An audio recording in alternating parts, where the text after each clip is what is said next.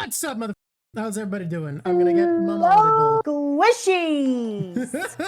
Hi, people. Hi, folks. Hi. So many subs already. There's too many people to thank.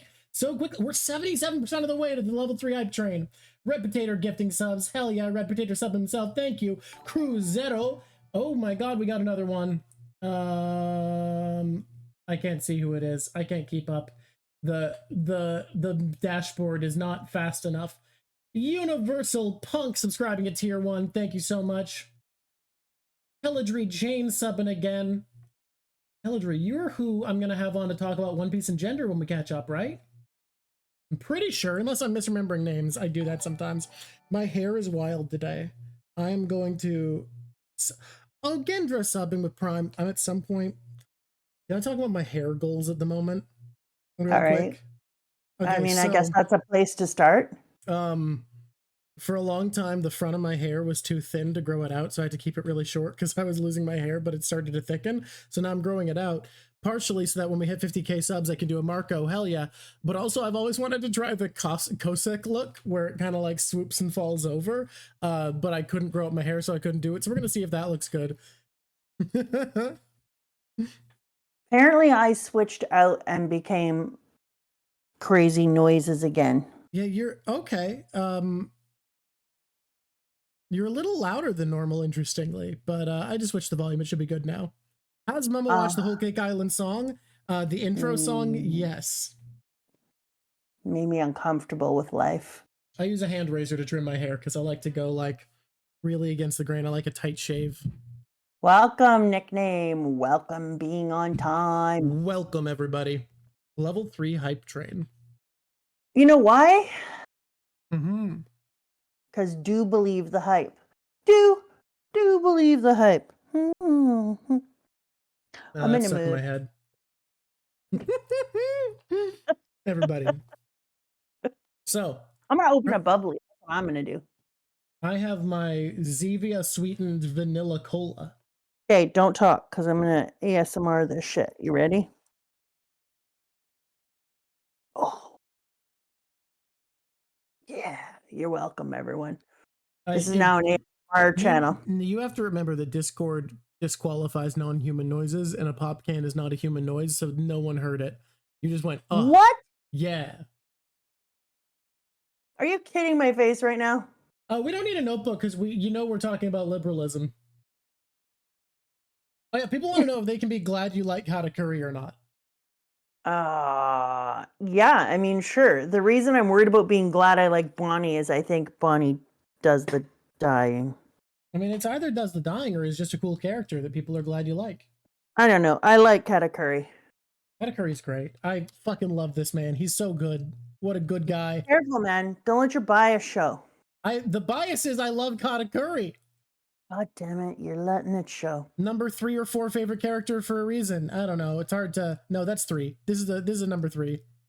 Sharp is number 4, and he's happy for it.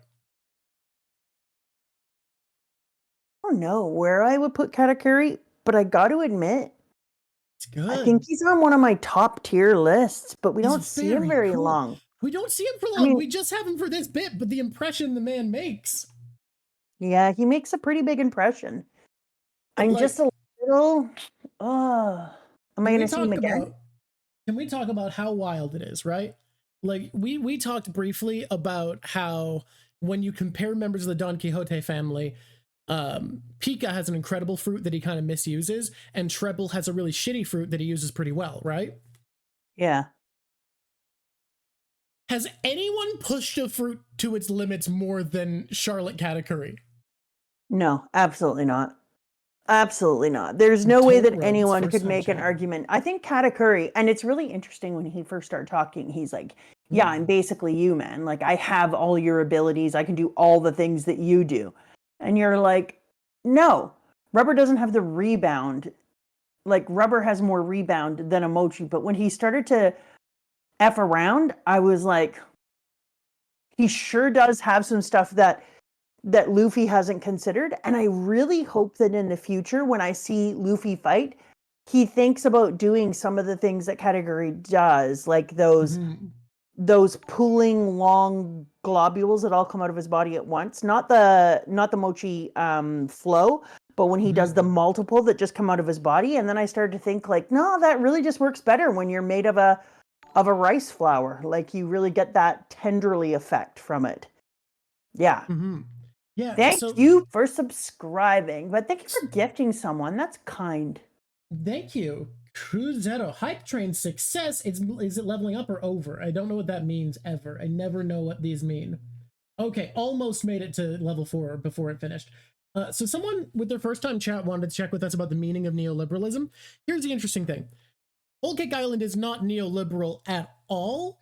It is a good allegory for the social values associated with neoliberalism. Because, like, Oda isn't making any of these directly what the political ideals are. Dofi is not actually a fascist. Like, that just is... If you try to argue that he is, you are just incorrect, unfortunately. But he works great as an allegory for the social values of fascism. That's unfortunate. Yeah. So, Dofi hides and erases the history of dissenting people and paints a picture of a utopia made by erasing others and creating an underclass of labor that isn't part of society, that is an ignored and invisible underclass.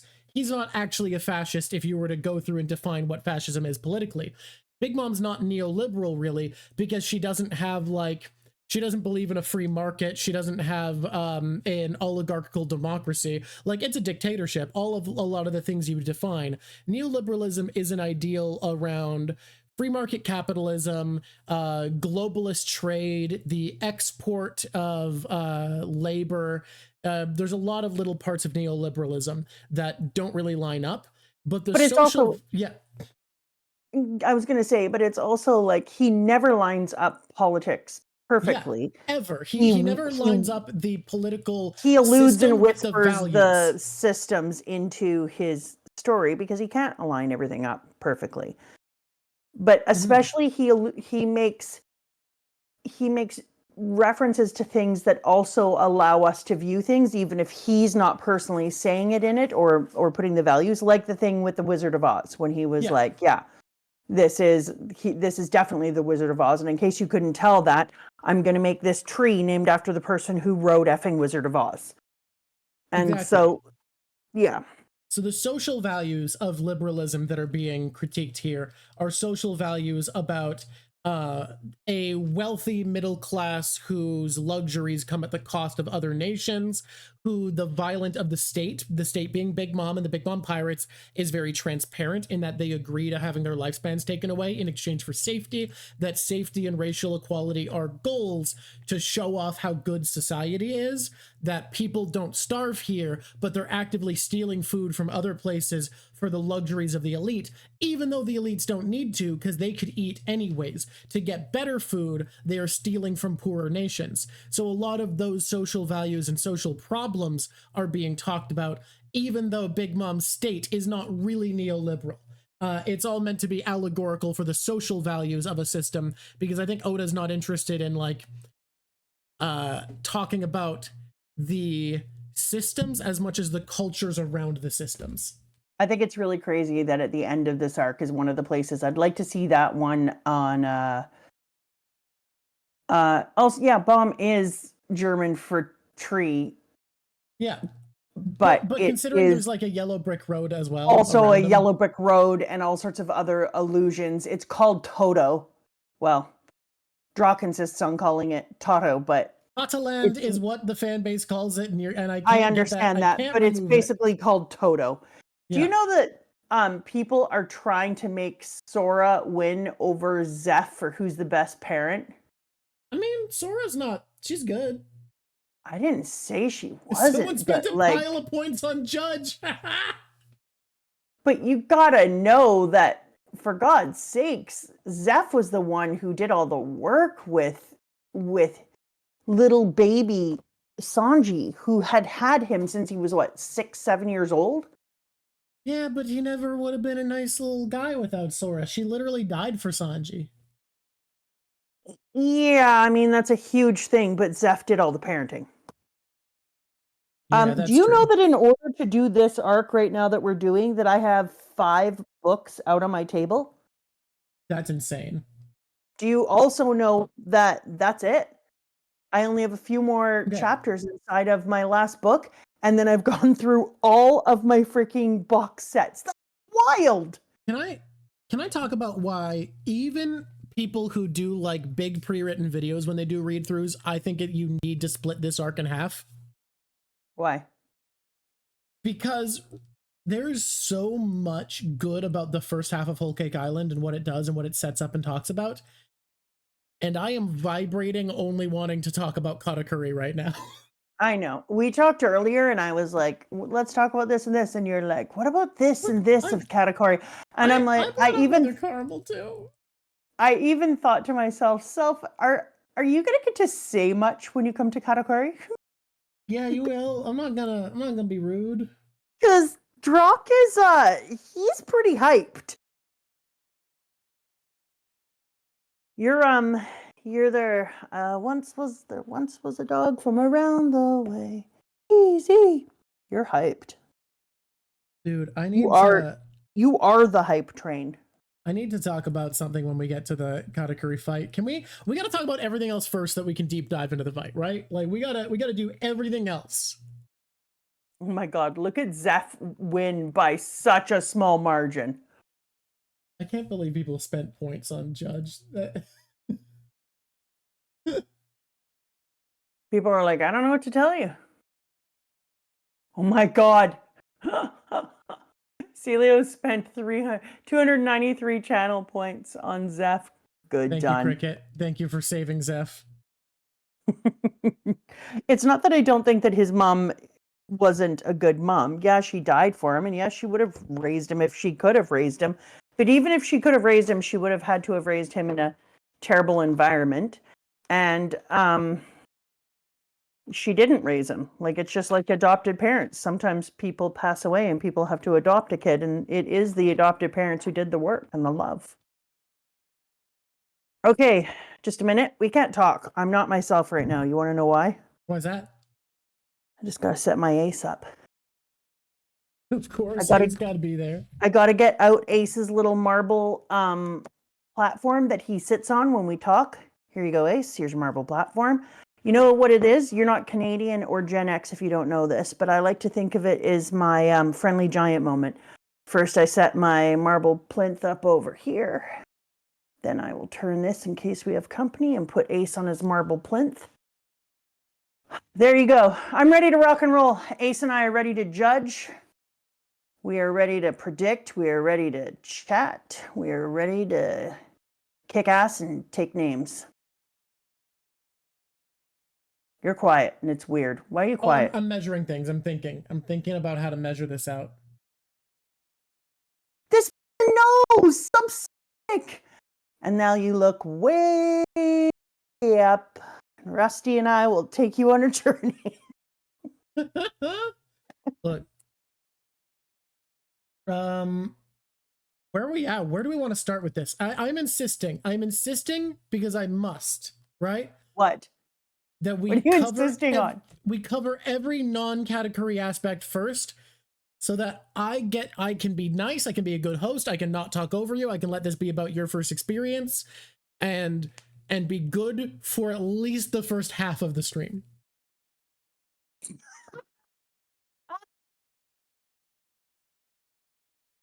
The honesty there.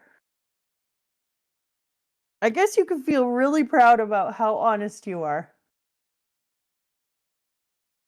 All right.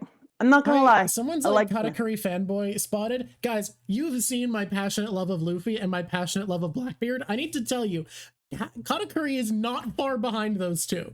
Like, it's a narrow race for the top three. I don't think it's ever gonna switch. I think they are locked into their positions. But I love those three characters. If I'm cutting out all the time when I laugh, A, I need a better mic system, and B, we need to turn me down maybe. Maybe. Somebody said, please talk about the importance of drinking milk. I just can't even believe that he even put it in the SBS. What's funny about the person saying that is, do you remember last week when I got in touch with you and said, Luffy is toothless and it's pissing me off. Is Luffy going to go to a dentist or get his tooth fixed? Is his tooth coming back? And you said, don't worry, his tooth comes back. And then he goes and drinks some damn milk and his tooth is there. And he's like, yay, calcium. And I was like, are you I freaking also kidding love me right everyone now? around them being And like, it that's not how that works. Yes. And it also fixes Brooke's freaking crack in his head. Well, that was Suddenly, established in everything Thriller is Bark better. that he can do that. I like, feel like the only justification for that for Brooke is that he has life return. And how do you have life return when you're not even alive? Well, of course you do, because he returned to life. Life return. Simple as. do you feel good with that explanation? Like when you were finished it, where you were like, yes. Yes, I Science. feel great about it. Yes, There's science. no world where Luffy doesn't have life return with how fast he can process food into fighting energy. Oh yeah, like in this one, and he's doing it faster every time too. So not only is Luffy growing in strength during fights, but he also in this one gets super fat by eating his way out from underneath the mountain. And then the guys are like, "What are you doing?" And then he's like, "Just a minute." And then he huffs and runs like in a circle and up and down, and then comes back and goes, "Okay, I'm here now. I'm ready," and is skinny again. Yeah, yeah. Because Life return. Oh my god, life return is a martial art in this world, so it makes sense that the more you use life return in more extreme circumstances, the better you get at it. Yeah. Well, it's not Trump science. It's that life return is a literal martial art in this world that lets you control your body more in a more fine way. And everything Luffy is doing at this point is exactly the type of shit that Kumadori did. Same as making his hair longer in Snake Man, the same way because he can stretch it because it's made of rubber, Kumadori could control his hair. Everything Luffy does that feels weird is kind of explained by life return, except for lighting his punches on fire, which isn't. Yeah, and needs explanation. It might need explanation. Is that punch on fire? Yeah. Life return. No. We didn't really... The healing we didn't see from Kumadori, but I imagine healing has got to be part of it if the becoming skinny and fat and everything, and Lucci going from muscular to sleek is a life return thing. But even if his teeth had never fallen out before, first of all, it was both Brooke and Luffy, and Brooke got his ouchy head healed, and Luffy immediately had the other tooth all the way there. So, no, it's just crazy person science. It's life return. Are we? Why is there a pedal goes up emote in front of your camera? I thought it was cute. I wanted a little motion GIF to be a proper streamer. We also have emotes I've made for our team down in the schedule. I see. Look how much more formal my frame looks now. Weird. The saturation's up. We have little glow shines. I love all that, but it's kind of weird that you just have a pedal in front of yourself. Yeah, it's because the pedal goes up. Your face goes up. Yeah, you heard me. Okay. Are you ready? Are you? Look, let me tell you. Oh, give Dylan yeah, a I think treat. so. Yeah, I think I'm ready. I'm pretty sure. Sometimes red potato, I go a little overboard, and I feel bad about it when I'm done. Bellamy was gross at the park today, so I had to give him a little blow dry. Dog cam broken? I tested it earlier and it was working. Come here, buddy. Come here. You get to say hi to the people. It's chapter 860 to chapter 902. I will be reading... Aww, Bellamy. Yeah, you'll be reading 903. I will be reading 903 to 908. 903 to like 909 or something like that on Patreon. How do you feel about tomorrow? What? No. What? When tomorrow? Well, here's the thing. There's only 3 days left in the month, and we need to do 2 Patreon streams. Okay, well, if we're going to do it tomorrow, I need to read them and be quick, maybe from the hospital, because we are taking our... Yeah, you can read from the hospital. I mean, we're just reading and maybe watching one episode from Whole Cake Island. 903 and 908, you were correct. I am going to be in my motorhome with your sister. We're bringing our motorhome there so we can cook her nice food that isn't hospital food and spend the day not in the hospital. And she's going to run in and out to get tests and do the things for the babies and then come back out and hang with us in the motorhome like cool hospital motorhome people. Nice. Okay. I don't care what anyone says. It's cool. Should we jump into this? Should we get started? Should we be doing it? Wait, is this about One Piece again? Yeah, I think so. All you want to talk about is One Piece. I mean, come look, on we don't here. have to. I was just listening to Hey Riddle Riddle, and one of them was talking about being at the hairdresser and going, yeah, I told my hairdresser I do a podcast, and she was like, yeah, I love podcasts, but I hate when they spend the first like 15 minutes just talking about whatever and not getting to it. And I was just like, oh, fuck. Oh, called out by a rando. Yeah, and she was in that moment like, fuck, I've been called out. How do I tell her? Yeah, I do that for like 15, 20 minutes. And I listened to that and was like, I'm being called out through your hairdresser. You know what? It's different when you're she's wrong. Maybe in a podcast I'd be like, piss off, just talk. But this is stream. Like, we're here to chat and chill with each other. And so what are you gonna do? You got to actually talk about your life and bring people into your world and hang out and read their messages and get in the mood of Cricket, streaming. You are the editor. You are invited to Patreon hangouts even if you're not a patron. You know that. That's you special editor privileges.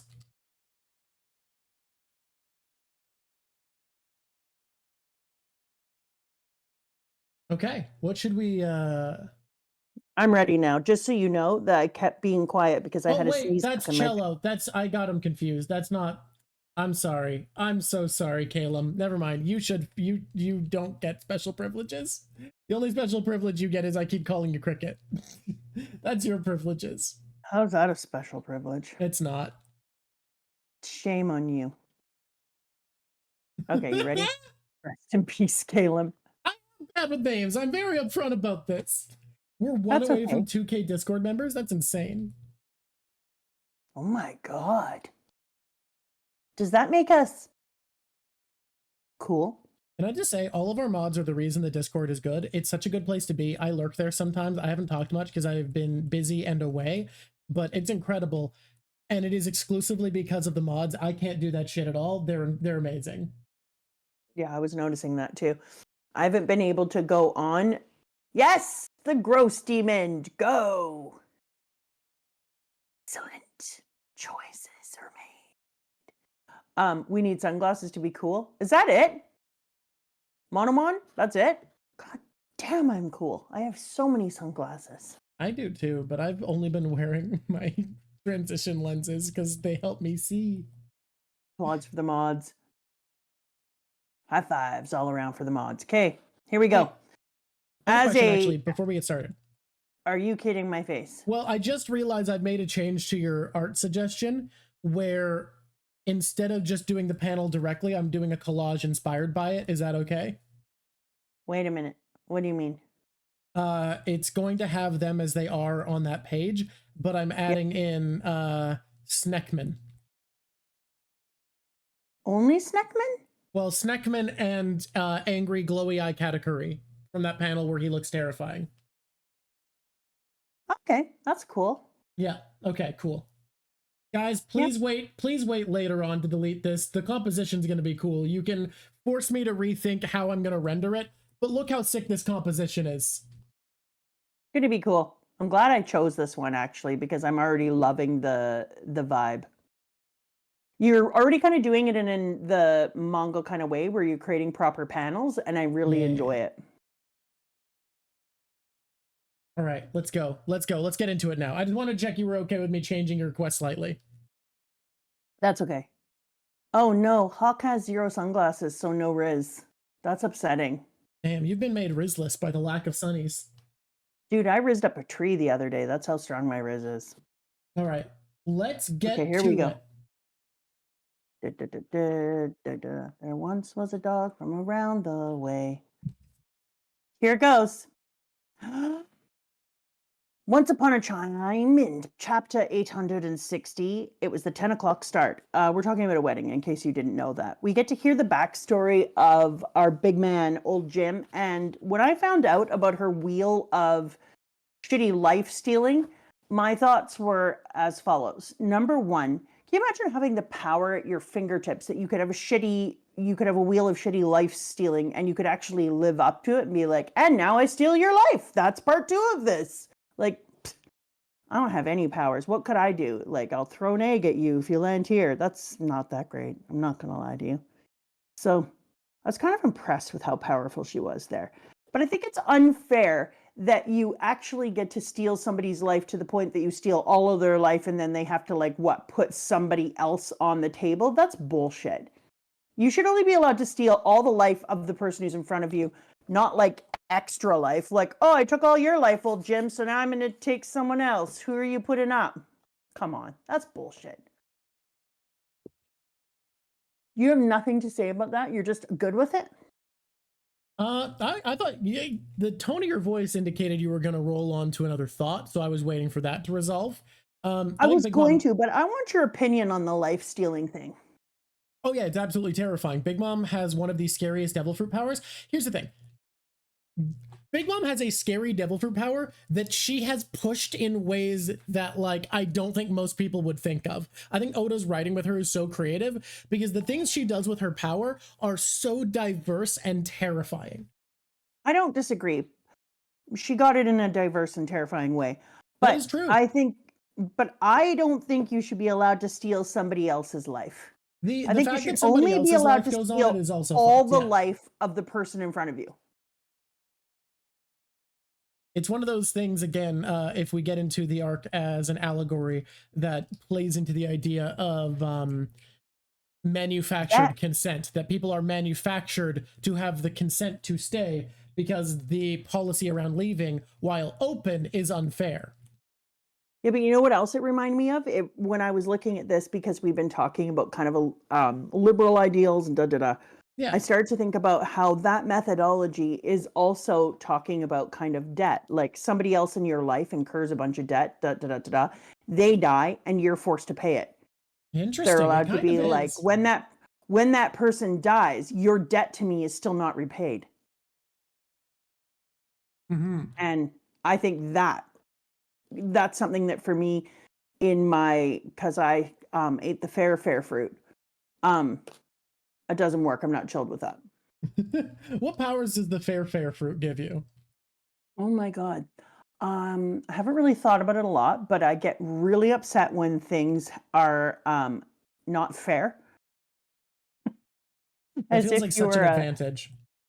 Thank you. As if you're a 12-year-old person and you're like, no fair. No, I get really upset. Like, but on the other hand, because of that, I will stand up for people in a way that is kind of wild. Like I'll go full out. I'll do research for hours on end, and then I will bring myself into places where I have no right to be, and I'll stand up on the behalf of people if I feel like something was done, some injustice was done. So it still doesn't sound like you have a power. Oh, it may not sound like it's a power, but normal Mama Drock would never go into a place where she didn't feel like she was recommended. But fair fruit Mama Drock, watch your ass. Watch your ass, Board of Educators. Here I come. Okay. Did we talk about 860 last time, or is it just because I read it online? You read it. We talked about 860. You read 861 and 62 live. I just want to reiterate how much it meant to me that old Jim's family of pirates were so loving and amazing. And we're like, you know what, dude, if you want to go, we're 100% there with you. Ugh, it made me so happy in my heart. You go, old Jim. You go. You deserve that. And one of the reasons that it made me so happy is it really felt in that same kind of Luffyism way that they all made a choice to be there. He has more of a father figure kind of feel to him, and he does more guiding than Luffy would ever do. But regardless of the guidance as a parent, something that old Jim is doing is people choose to be with him, and he's making them feel like they can trust in his leadership, and that his leadership is going to make them feel like they're on the team of somebody who deserves to be followed. And I really like that. I do too. Jimbe comes across as a very good leader with the new Sun Pirates. New Fishman Pirates? Yeah, whatever, you know. New Fishman Pirates? The Sun Pirate. What are New Fishman is Arlong. What the they're the Sun Pirates, right? Yeah, the Sun Pirate. Why can't I remember that? Yeah. Yeah, Fisher Tiger would be proud. I'm so thrilled. We read 862 online, and when Luffy came out of the cake, I was so proud the way that was done, because I was like, yes, jump out of the cake. To find out it was a mirror, though, so much better. Yep. Because you're asking yourself, how are they going to get in there? Are they cutting a hole? Blah, blah, blah. All of that is whatever. But a mirror, come on. But also, can we talk about how great their plan to destroy the portrait was? Yeah. Have a bunch of Luffys show up, be like, oh, now we don't know which one is real. Have Luffy be a dumbass, announce which one is real. Now suddenly, no one pays attention to anything that looks like Luffy, and Brook just walks forward. Yeah, it was amazing. It was absolutely amazing. It's so Nothing was as amazing, though, as what we knew would happen, and how she didn't know it would happen is amazing. But to think about how Pudding has been shunned her whole life for having this third eye, and when they lift it, she's like, they make the sound glork. Glork is the onomatopoeia that Oda has decided that he's going to use when we get to see the third eye, which I was like, glork. It's not an attractive onomatopoeia. No, it really isn't. And then it goes floop and flips up, and he goes, what's going on? What a beautiful eye. And as if we didn't know that would happen, it's Sanji. Dude, you have an extra eye? That's just one more eye for him to look in and tell you how perfect you are. And then to have her get all teared up and see the history of everyone, people from her family, people from her world, all the people just absolutely crushing her little spirit all the time because she has three eyes, holding it up, making fun of her, talking about how they're going to kill her. And then here he goes and looks at it and is like, what's going on? You have such a beautiful eye. I feel so lucky. Instead of having just two eyes like some weirdo, we get all three. Couldn't be better. Ugh, it made me so happy for her, because even if all things go to shit, she will always have that moment where she gets to remember that somebody found her beautiful for her being who she is. And I think this plays into a theme that I'm just realizing plays into this theme now that we've talked about, where Big Mom treats equality and having all these races as just like a collection game, but doesn't actually think there's anything good about it. Like, yeah, you have a cool power and I need you, Pudding, but it's gross that you have a third eye. Whereas the Straw Hat crew are people who see people as different, but also appreciate them for those differences and appreciate who they are. Yeah, and also, well, I mean, sometimes they'll make fun of you or call you extra food sources. But yeah, a little bit. But on the other hand, they're always doing it in a way where they're like, you know, you're our bud. We're making fun of you the way that we make fun of friends. Meanwhile, Big Mom is saying things like, oh, my perfect little girl, other than this savage crap here, you're disgusting. But if we hide that, I can manipulate you and use you in any way I want or need. You know what it is? It's the pro-diversity message of Rudolph the Red-Nosed Reindeer. Oh, interesting. She is a little Rudolph the Red-Nosed Reindeer. That's interesting. You're useful because the weird shit that's gross about you is pragmatically useful. Yeah. And Raventh is right. It's banter versus negging. Mm-hmm. Ugh, people who neg. Can I just say, people who neg are acid burps. Okay. Pro-practical disability? Absolutely. Yeah. I mean, fight me on it. If you're a person who negs, you're an acid burp. There's nothing I can do about it. I'm just telling you the facts. All right. Can't neg with love, you rotter.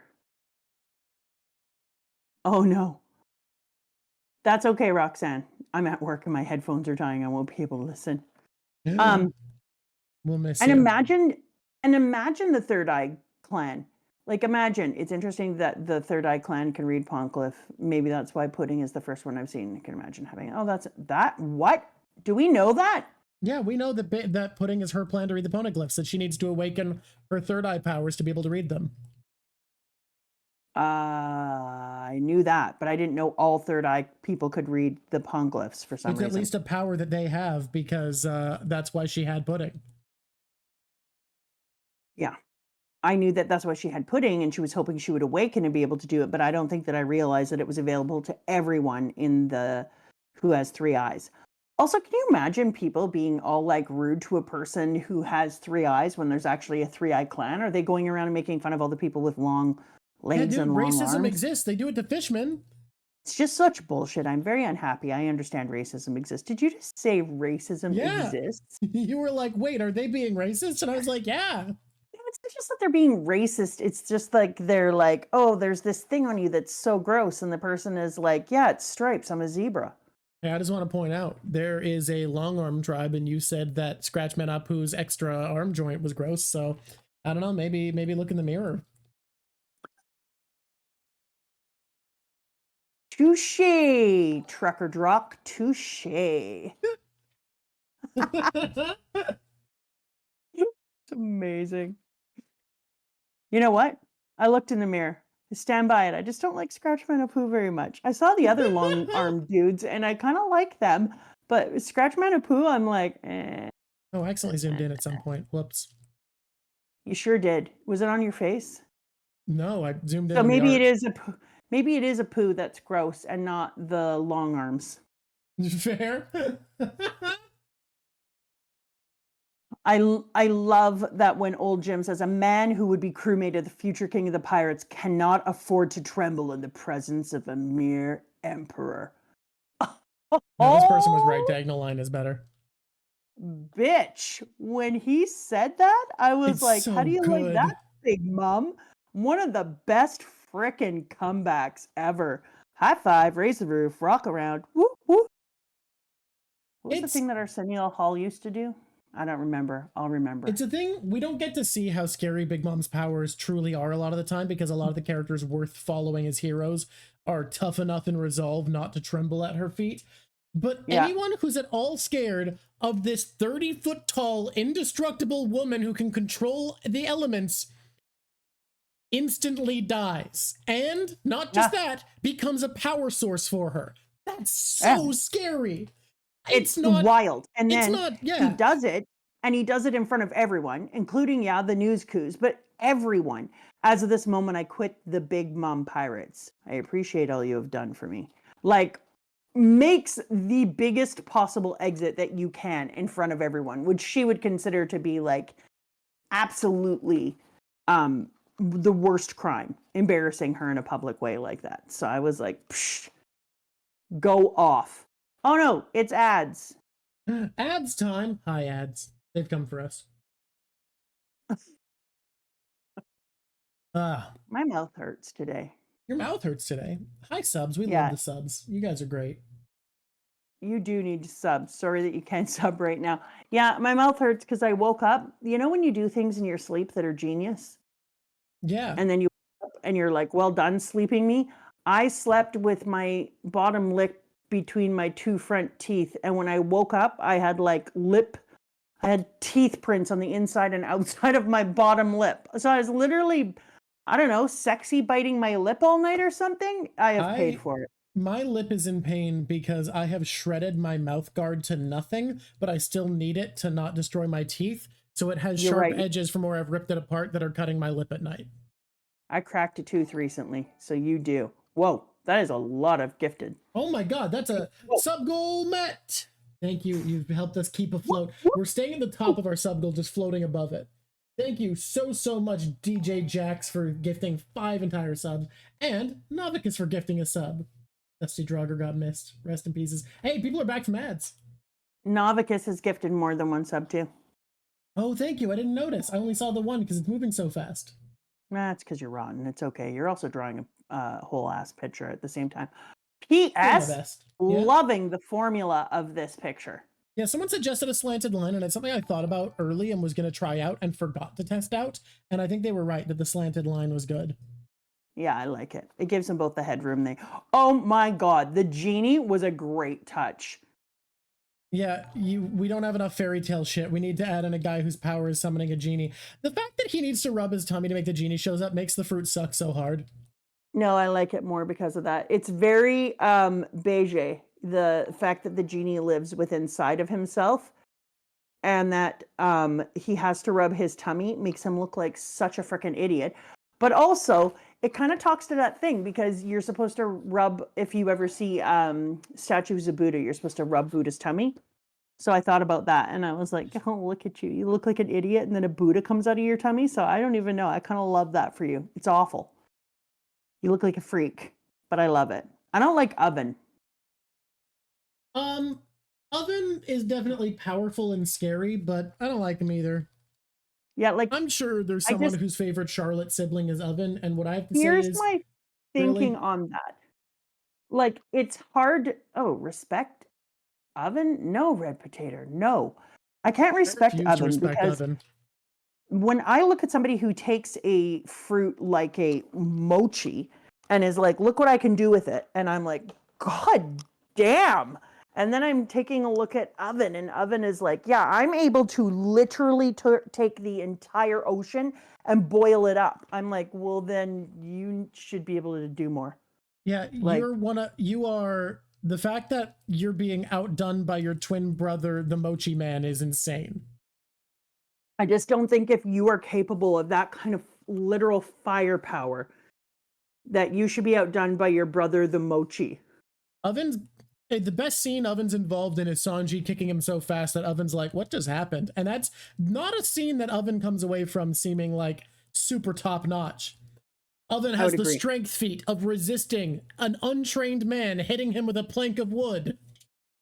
I do like Oven's aesthetic though. Great aesthetic.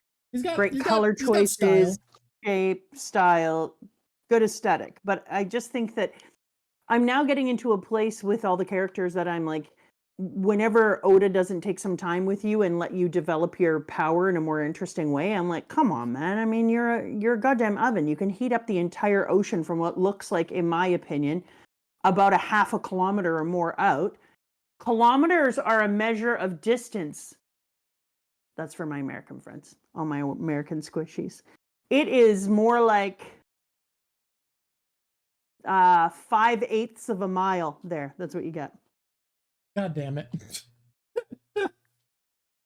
Give Bellamy a treat. Let me see if I can get dog cam working real quick, and then if I can't, we will get him to hop up. This person, We Love Lightning, just said I consider Oven an easy bake. Oh my god. I don't think Oven would like that. I think Oven would be like, what? Did you just say how big is that? What? Like 5 inches? You rotten squishy. Yeah, so not a huge Oven fan, but I like him existing because he creates some problems. And I think that's cool. I like the methodology that they use, but we said this last time. The fact that Bege was stupid enough to talk in front of the door was just amazing to me. Yeah, you've been living here how long and you haven't figured out don't talk in front of the fucking furniture? Like, for Christ's sakes. Oh, you have to add a Bellamy to this picture. Oh shit. I have no idea where it's going to go this time. I just got an idea and it's hilarious and I'm going to see if I can do it later. We'll see. Are you going to put it around the ruffles of his face? No. All right. I'm going to do a creative Bellamy that we've not yet seen, but I'm going to have to go fast to have the time to add it in. All right. Rock your face off. I want to get forward. Not just because it gets us to the fight of fights. Yeah, the Mochi dude is so similar to Luffy in so many ways. Like, he absorbs the bullets and pushes them back, blah, blah, blah. He does all the things. But he just... I was ever so grateful that Luffy ended up winning that fight. Okay, here's the direction we didn't think it was going. Thank you for subscribing, Yurik. Here's the direction we didn't think it was going to go, and it went, and I loved it. I loved that when they did all the things to the mom at the exact same time, that she went catatonic instead of raging and rampaging like they expected, because it was just it's like, you know, when you hear a kid and it falls down and it doesn't cry right away and it sucks in and it just keeps sucking in all the air in the entire world. And you're like, oh no. And there's that silent scream of the child. And you're like, this is going to be the loudest, most terrifying thing in the entire world. And she's just goes into nothing, full shock, full suck in, full nothing. And I'm like, oh my God, you guys have just opened a can of worms that I don't think you intended to get this big from. So when she finally screams and finally lets it out, I was like, yep, that's about what I thought would happen. And all the people who pass out, foam at the mouth, the things that break, it was just like a child screaming, which was perfect. Because it felt to me that Oda was trying to say that this is a person who, even though they are a ruler of the country, they have a gazillion different children. They are, well, country thinger. They have a gazillion different children. They are the head of a pirate crew that is intending to become the top. They're an emperor, one of the 4 emperors. She actually has never developed past being a child. Yep. Because she had such a difficult childhood, and because so many crazy and terrible things happened to her, and her parents abandoned her here, she was never trained, et cetera, et cetera, et cetera, that she is a child. So when she goes catatonic like that, he did choose it. He put her in a position where her mouth was open the same way as a little kid sucking in air after they've fallen.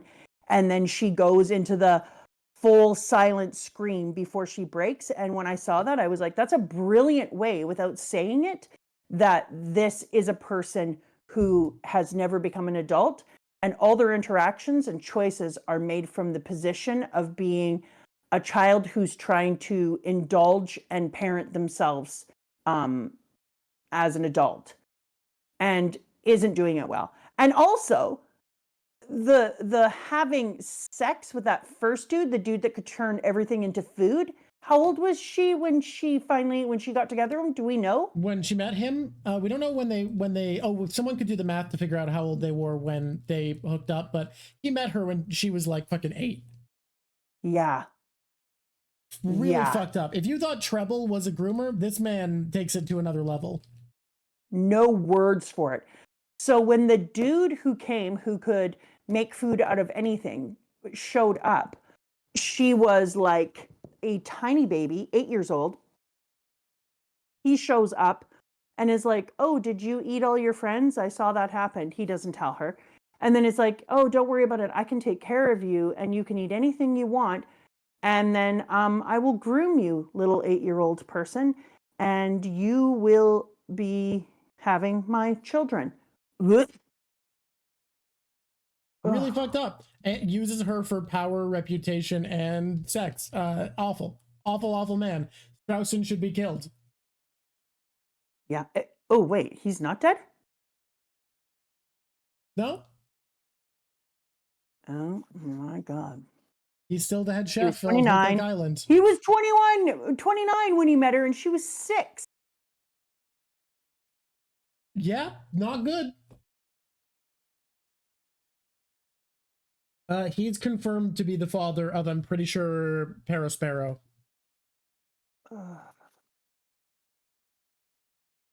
Yeah. Okay. Yeah, the way that she got the devil fruit from eating the person with the devil fruit. Oh, it's never confirmed? I thought that was confirmed. Never mind. Apparently it's unconfirmed. That's good. So they might not have had kids together. I thought it was confirmed. I really hope not. I really hope not, because I can barely handle even thinking it. It's fucked up either way. But Charlotte Linlin, age 5. Mama, Papa, are you going somewhere? Papa has a job to do nearby, Linlin. Will you be a good girl and wait for us? And then she sits there continuously. The snow comes, the rain comes. She's just sitting there, hanging out by herself. Ugh. So she was 18 when she hooked up with him, but she was not 18 when she met him. No, she was like 8 when she met her. Apparently it's not confirmed. So that's what we're talking about. We're talking about the grooming aspect of it. Yeah. So you know what I really loved about Mother Caramel, and I said this and you were unaware of it and you were very upset that I said it at first, but then I explained it to you. Okay. Her outfit and calling her Mother Caramel, in my opinion, was trying to make a parallel between her and Mother Teresa. So you're going to need to explain this, because a lot of people think of Mother Teresa as like a word that means perfect, great person. Yeah. But I'm sure there's lots of people who know there's that lots of people who probably know, but like Mother Teresa was horrifying. And so Mother Teresa, there's so many things about her that were absolutely horrifying, including the fact that she just reused needles, that she got millions and millions of dollars per year that people donated to her charity. And instead of giving it to the poor, she said that she didn't want to tackle poverty because poverty was important, because people who are poor leaned into God more. So she just gave it all to the Vatican. And she apparently, some people came to do an audit and they found children laying in blankets covered in feces, that children who had AIDS, their needles were being used on children who didn't have AIDS, and they were moving diseases around, that a bunch of her nurses were known to be people who abused children. One of her nurses was seen burning a little girl who was 7 years old with hot knives, like an absolutely freaking not good human being. She loved that people suffered. Oh, this person put suffering is good. Like, you can look up for yourself about all the different things about her and see that Mother Teresa wasn't the person that we thought she was. So I thought it was really interesting, because a lot of that information came out about the time 2017, 2018, a lot of the information. People kind of knew about it before, but really didn't talk about it. It was like everyone was afraid to actually call her out on the shit. And then they started to around this time. So I thought it was absolutely fascinating that then Oda decided to kind of make this parallel between Mother Caramel and Mother Teresa.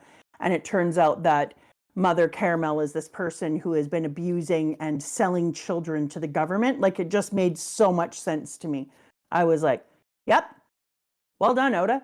You are absolutely calling out Mother Teresa.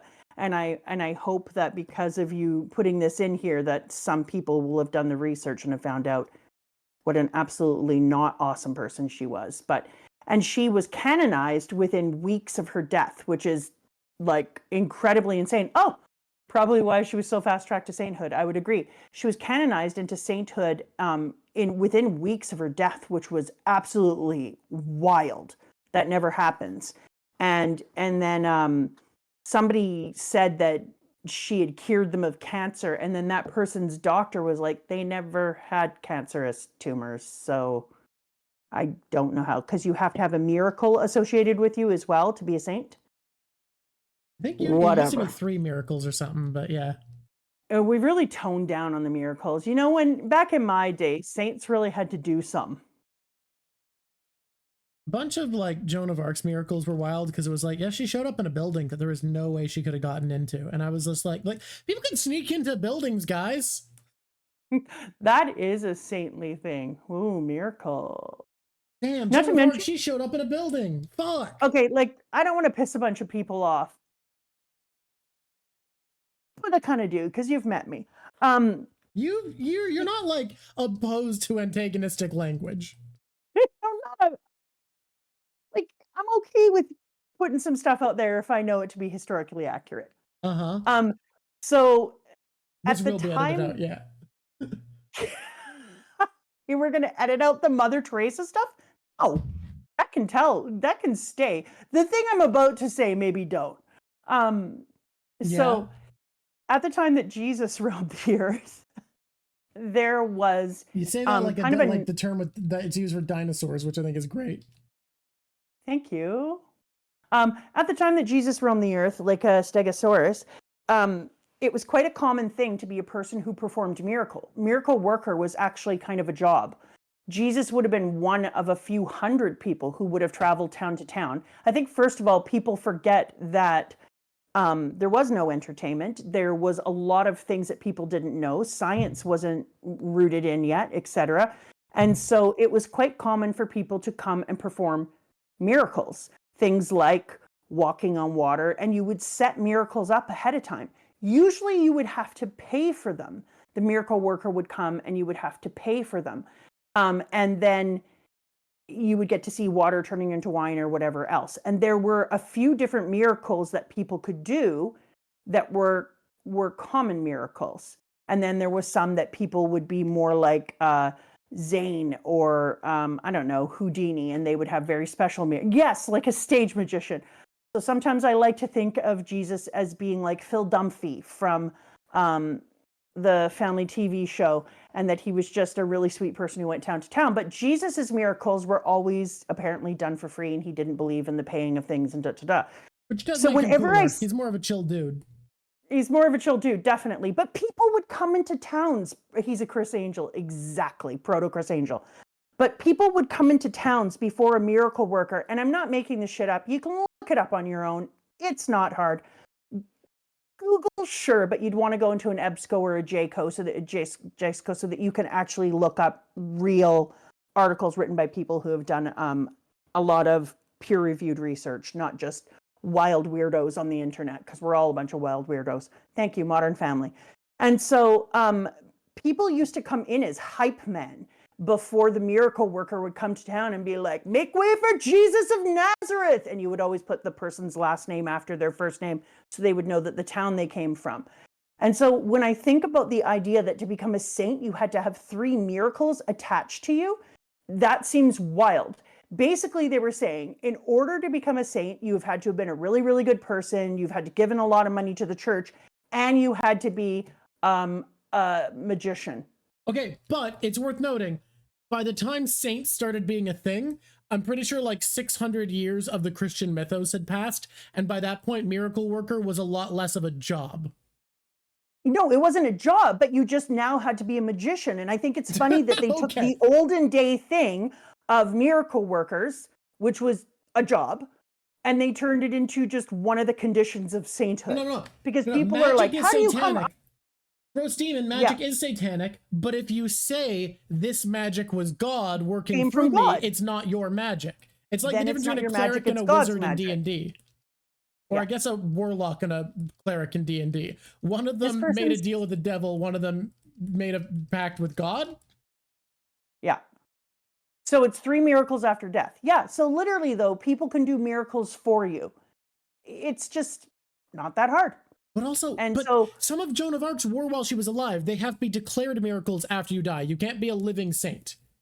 Yes, and that's what I was going to say. Because with Mother Teresa, it's 1 miracle, and it was a thing she did when she was alive, and someone reported it after death. And she was canonized within weeks of her death, which is unusual. Mm-hmm. A lot of it is unusual. Anyway, I think it's amazing. Because I don't think that you can't like someone or believe in something just because you know the truth about things. It's like people who think that the only one who was nailed to the cross was Jesus, and that's why they had to use it as a symbol. By the way, as you said before, I've said this before. Fucking rude that the man's symbol has to be the thing that tortured him to death. Like, that's fucking wild. It's like, you don't see...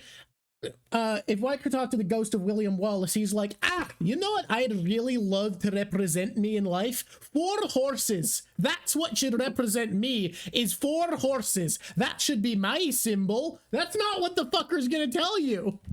No. Yeah, and so this person with the Spartacus, because I always tell people 6,000 people from the Spartacus army were crucified in around 24 hours. After the Spartan rebellion.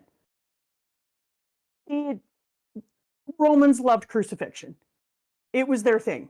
So yeah, no, I would be super pissed if they were like, you know what, what if I'm gonna show you that a cross is gonna be how we worship you?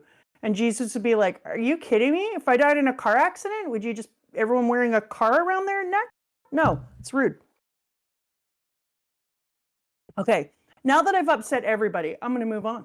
Hey, Christians, this isn't an attack. This is just, I don't know what to call it that feels nice. Information. Just information.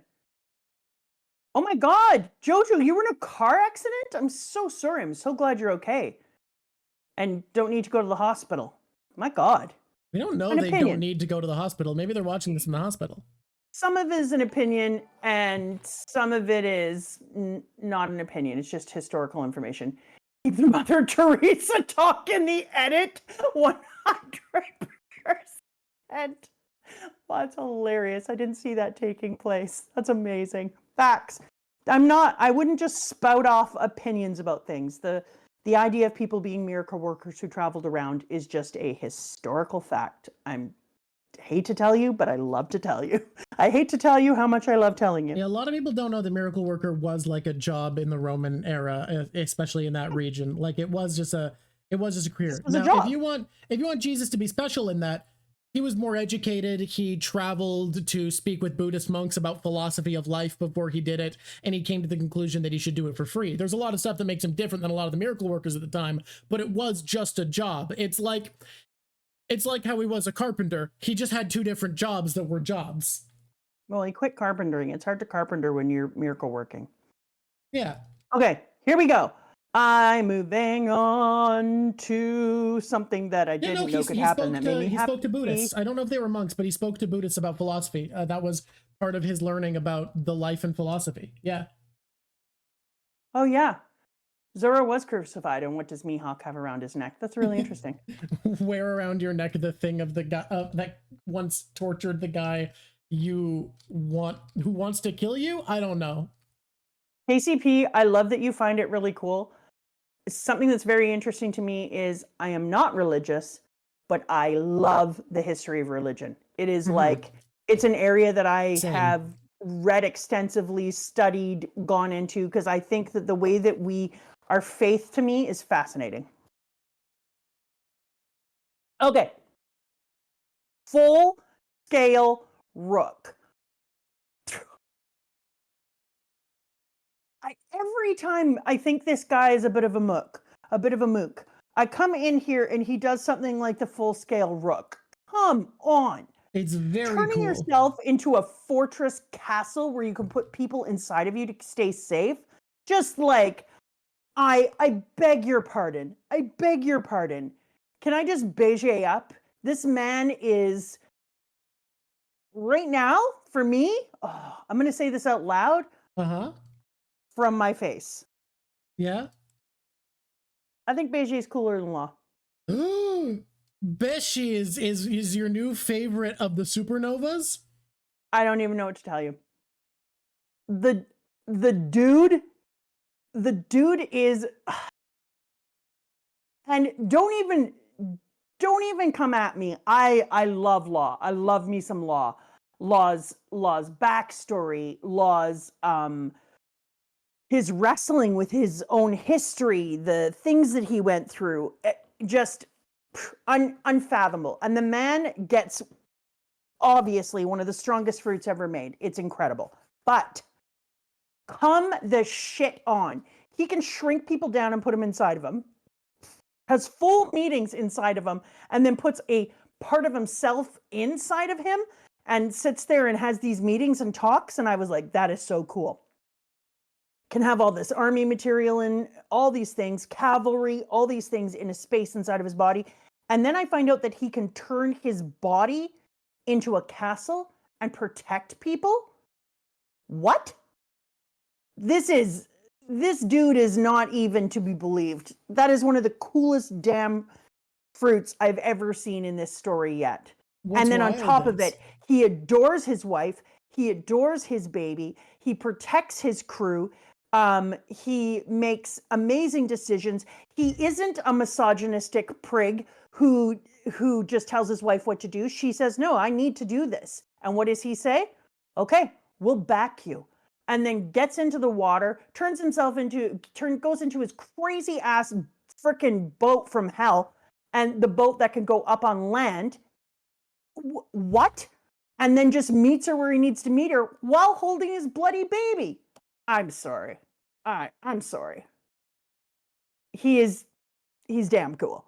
He's great. Fantastic, honestly. He does a lot of crazy shit and he backstabs everyone, but did you just say yes? But is he hot like Law? Yeah, that was their argument, yeah. Your argument is that he's not hot enough? I mean, hear them out. He's not as hot as Law.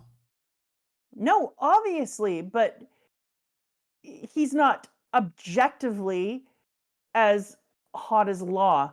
But to me, somebody is hot when they're brilliant, interesting, and they make choices not just for themselves. I'm not attracted to dumb people. And so getting to see how intelligent he is and the way in which he uses it, to me, is hot. It's also fun that his hobby is just overthrowing groups of powerful people. Like, that's just his hobby that he does for fun. I just like that. I just think that's good. Yeah, I don't know, guys. What do you think about the only full alive bio family? What do you mean? What?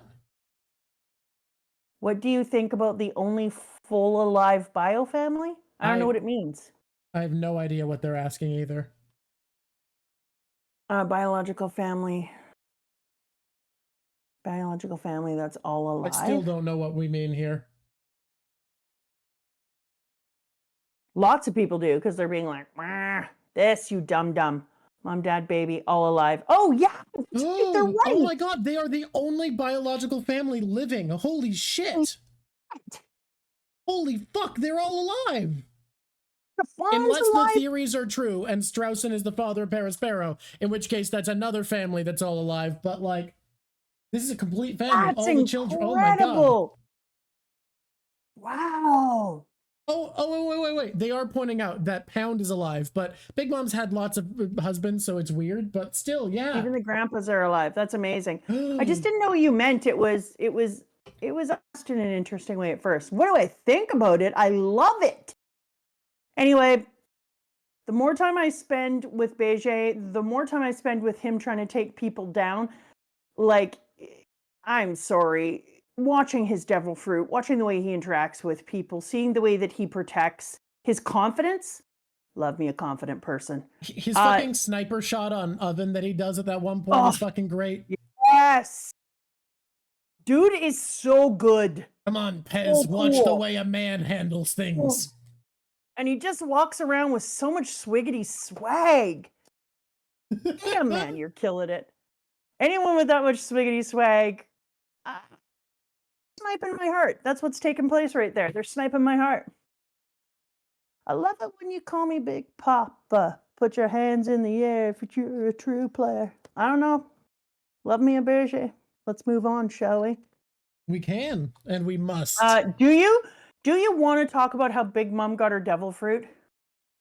She done ate them. He didn't rip his face off. He had a fake face on, and it was awesome, and it was cool, and I loved it. It was so good. Before we move on, I do want to say, I've seen people downplay how cool Beshi's powers are because they're like, yeah, but he gets beaten by Big Mom. And it's like, so the fuck what? It's Big Mom. Who wins that? Yeah, no, everyone does.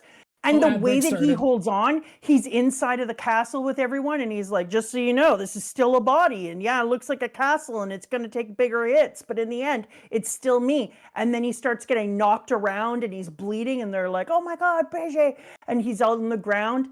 Like, dude, it was so good. He held on, and then he's like, there is going to be an area within myself that I can take you in, but all of us won't be able to do it. So how are we going to plan so that the most people survive this? Like, that was freaking based. Dude is incredible. Love him. He's great. Love. I love that he's just a force of chaos as a hobby, but, like, takes it seriously and also loves his family and his crew. Exactly. Yeah. And I still love my boy Law. Like, who's gonna stand beside my ace? Probably Law. I'm probably gonna give Ace a friend. I might also. No, I'm not going to talk about that yet. You know what? I'm not going to talk about that yet. How about that? I mean, none of them are my favorite supernova, but you know. I mean, yours is a dude who beatboxes because you like beatboxing. He's one of the ones who's high up for me, but inexplicably, my favorite is Jewelry Bonnie. Oh, okay. Well, you've spent some time with her that I haven't spent yet. Possibly. We'll see. You definitely have. Listen, Pickleface, we both know you spent time with Bonnie. You know what's funny, we both know. You know it, and I know it. Don't make me say it to you again. You know I know. You must have spent time with her. Yeah, but you know what's funny? What? No, I can't say that. That's a spoiler for the order of operations of the story. I can't say nothing. All right, whatever. All right, Scratchman, Tickle Brain. Are we out of our? We're out of ads. Yeah. We're out of ads. Okay. Have you noticed how good I'm getting at not adding the big swears into my crazy swears? Yeah, it's pretty good. Pretty incredible. You met me, and you know I love to chuck in some doozies. Sometimes I can be very Australian. It's funny because you will go from like sounding like a teacher to just saying an insane curse word. And I like to mix up like whoops-a-fucky, I tripped. Like that's a thing I like to do. I like to mix up my levels of swears. I was talking about your vibe as a performer the other day, like what level you're at as far as how much you restrain yourself. And I said something that I think is exactly right, where your vibe right now feels like you are a university professor. This is you teaching college because you're toning down a little bit, but not nearly as much as you do in your professional life at the moment. Yeah, you. Yeah, can you imagine if I talked like this in high school? But yeah, okay, I'll take that. Whoops-a-fucky is a thing, Hawk. Next time you trip, give it a go, and you're going to see that you feel way better. Drop something, whoops-a-fucky. All right, here we go. I forgot about this.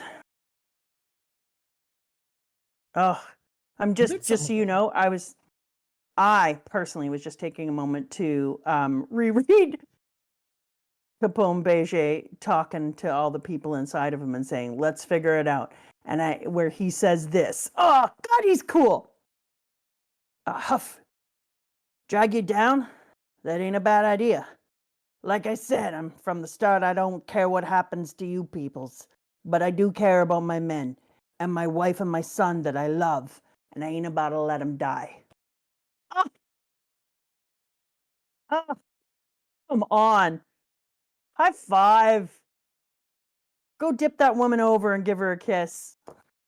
Okay.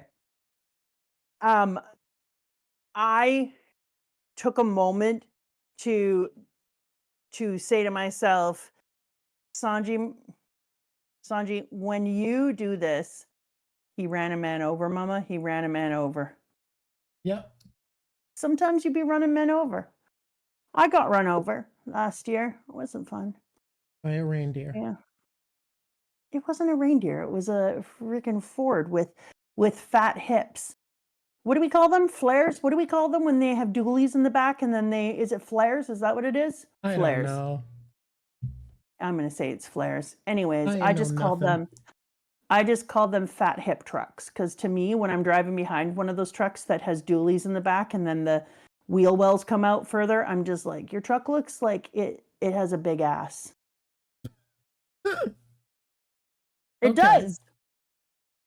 Don't you think? When you're driving behind those and people are like, I'm so cool. I'm like, your truck has a fat ass. Like you literally look like you're a fat ass, which is fine. There's nothing wrong with big asses. I like big butts and I cannot lie. But you should know that you have a fat ass at least. Okay. I was so excited for Sanji when he got to look at his piece of judge. A piece of judge is the worst swear word you can use, by the way. But when he got to look at his piece of judge and said, because my father would be sad. Why did you save us? The very fools who fell right into the enemy's trap.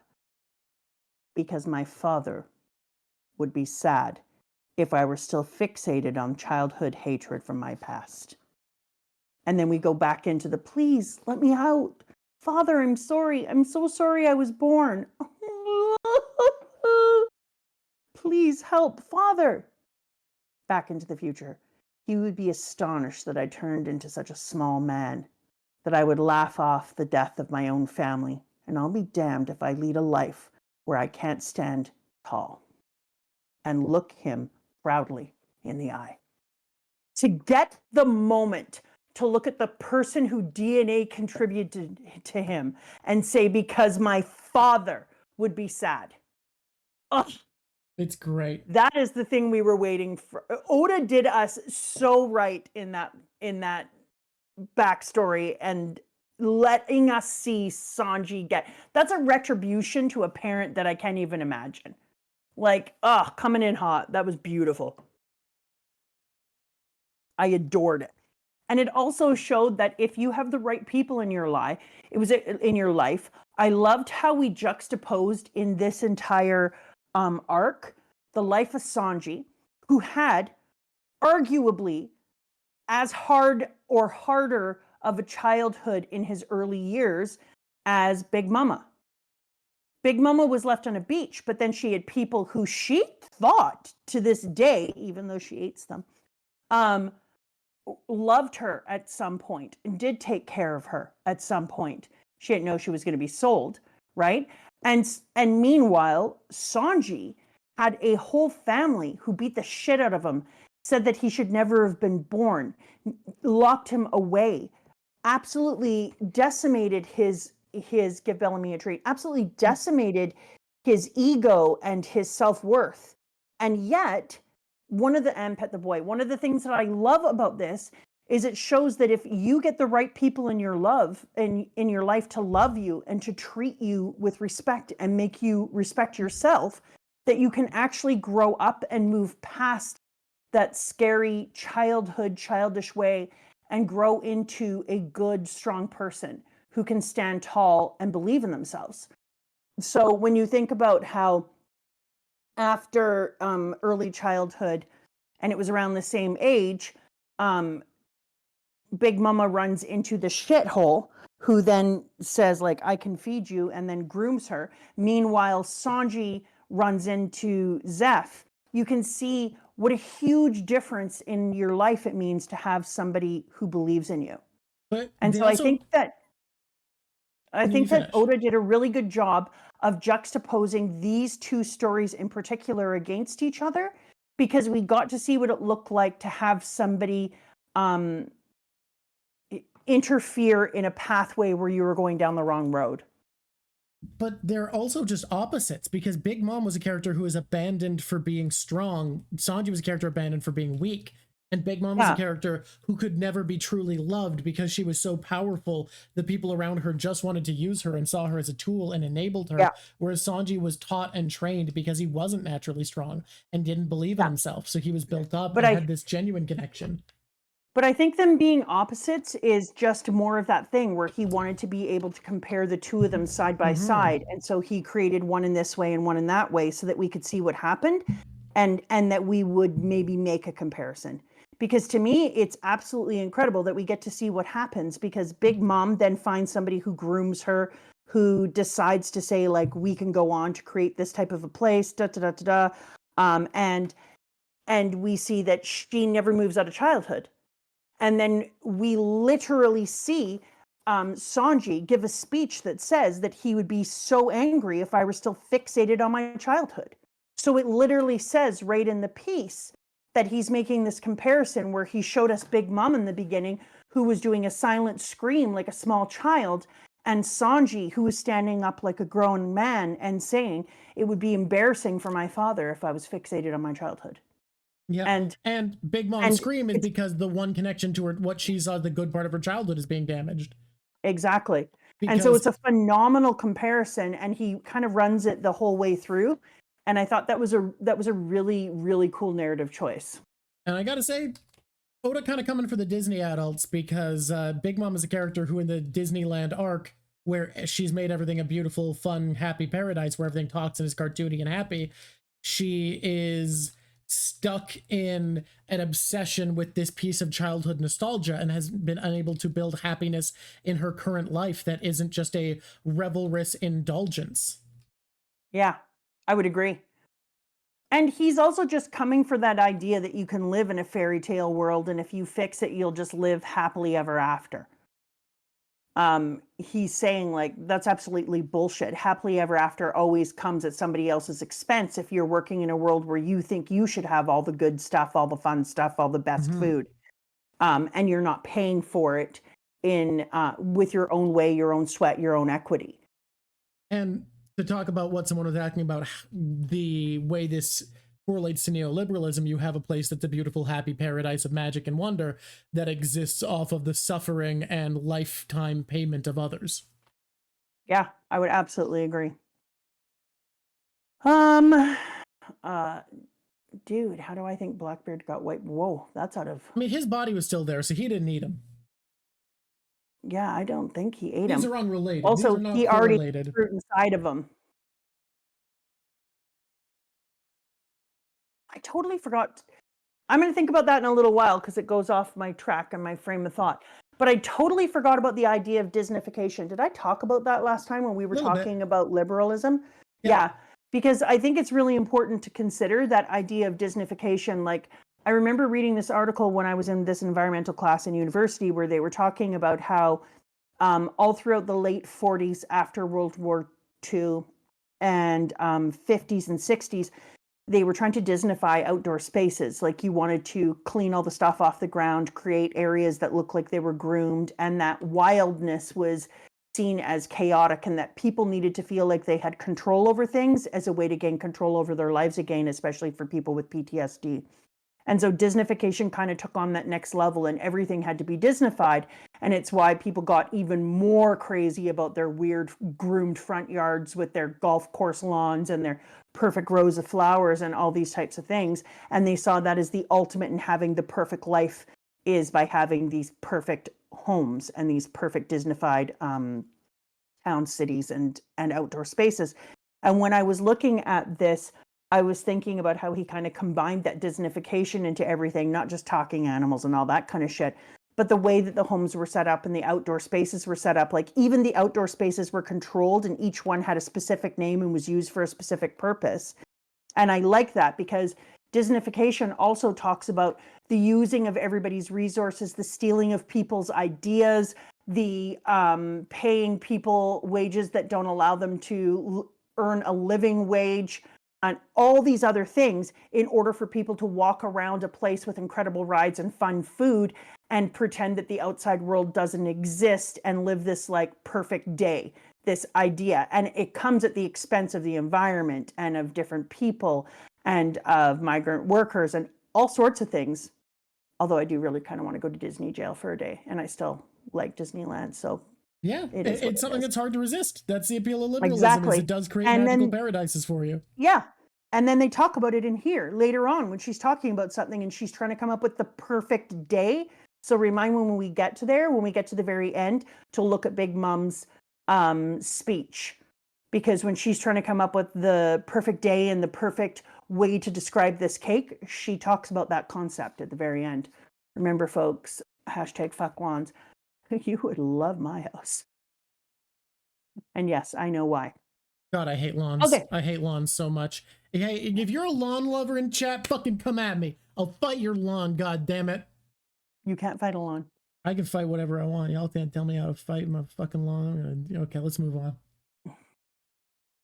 Oh, I love the giants celebrating their sun god. Oh, Drock, can you put a pin in Pedro's speech for me in your brain? Pedro's blowing up speech. Understood. Wow. That's how you decided to say that, hey? Yeah. Am I wrong? This person! Subsonic? I'll fight you down with lawns. No, we hate lawns. Subsonic on my side. Oh my god. Novik says, but I like Plants vs. Zombies. God dang it. It's been years since I played me some Plants vs. Zombies. Hey, let me tell you, real life, you want to do Plants vs. Zombies? What do you think? Tell me your opinion. Do you think that a plant grows better in a garden bed or on grass? Yeah. Those plants would have been better off without the fucking lawn. The lawn wasn't helping. Holy shit. Do you want to know off-topic awesomeness? Did you just say stream as you play? Who wants to watch me play Plants vs. Zombies? People, you act like Let's Plays aren't like the big streaming thing. Like, well, I guess they're not Plants called Let's Plays. Versus Zombies. Me. Yeah. It's me playing Plants vs. Zombies. Yes, people like video game streams. Oh, they all do. Yeah. All right. Yes, that's normal. Fascinating. This is normal. I might have to make a new channel where I stream me playing shit. Yeah, and I mean, if you want a gaming opinionated. channel, go for it. I'll just do a gaming channel where I'm opinionated, but I want one of those people like what's her head? Iron Mouse. You want a VTuber model. Look, if we can work with someone to make a VTuber model of your Sona that I drew you, that'd be amazing. Yeah. I want to look adorable and I want sparkles.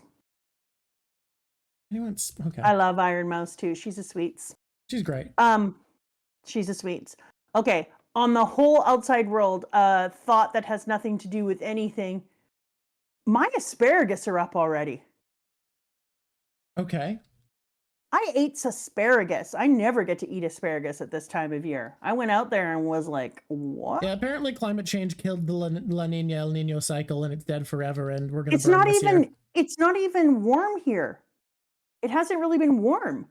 I just have asparagus already. Yeah. All right. I will join a Patreon and give Mama money for a model. I don't know how you get a model or what a model is. But... Look, I have no 3D modeling skills, so the answer is we hire someone. Oh, okay. You can just get a model made. When I saw her playing with her little model thing, I was like, shut up. That's adorable. Yeah, I have asparagus. I have fruit trees. I have all sorts of delicious things. Grapes. I have lots of grapes. Maybe too many grapes, actually. Maybe I have to give people some grapes all the time. It could be 2D the way as other well. people... I could make PNGs for you to be a PNG tuber. A PNG? I don't even know what it is. It would basically be a little transparent image that would change facial expressions based off what expression it detected from you. Oh, okay. 5 million berries. For the low price of 5 million berries, you can have a VTuber model. That's amazing. That's almost free. Yeah. I like that at the wedding, and I didn't mention this earlier, so I just want to go back on it. I like that he saw the limits of what he had done to his children when he's wazzing like a baby about the fact that they're about to die, and meanwhile his sons are laughing. Oh, we're gonna die! That's crazy, y'all. It looks like we're all gonna die. That's hilarious. I just thought that was amazing. And then when the sister, the poisoner, says like, yeah, moron, you took all their emotions and you're shocked that they're sitting here unable to process their deaths. This was literally your idea. Yeah. Enjoy your weekend too. It was so good. I wish they had said fucked up. I wish it had been like, oops, yep, like this person said, oops, we're fucked. That would have been great. Okay, I'm moving on now. Even getting your emotions can't get in the way of censorship based off of the age demographic of the manga. But I love it when we just put things in like that, because when it was inside of the colored version, they once used an F-bomb, and I was like, whoa. I hadn't seen an F-bomb all this time. To just suddenly see one was jarring. Who do I love? Thank you for asking. Stussy, the CP0 intelligence agent. What a bomber. This chick is hot, cool, and collected. She is next level goals. I love this chick. You know who she reminds me of, though? Who? Daisy. Daisy. Yeah. Explain. Daisy lives across the water. She has a green light. I don't know who this is. Is this one of them Gatsby's? Quit saying that you're glad I like people, as if you're trying to make everybody die. See, one of from them's gotta Gatsby. die. What? Daisy from Gatsby. I ain't never seen a Gatsby, great or otherwise. You've never read Gatsby? I never read Gatsby. Seen the movie? I've never seen a movie. She's giving off such Daisy vibes. It's crazy. I refuse to engage in classic American literature. Okay, that's weird. Interesting line in the sound. I'll draw whatever lines and whatever sand I feel like. Do you want to know why I love it so much? That he's kind of this feels like Daisy to me. Okay. And it's a bit weird. And just come along for the ride. It doesn't matter if it's real or not. That doesn't matter. What matters is my vibe for it. So Daisy lives across the water, and Gatsby wants to be like her and envies her life and envies the people around her and the people who can touch her and love her and be with her. And he stares at the green light across the lake and looks at and longingly over to where she is because the green light is off her dock. And I love the idea that this person comes off instead as being queen of the prostitutes and would be looked down in society, but is and which is like an opposite kind of vibe as the Gatsby thing, because Daisy was this like above it all, but is actually, on the other hand, above it and can help to take society down. I think that's just a really cute little trick that people aren't envying her. It's like the opposite, but in actuality, they should be. So it's kind of like, to me, a little backflip on a classic. Okay. It's got that vibe for me that she's like this, not as cool as everybody. Oh, well, that's Japan, and Japan has a very different feeling about prostitution, but it's still like, she's not like one of the, you wouldn't be like, that is a model of all perfection and womanism, and yet actually she is a spy and she is amazing and she can help to take down government agents. And I just think that's a really cool Daisy feeling, because it's the way I would have wanted Daisy to be written, instead of just being this vapid little tool bucket who walks around with milk toast ideas. And instead she's like, that's right, I'm gonna take your ass down. Yeah, Mama, I can't even talk to you right now, Big Mom, when you're talking about how you are going to be queen of the pirates and it won't be Luffy, because, yeah, I put my money on a horse already and it ain't you. Look, we all know that if anyone's going to be king of the pirates before Luffy, it's Buggy. My God, you did that intentionally. I'm just saying, Oda would.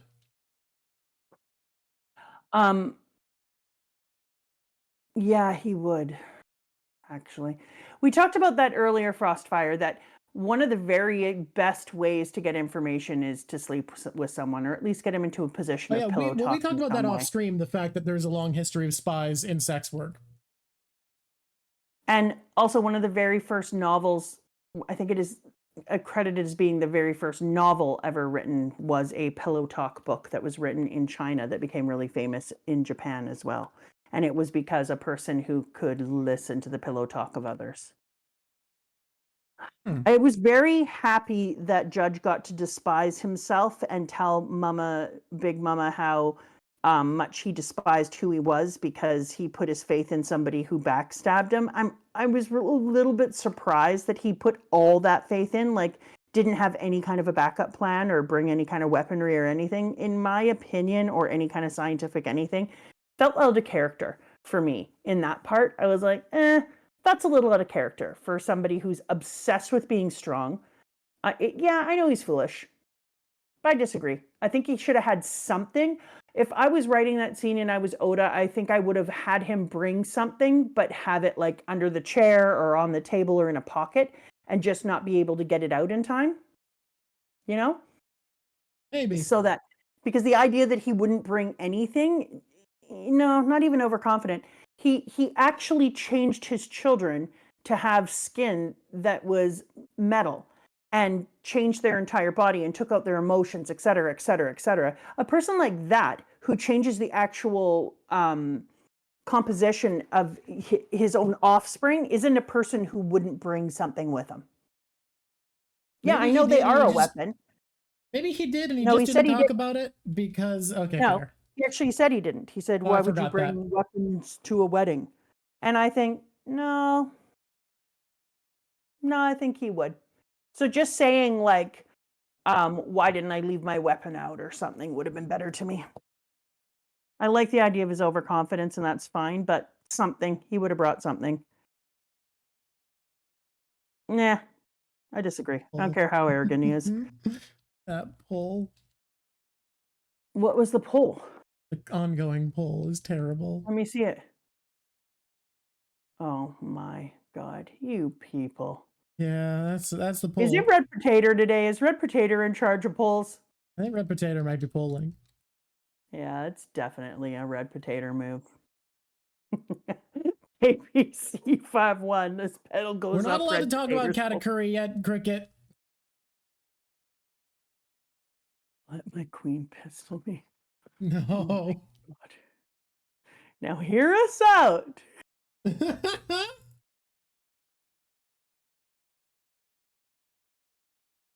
no, I could see that, Dusty. Big Mom is like, she's strong as shit. She's powerful as hell. Yeah. She's interesting. Yeah. She's intelligent. She's one of my favorite villains for sure. She runs her whole nation with an iron fist. Like, I can see people being attracted to her. She gives off like daddy vibes, you know? Okay. Yeah, I can see it. Yeah. Yeah, we're not there yet, Katu. We can't do it. Oh, but Can't that one we do can. it. We're just not there yet. Some people like immature people. Ew. Well, okay. That's upsetting. She mighty, letting it all hang out. We already knew that they could change the houses and stuff back to soft cake, etc. Didn't we already know that? They'd already talked about it earlier. Because they made quite the big deal of it when the whole cake mountain fell down. They were like, oh my God, everyone's going to die. And then the chef comes in and does the gore metamorphosis. And everyone is like, oh, he's so genius. He managed to do that. And I was like, didn't we do that with something else as well and change it back? Whatever. Yeah. I don't care. Yeah, I was but glad the they fact that did he it. did it to the entire cake, pretty impressive. You know, good job, bud. Good job, bud. High five to your face. The page man is maybe the scariest, most effed up dude ever. The one that can put people into books. What's his name? Oh, I don't remember. Opera's Cream. So I went to Opera first, but that's Cream Man. Montdor. Mon Dieu. Mon Dieu. He's scary as shit. I wish they had done more with him, honestly, because his design is absolutely terrifying. He looks like if the Wicked Witch of the West had a child with the Straw Man and Freddy Krueger. Okay. And I can't put that together, but okay. And he scares the living shit out of me. Like, I love his devil fruit, but I wish they'd done even more with him because he's scary as crap. And he's one of my favorite villains. I would have liked to see more of him in the end instead of more of Lollipop Boy, who represents the Lollipop Guild. Perospero is a fucking boss, though. Like, don't get me wrong, I hate him. Holy fuck, the man puts threat on the table. But he represents the Lollipop Guild. And I would have liked to see Book Boy. Book Boy. You want the world where Book Boy is as threatening as Perospero. I would have liked to have changed those two. His tongue hanging out is one of the grossest things ever said. You are, it's gross all the time. But I would have loved me a little Book Boy. Perospero's tongue is one thing. His horrible hair, I can't get behind. The manta ray shaped blob of polka dotted hair is abysmal. Perospero, change your look, my guy. His name is Lick Slick because Pero means lick. Yeah. Okay. Bege turns into a tank. Let's just put that on the outside and just tanks his way down to the water with crossed arms. Come on. He's too cool. In my opinion, the mama we're in ads, by the way. Wanting. So. Oh. Don't say anything that you don't want only subs to have.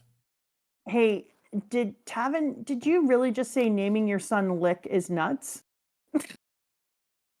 They did. Now, was that a joke or did they stumble into this?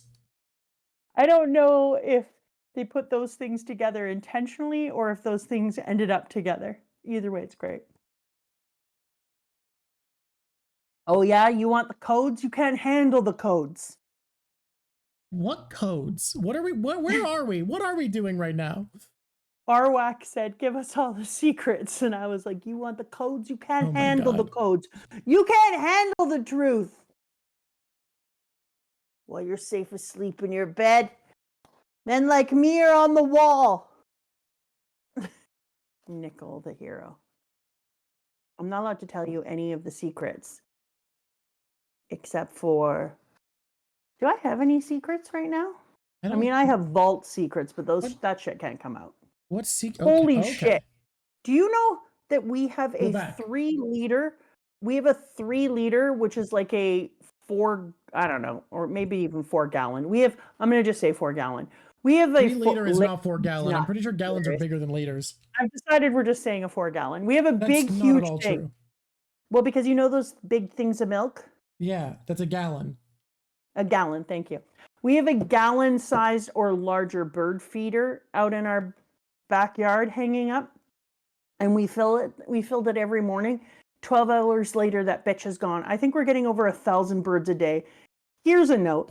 If you live in a forest, let's put up a bird feeder, because every little bitch-ass bird in the neighborhood has come here, and we are bird butlers. That is our job. That's all we do, is feed and take care of birds, and we made an entire giant-ass fountain-y thing for them.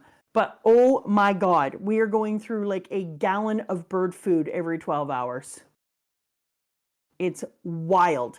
You can't imagine how many birds are in my backyard right now. It looks like a Disney film. Speaking of Disnification, I have turned my backyard into a Disney film where every bird in the world comes and lands at my house. What part of the story are we at? Well, I was waiting to get out of ads, you big turkey. I said ads are over like 2 minutes ago. No, I watched someone, they just said it. I think that it went too long with Mama, and I can safely say it went too long because Mama goes cake rampaging in book 87, 88, and 89. That's a few books.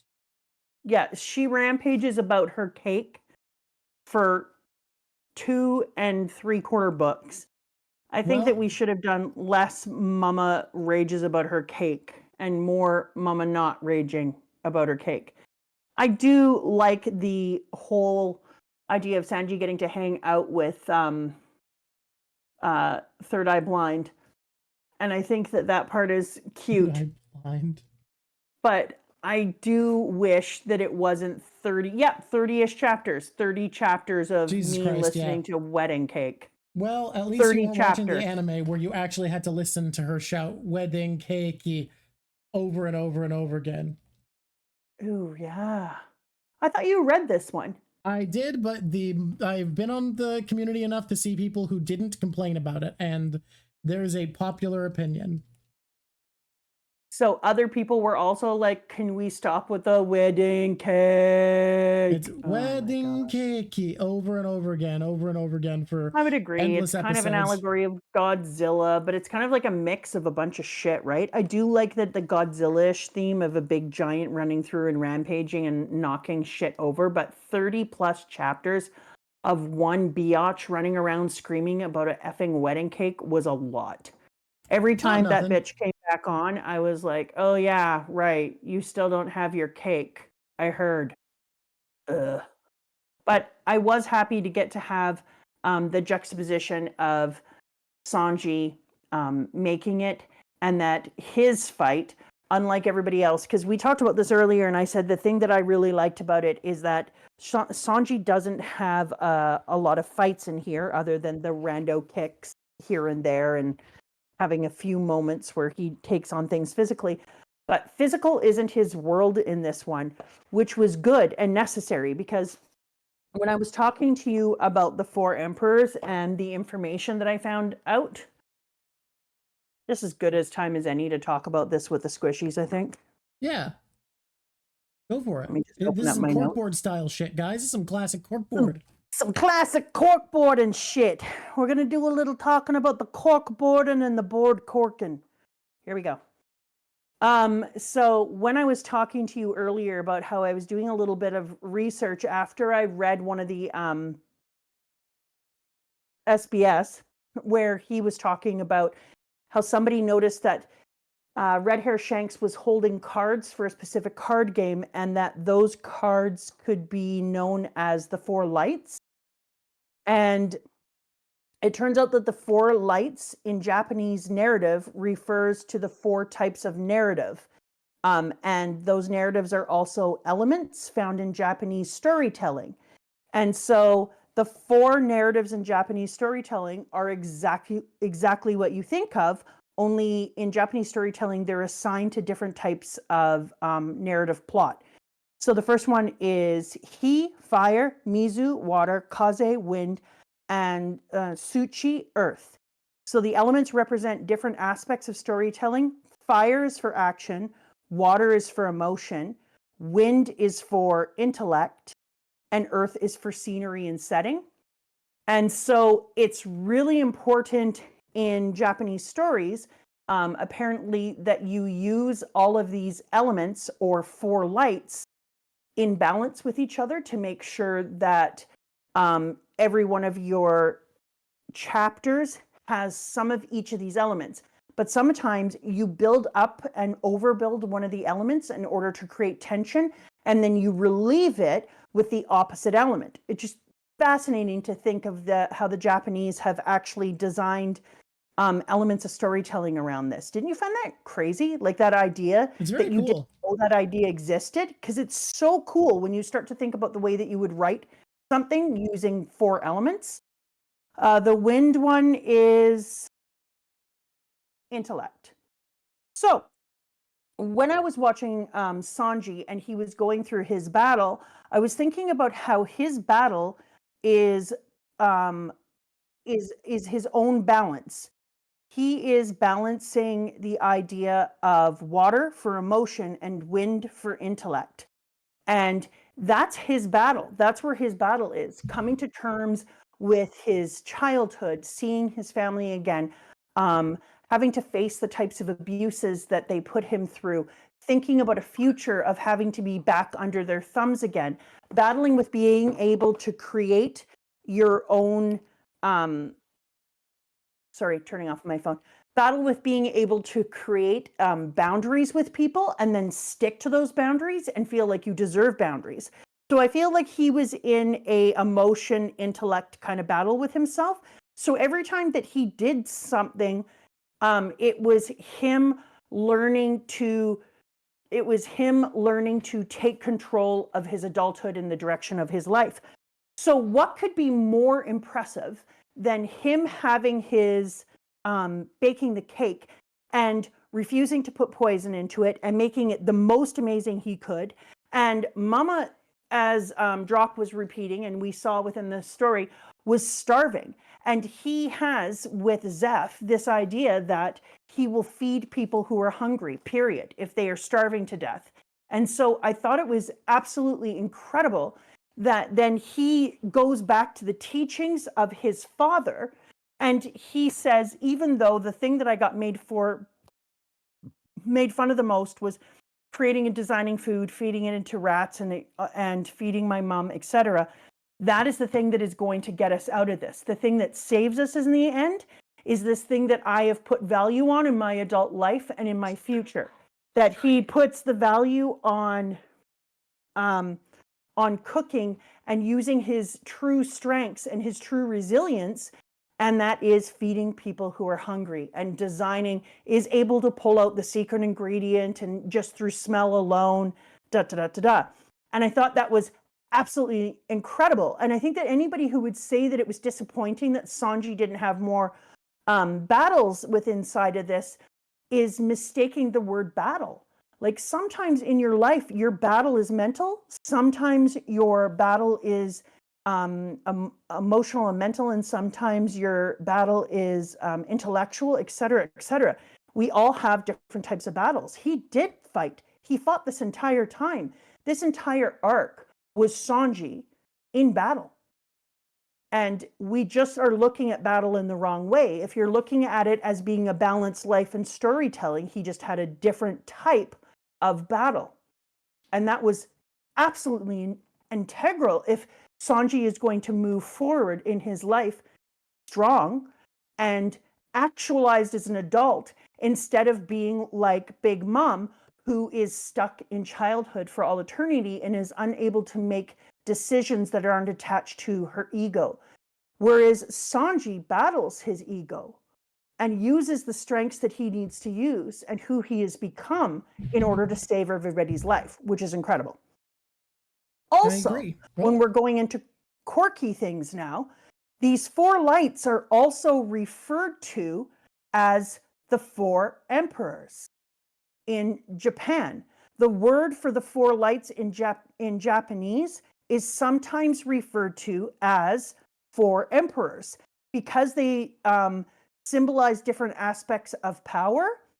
And so they give them, these 4 emperors are Emperor Jimmu, Emperor Sujin, Emperor Shunin, and Emperor Kiko. I pronounce those so bad you cannot imagine. I can imagine. So bad. But these 4 emperors, each one of them is associated with one of the 4 aspects of the 4 lights. So one of the emperors is fire, one of them is wind, one of them is earth, and one of them is water. And this is a normal thing in Japanese narratives. You either call them the 4 lights or the 4 emperors. And not only is it a methodology of writing a story and telling a story in Japanese, it's also connected to, they think all but one is for sure real historical emperors that they then attach to these ideas. And they say the emperors are part of Japan's mythical and legendary history because they're a blend of historical accounts and mythological things. And they say that each of these 4 emperors is then connected to the 4 folklore and mythology associated with the 4 guardian animals and the 4 cardinal directions. So when I was thinking earlier about how Luffy is what I think is the sun god and is in the center, then all of the emperors who existed, Emperor Jimmu was associated with the tortoise. So in my opinion, I still think that would be Big Mama. Emperor Sujin is associated with the white tiger of the West. That would have been Whitebeard. Emperor Shunin is associated with the red hawk. I believe that's my main man. I had an absolute brain fade. No, I absolutely almost just said Hawkeye because I said Red Hawk and I had to stop myself and be like, stop, Shanks! Shang-Tzu. Shang-Tzu. And then Emperor Kaiko, the blue dragon of the East, who... Have I met all my emperors? Yeah. You have not met Mr. Kaido much, you just briefly. You have been saying for a while that he fits the dragon. So Kaido would fit what the Dragon of the East would be like. And so for that reason, now that I know that in Japan, it is very, very common knowledge in Japan that these 4 lights, which it turns out Oda drew on the back of the cards that Shanks was holding in this one picture, which I have to go back to, are known as the 4 emperors, and that each of the 4 emperors is actually connected in Japan to the directions and the animals. Now that I know that, I'm like, oh, 100%. So I'm taking my cork board apart now, but Drock said maybe wait because I haven't read the next 6 chapters. When we read the next bit on the Reverie, on the fucking Patreon, you are going to want to reconsider a couple things. It has important information. Which is fine. So that's interesting. But I'm thinking of dividing my board even more into the directions and animals and looking at it through the 4 light, 4 emperor kind of thing as a way of just organizing all my information. And once I do that, so I'll wait until I read it and we do the 6 chapters, and then I'll make a final decision. I'll reorganize it and take a picture for all of the squishies. But I thought that was so freaking cool to find out about how the 4 emperors, it's common knowledge in Japan that the 4 emperors are actually connected to the 4 cardinal directions and the animals, just like I had said before. Just randomly, I'd connected them in a weird way. And then they were like, yeah, duh. Not only that, we also use them in Japanese narrative, and each of them means a different thing. So I'm also going to write that out because I think about the idea of creating balance within a story and saying to yourself, like, you need to make sure you have this much action, this much intellect, this much this. I thought that is so cool. So cool. Hell yeah. So I didn't have any luck at first when I Googled it. So I went into ChatGPT and asked the first Have question. you been able to confirm ChatGPT was telling you the right shit? Because sometimes it's wrong. I absolutely was. So I just first went in and said, "Are the four lights? What are the four lights inside of Japanese narratives?" And it gave me a thing.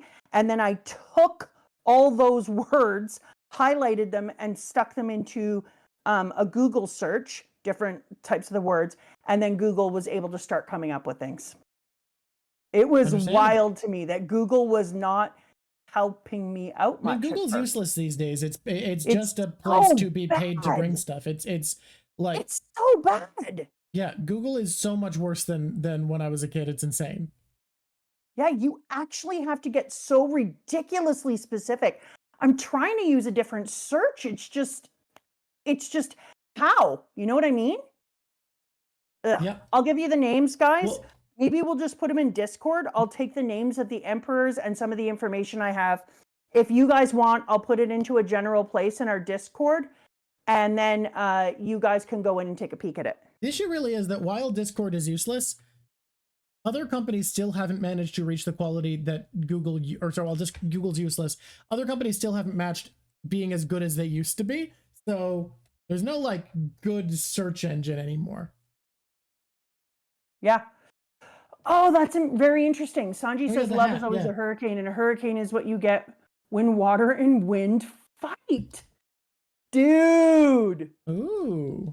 And you know why that's so incredible too? I don't know if you remember this, Arturo, but in one of the SBSs later inside of the chapters, there's actually a place where Oda reminds people, remember that Sanji said that love is a hurricane, and then he shows 3 other panels where other people inside of One Piece have said love is a hurricane. So it would be interesting to go back into those and see if he used them in the same way. Alrighty. Yeah. Anyways, amazing. Yeah, I'm going to try some other search ones too, because I'm really unhappy with Google these days. It's really just like, but I thought that was so cool. And when I finished doing all the searching and then went online and started searching for evidence of the truth to make sure that it was correct and it was, and it all came back, I was like, I can't wait to tell the squishies about this. This is so fun. Hell yeah. It's not Bing's time to shine. Have you tried searching anything on Bing? Bing, the problem is no better or worse than it ever has been, which means it's abysmal and terrible and it finds nothing. Love is a hurricane with you, with you. That's so awesome. Mama, we have heard that you have to specify it is before 22 or 2023 to start being useful. That's interesting. Okay, Here we go. We're moving on. We're moving on. I like Compote, the eldest daughter of Charlotte. Do I have a reason? Compote. She's the oldest daughter. Let me look her up. She's a larger woman. She's got a compote on her head. She's very fun looking. I like the fruit salad hat. It's very silly. It's Compote. Compote? Compote? Compote? Compote. Just compote. Just compote. No, dude. We make berry compote all the time for our pancakes and our. Is that what that is? Yeah. I call it a reduction. Compote. I know you do. I don't care. As long as you're going to make crepes and make that reduction, I don't care. What's the difference between a reduction and a compote?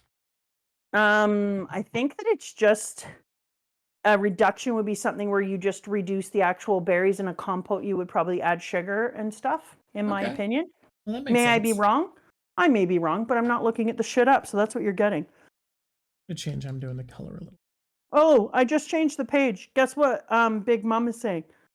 Wedding cake? Yeah, that is what she's saying. Thank you for doing that. I really like the change in pudding, except for it also isn't a change, right? Like pudding is also kind of that childhood thing. What number? What are you talking about?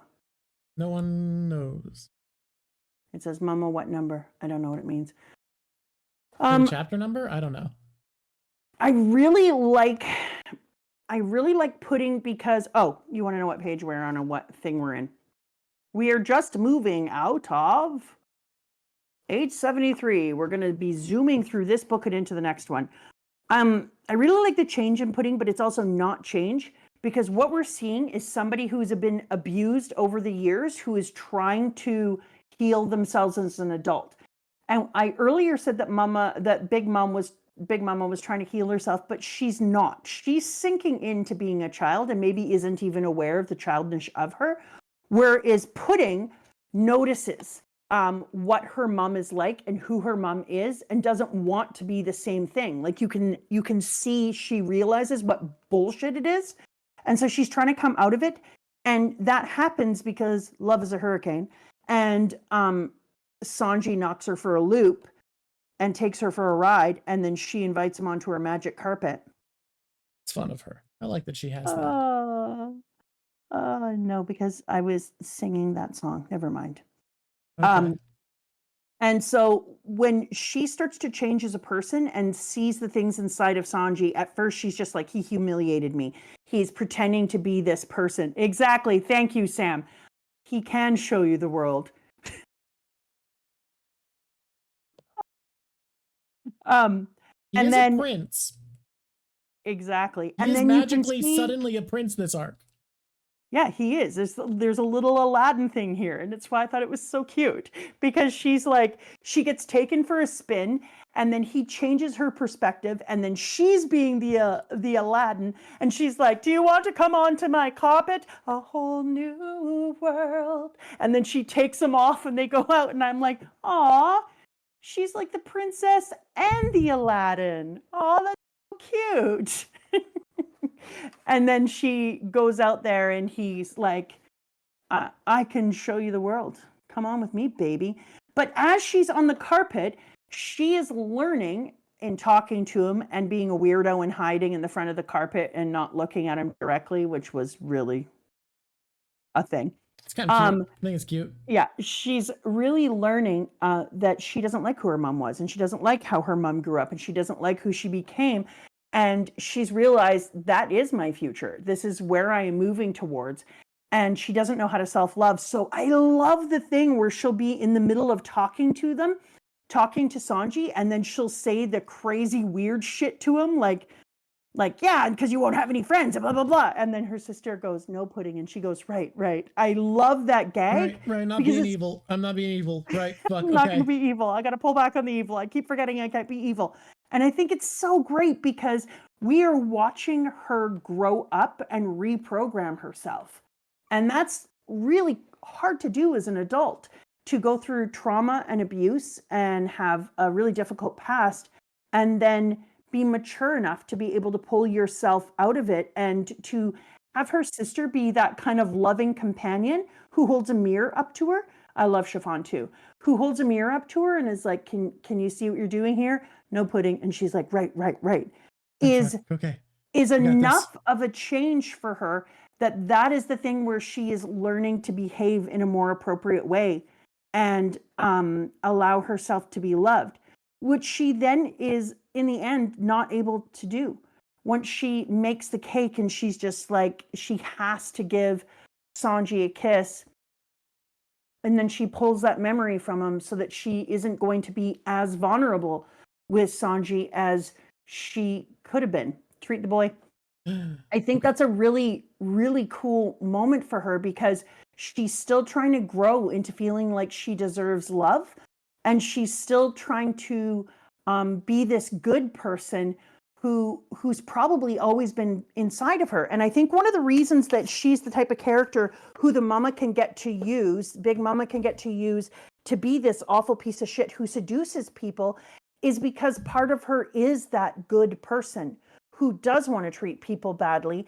And she overcompensates in the end and does things like make massive fun of Sanji's face when he gets beat up and stuff, because that's her trying to buy into the idea. And so she overcompensates and stomps around and goes, "I'm Sanji," and acts like a dumbass, because she is having to play the part. It's kind of a role that she's always played for Mama.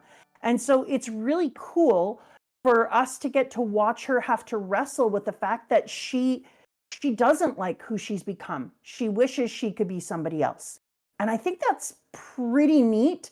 And to get to watch it happen while Sanji does the thing that he was made the most fun of, like she's already fallen in love with him for thinking she's beautiful as is, but she falls in love with him watching him be his most authentic self cooking.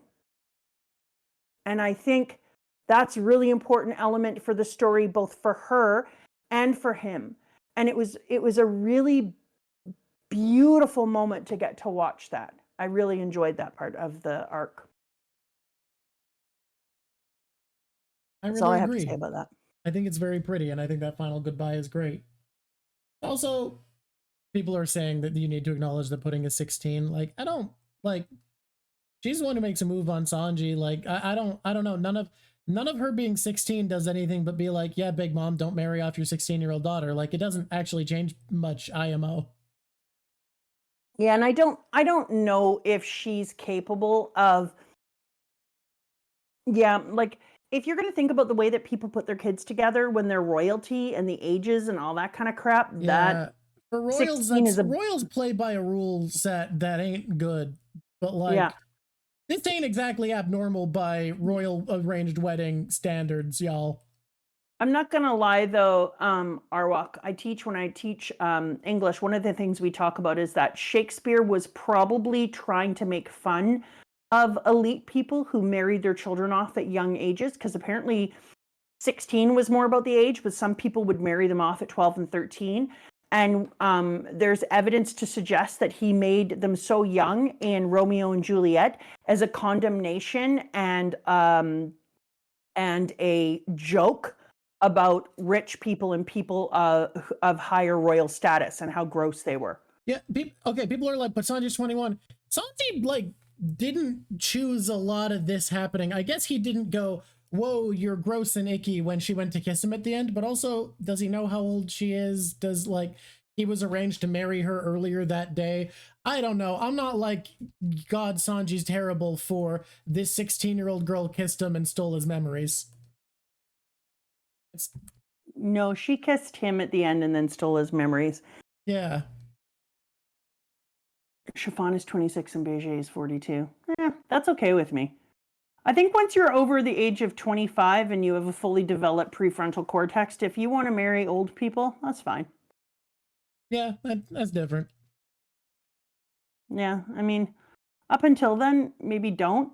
But this is a thing where he literally was forced into marriage and was told that he was going to lose people if he didn't marry her and all this other shit. They're in like a high-stress circumstance together all day. He thought that he was going to make her life really, really hard because if he didn't agree to the marriage, she was going to be punished. Yeah. Today, when I don't feel like getting into things, apparently, I go It just feels like one of those things, like, you could dwell on the fact that I guess the age gap is bad, but like, it feels like the extenuating circumstance makes that really weird to focus on here. Dusty, yes, 100%. Zeus is accountable. Thank you for asking. Full agreement. Full agreement. Okay. Hey, what's Mama doing? Thank you for asking me. She's running around talking about a cake. She does that. A lot. Oh, they are inside of the ads. Woo! They're in the ad zone. Yeah. What can we do for you guys? Should we talk about... Oh, God. I almost started singing a very bad song. I actually need a new place to put Bellamy because I'm realizing what I was going to do isn't going to work. So I'm going to start thinking about that. I've changed some of my idea for how to handle this. Tell a One Piece joke. Dude, I don't have a One Piece joke. Except for that I apparently keep taking Nami off. Do you see how hard I am working PS not to take Nami off or move Nami around? It is funny that you moved her off screen though. Like that was a new tech. That was a new strategy we hadn't tried yet. But you told people. I did. That's why it was funny. If you just hadn't told anyone, they wouldn't have known. Then we would have missed out on a great joke. You did bring it up. You brought it up. That is true. I was trying so hard not to take Nami off. I've been trying so hard. And then I talked to you, did it off stream, and then we talked about it, and I was like, God damn it, that counts. I'm gonna real quick bring something up before we get into anything else, which is community's back. I wanna English teachers say Romeo and Juliet not a romance, Celtic girl horn dog, etc. Desmond Down on Othello. I've seen a lot of takes on Romeo and Juliet being different genres by a lot of very educated people, and they all disagree with each other. And what I gotta say is, at the end of the day, if y'all can't agree, then I'm not gonna pretend there's a right way to read this thing, and it's all fine. If you want to take if experts can't agree, then it's whatever. If you want a really neat rant and you're into information about Shakespeare, you should look up this one man, and it's not that long because it's TED Talks, and TED Talks are one size fits all.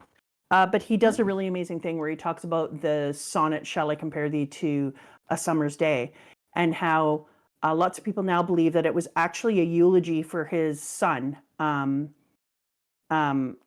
who was a baby and got sick. And Shakespeare was told through letter to come home. This is a fact. He was told through letter to come home because his son had died.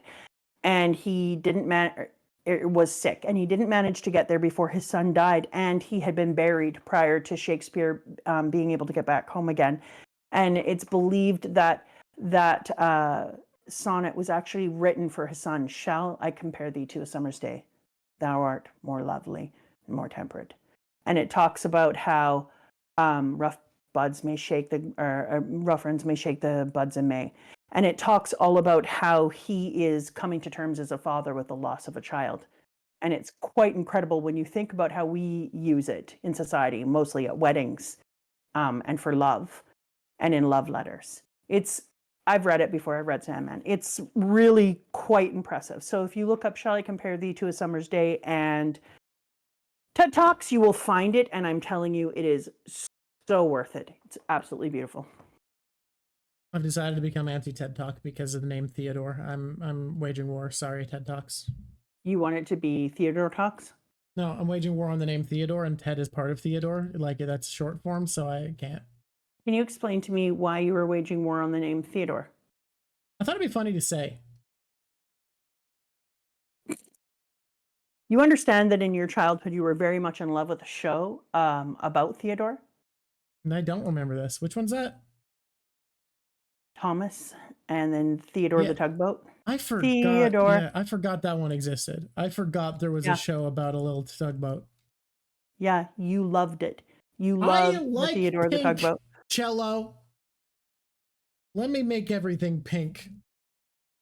Without judgment. Do you see that Cello is like, this is very pink again, though? Yeah, that's what I was responding to. Yeah. Cake! I like pink, and if any arc is going to be very pink, it's this one. Mr. Lick'em-Stick did a very good job telling Mama that the Straw Hats had his cake, though. That was wise time. That was a great way to turn that anger into a solution. Yeah, absolutely. I mean, it did mean that for the rest of the time, we had to watch Mama run around with the Lick'em-Stick looking for the frickin' cake, which for me was less awesome, but it was pretty amazing to on the spot be like, oh, I know how we can get her the hell out of town.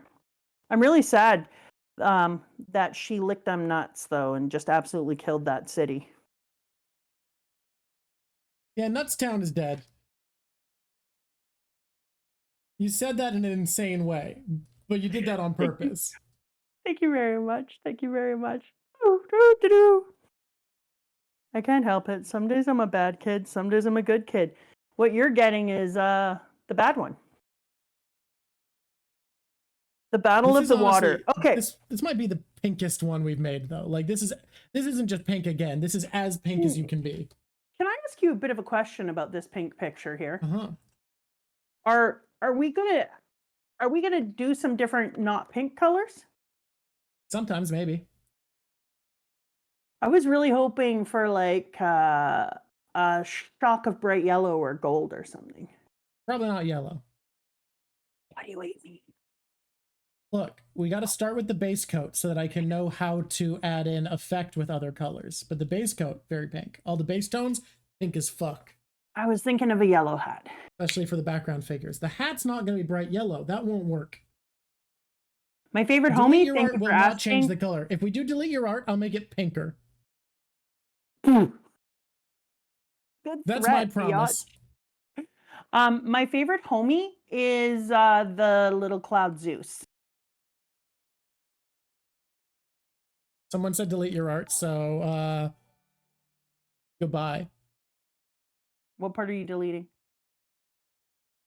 The part that's not pink enough, clearly. What happened there? It went back to, oh my God. What have you done? Someone said bet we got to make it pinker. No. Yeah. Why are you doing this to my picture, people? Who did this to me? This is my picture I asked for. You're going to love how this turns out, I promise you. God damn it. Okay, we're there. We're you. at the place I asked you to bookmark. What did I ask you to bookmark, Drock? The explodey speech of Mr. Pedro. Thank you. Okay. I'm going to need to get over this pink thing so I can talk about this because this means something to me. So we got Lick'em Stick hanging out. Everyone's on the boat. They're trying to come after the Sunny. They're out in the middle of the water. Up comes the bubbly goo underneath. If you are a person who has ever read the book Professor Wormbog on the Hunt for the Zipperampa Zoo, you will know that the bubbly goo can be very difficult. Up comes the bubbly goo, and the boat is hanging out in the air, and you're like, are you shitting me? We've been through so much. We've been through so much. You have got to be kidding me. Why are we bouncing out of the bubbly goo? And then suddenly Pedro, and what do you think you're doing, Pedro? Bombs? No, what are you thinking? I had a feeling this would be my final voyage. What? So long. And then he goes up. What do you mean, Pedro? One day you will understand the true importance of keeping Luffy and his crew alive here so that their voyage can go on. Listen to me, Yugara. Keep moving onward. Boom! Pedro! And I loved it because we immediately go into this part where Licky Boy says, haha, you made out well, Pepper. How old are you? So now that you've had 50 years taken from you, that makes you what, 77 years old? Well, let's see how long you can last. I'll choose my own resting place. Did you name them the Nox Pirates to refer to the night? A rather negative connotation to choose. Roger, Lord Odin, I will join you.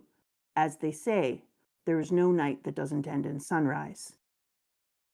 I don't have much time left, so listen up, everyone. Everyone has their moment to shine. Pedro, they're saying Roger is dead. To me, Nox is synonymous with the moment before the dawn. If I can lay the foundation for the dawning of the world, that the men I look up to await, then I will be happy. I am certain I have enough time for that. And so, the Straw Hats are the dawn, and Luffy is the sun. And Pedro gives up his life so that the dawn of the Straw Hats can come to fruition. He worked through the night, and he worked hard, knowing that if he made it through the night and was the watcher in the night, that one day he would be there to help bring the new dawn. And then because I believe that Luffy is the sun god, I believe that Pedro has lived up to that. And now Luffy can rise and the new dawn can begin. I think that's amazing. I just think that's so amazing. I cried and cried of happiness for him and was like, you've ended the night, Pedro. You've ended the night.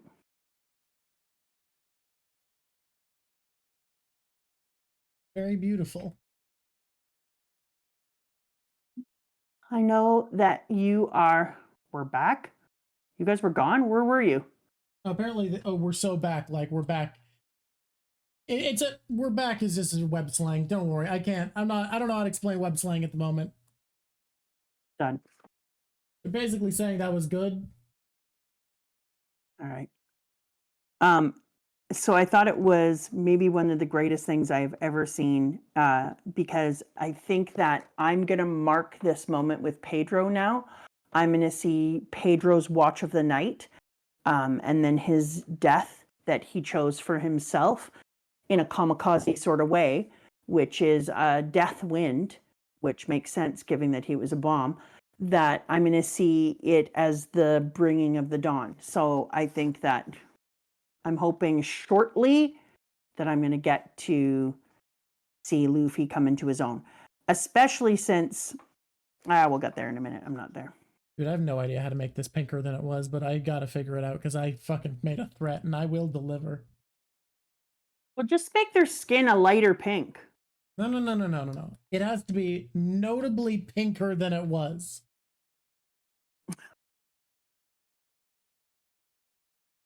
Exactly. Kamikaze equals a divine wind. So that's pretty cool because that is part of our new learning, that our divine wind then is intellect. And so he uses his Neon effect isn't a bad idea. He uses all the information that he has and all the things that he was taught by Roger and his belief in what's going to come in the future, and realizes that he has to make a very, very quick calculated decision. And then he chooses to end his own life because he believes that it gives the greatest chance for the Straw Hats to survive. And so his bravery comes from a place, and his action comes from a place of intellect. So Divine Wind is perfect if you think about it as being a way of talking about Pedro's action being intellectual. I really, really love that form. Okay. But the crew gets so devastated by it and so killed. And I really enjoyed that old Jim was like, stop it. Stop acting like you're just allowed to freak out and waz all day. You need to suck it up. We're still not out of trouble. There's all these things going on. You have no time to sit there and sob and hate yourself. But you could see how difficult it would have been for like Brook. It would have been so freaking difficult for, because Brook has already lost his whole crew one time, and he believes that part of that was his own fault. And so for Brook, this would have been like feeling like a failure, and that's upsetting as hell. But it's hard for all of them. Like if you think about how many people they lost and the way it was, and they didn't have an opportunity to talk them out of it or to think of their own ideas. So you would feel like Pedro had to give up his life because you couldn't think of a better way to get out of the situation quick enough. And that would just stick in you, right? Because the reason that he did that is he did quick calculations. He was ahead of all of them. He knew the things that old Jim knew, and he started to say to himself, well, we have ships here. We have Mama coming from that direction. We have people over there. Okay, here's what we got to do. And just does it. And nobody else has a moment to think and to process because he thought one step ahead of them. That would be really hard to take. And right after that shit, to have Mama do her little candy sea slug moment when she comes after them. Come on. Can you even imagine? That would be he so does difficult. all that and hardly buys them a moment. Yeah, exactly. Yeah, Lear, that's why they say that it's interchangeable, the 4 lights or the 4 emperors. It's pretty cool. Really pretty cool. And so it just feels like such a slap in the face and a nose and a finger up the nose when that occurs. You're just like, are you shitting me? Take your candy slug and stuff it up your nose. Linlin comes across as so unstoppable with the candy slug. Like, we so can't do anything. Relentless. She is just relentless. She's a toothache. She's the worst. Pound. Pound is. I'm still feeling pretty cheesed off that Pound didn't get to say goodbye to his daughter properly. I'm not gonna lie. I'm feeling ripped off on Pound's behalf. I think that he's like, you gotta be kidding me. Like, I didn't even get to say goodbye to my little girl. Oh, he got to help. He was such, and I love that his name is Pound, even though he wasn't one of the original people of this Candyland. and one of his daughters' name is Chiffon. So they're a pound cake. Yep. It's very cute. But then what about Lola? She's just nothing. Everyone else. Lola. I mean, granted, Oda probably hadn't figured out the theme at that point. Like everyone else has different names, like Pudding, and they're all different things. And then there's just effing Lola. You want to know why Lola ran away? You named everyone else food things, and you named her Lola. Yeah. This is my siblings, potato starch, compote, oven. What's your name? Lola. Oh. Yeah, she was the chocolate minister, but they didn't say that she had a different name. Yeah, those are their real human names. Like, their names are Charlotte Snack, Charlotte Cracker. Yeah. No, because she was dumb, remember? She said in it that Mama would never hurt her because she's her daughter. Yeah. Swiss rolls, roll cakes, as in the name Rora, I don't know. That's, I guess, something. Oh, she was a showgirl. Well, that makes sense. Her of name course. was Lola. She was a showgirl. Now it all tracks. Guys, I'm really trying my best to make this even pinker than it was, but, you know. Up until then, it was dumb. But now that she was a showgirl. Oh, my God. I also like that Sanji fell in love with Pudding when she put on is potato starch cello. For a long time, his name was translated as potato starch or dogtooth, which is another thing Katakuri can mean. Uh-huh. Sorry, what were you going to say? I'm just looking at this person talking about the chocolate thing. I think that he just didn't think about the fact that everybody was going to be named a snack. Yeah, no, I think he hadn't figured it out yet when he made Lola, and then later was like, that'd be fun. Yeah. It'd be fun if I did that. Also, he named her Lola, and she was a showgirl. No.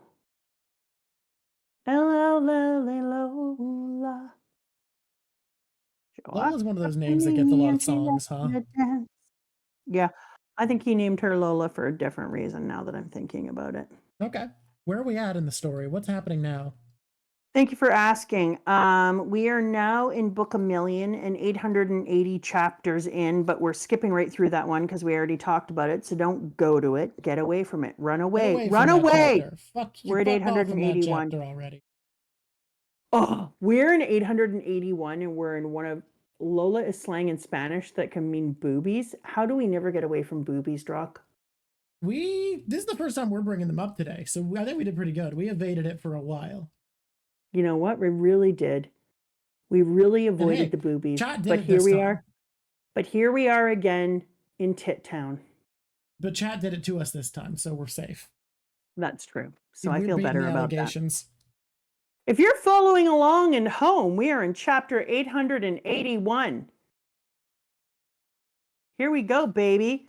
I love this chapter. I love Tit Town, the person says. Hell yeah. Okay, why is this chapter so good? Thank you for asking. A, it's so good because old Jim has so much faith and respect for Nami as their head of the movement. And old Jim is a damn hero. You think you hang 10? You think you surf? You ever surfed a boat through the center of a tidal wave? It's a read along and a review. It's both. Come on. Let it be both.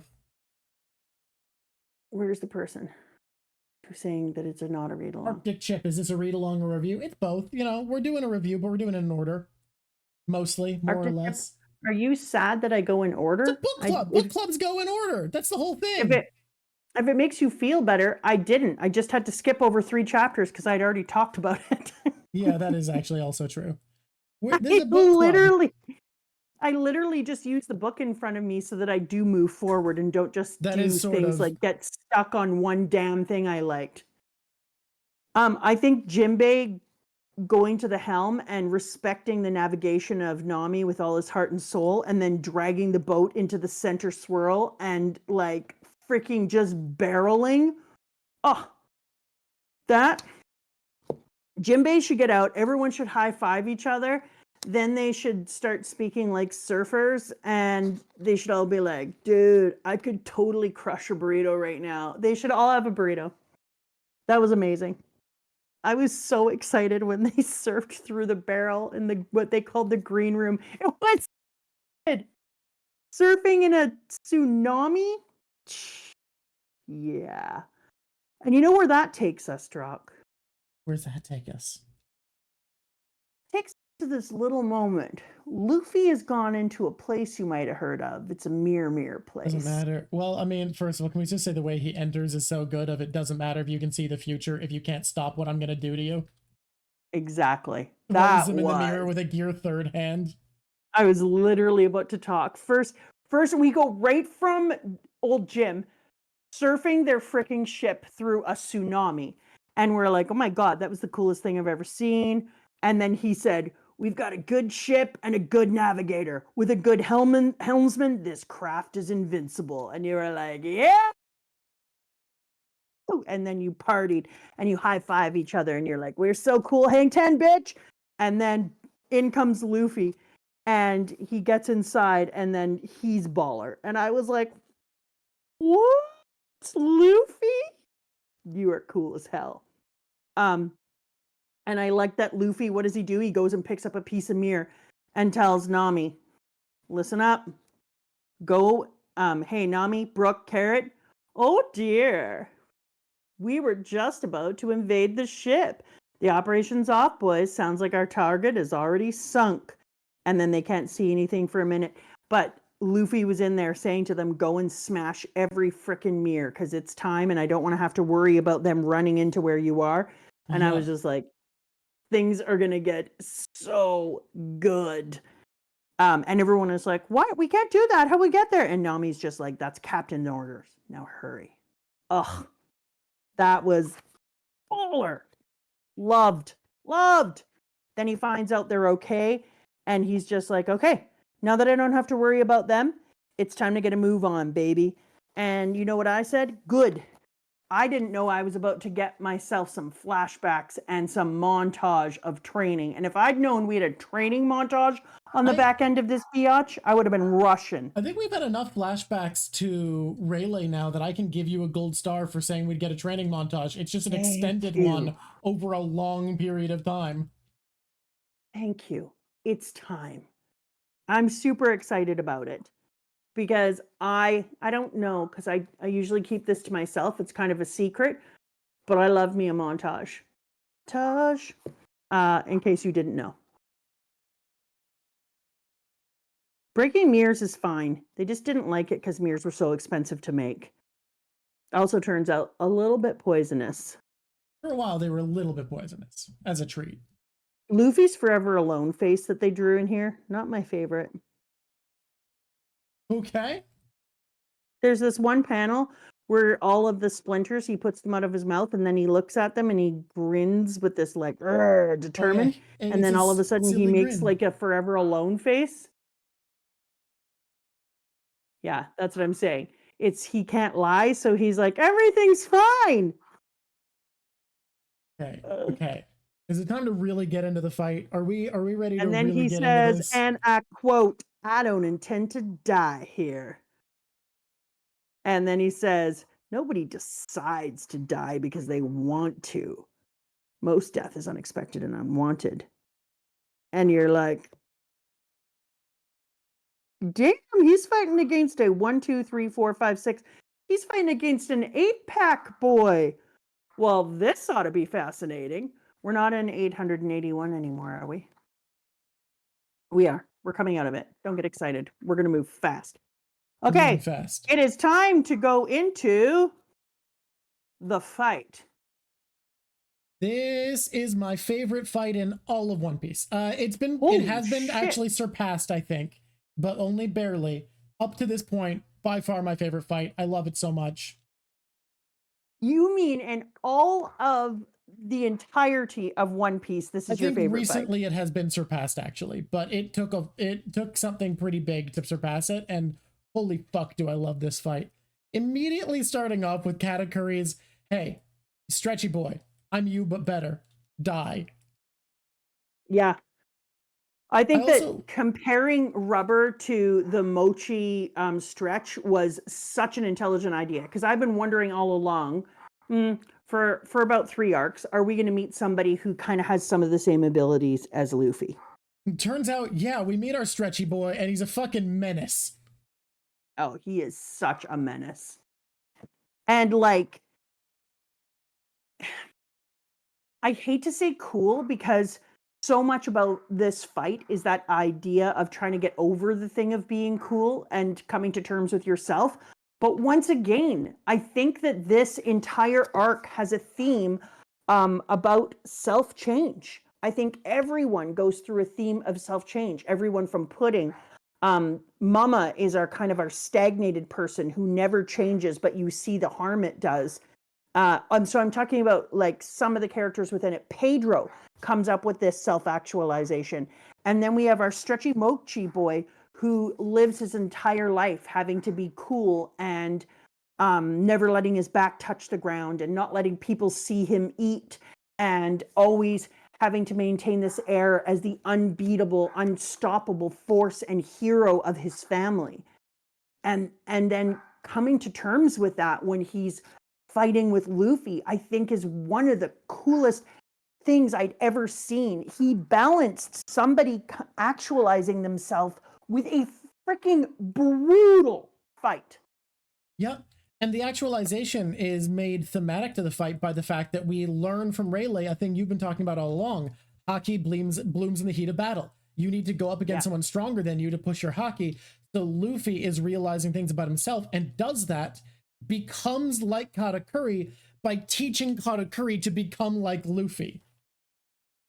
Yeah, absolutely. Which is incredible, because all along I kept saying, like, every single time he goes into battle, I feel like he comes out on the other side and he's stronger than he was before. And it's so weird and da da da da da. And then Rayleigh literally just says, if you want to build up, you have to fight people who are incredible Haki users. Otherwise, you're never going to go beyond where you are. And it's crazy because you start to see all the things that he has done with his devil fruit, our little mochi dude. And he does use his haki well, but he doesn't seem to be growing in the way that Luffy is. He's not improving throughout the fight. He's not becoming something better. And I know that Luffy is less than him at first, but then Luffy grows, and instead of it helping him, it's his detriment. But Katakuri does improve as a person. Exactly. Exactly. Like, they both teach each other. We were talking also a bit before this about how this is could be seen as talking about exceptionalism, that Luffy is someone who sees his failure as part of growth, is never ashamed of who he is never afraid to look ridiculous, whereas Katakuri has been boiled by the pressure of expectation. Did you just say boiled? Yes. Like a mochi? Well, yeah, because like the whole idea of being cooked by the pressures of exceptionalism, of needing to be perfect, of needing to be unstoppable, and they're opposites. Luffy will always get back up. Katakuri will never let himself get knocked down. Well, yeah, so let's talk about how you said this. I said Luffy. Oh, we can't go on. That's rude, because we're in the favoritist spot. We are. God, I love this fucking fight. I shall not speak, says Arwak. Why not, Arwak? Arwak? Arwook? Tankman did not lose. Are you shading in pink now? Good for you. Yeah, of course I am. I said pinker. People made me follow through on my threat. I really would love to see a yellow hat. You'll get what you get. Hi, Bomb Digger, but I chose this fight scene. You did, and you'll get it in like pink. A gift from the gods.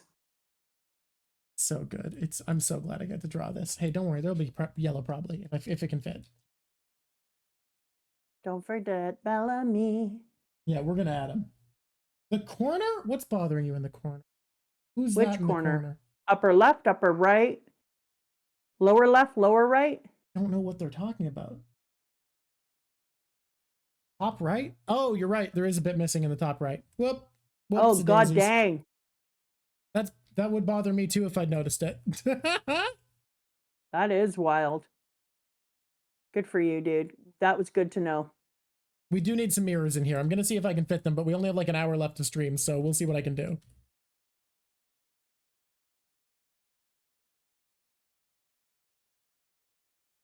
Okay, we're back. Let's keep talking about it. Are you sure? Are we out, guys? Are you all out? We're back. Order is restored. All right.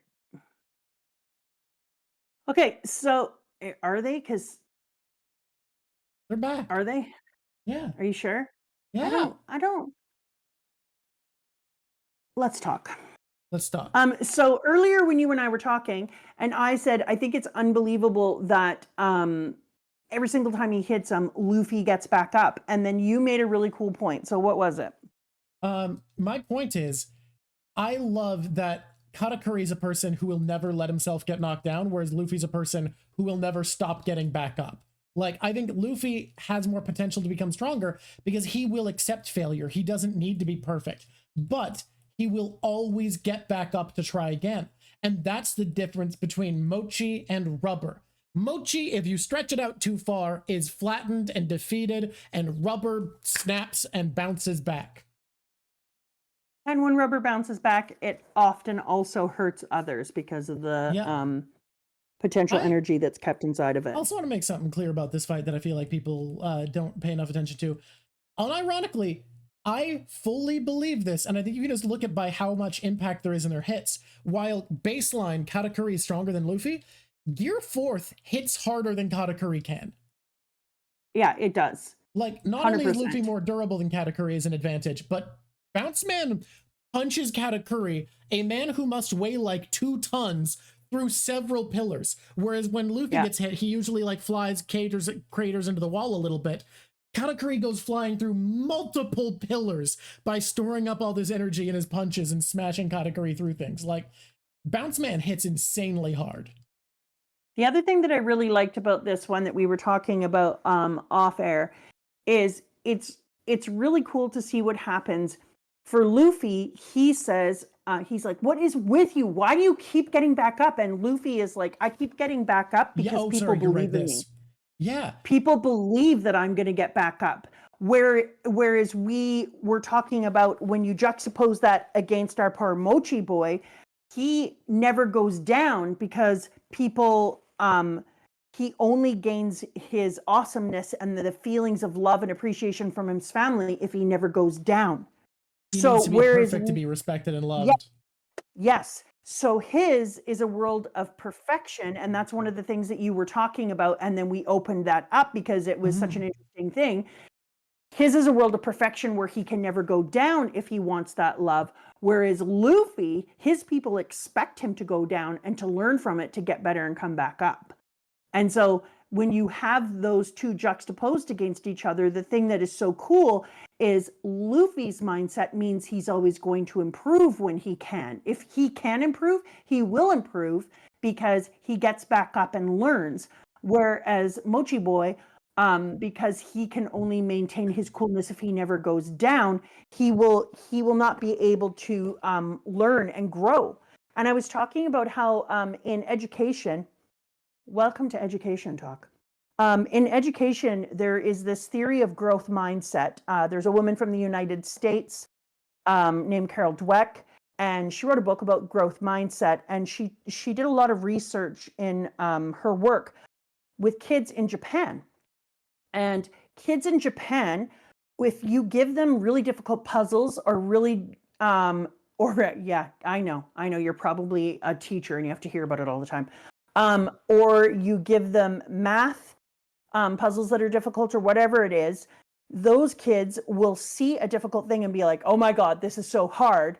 It's going to be so hard. I can't wait to try it.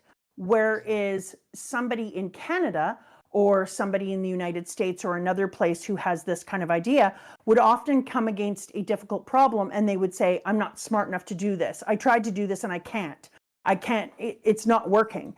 And those are two different ideas around learning and growth. And they say that people for whom, when they come against something difficult, they say to themselves, I don't understand this yet. And then they work through it and try to puzzle it out, even if they don't actually get it in the end.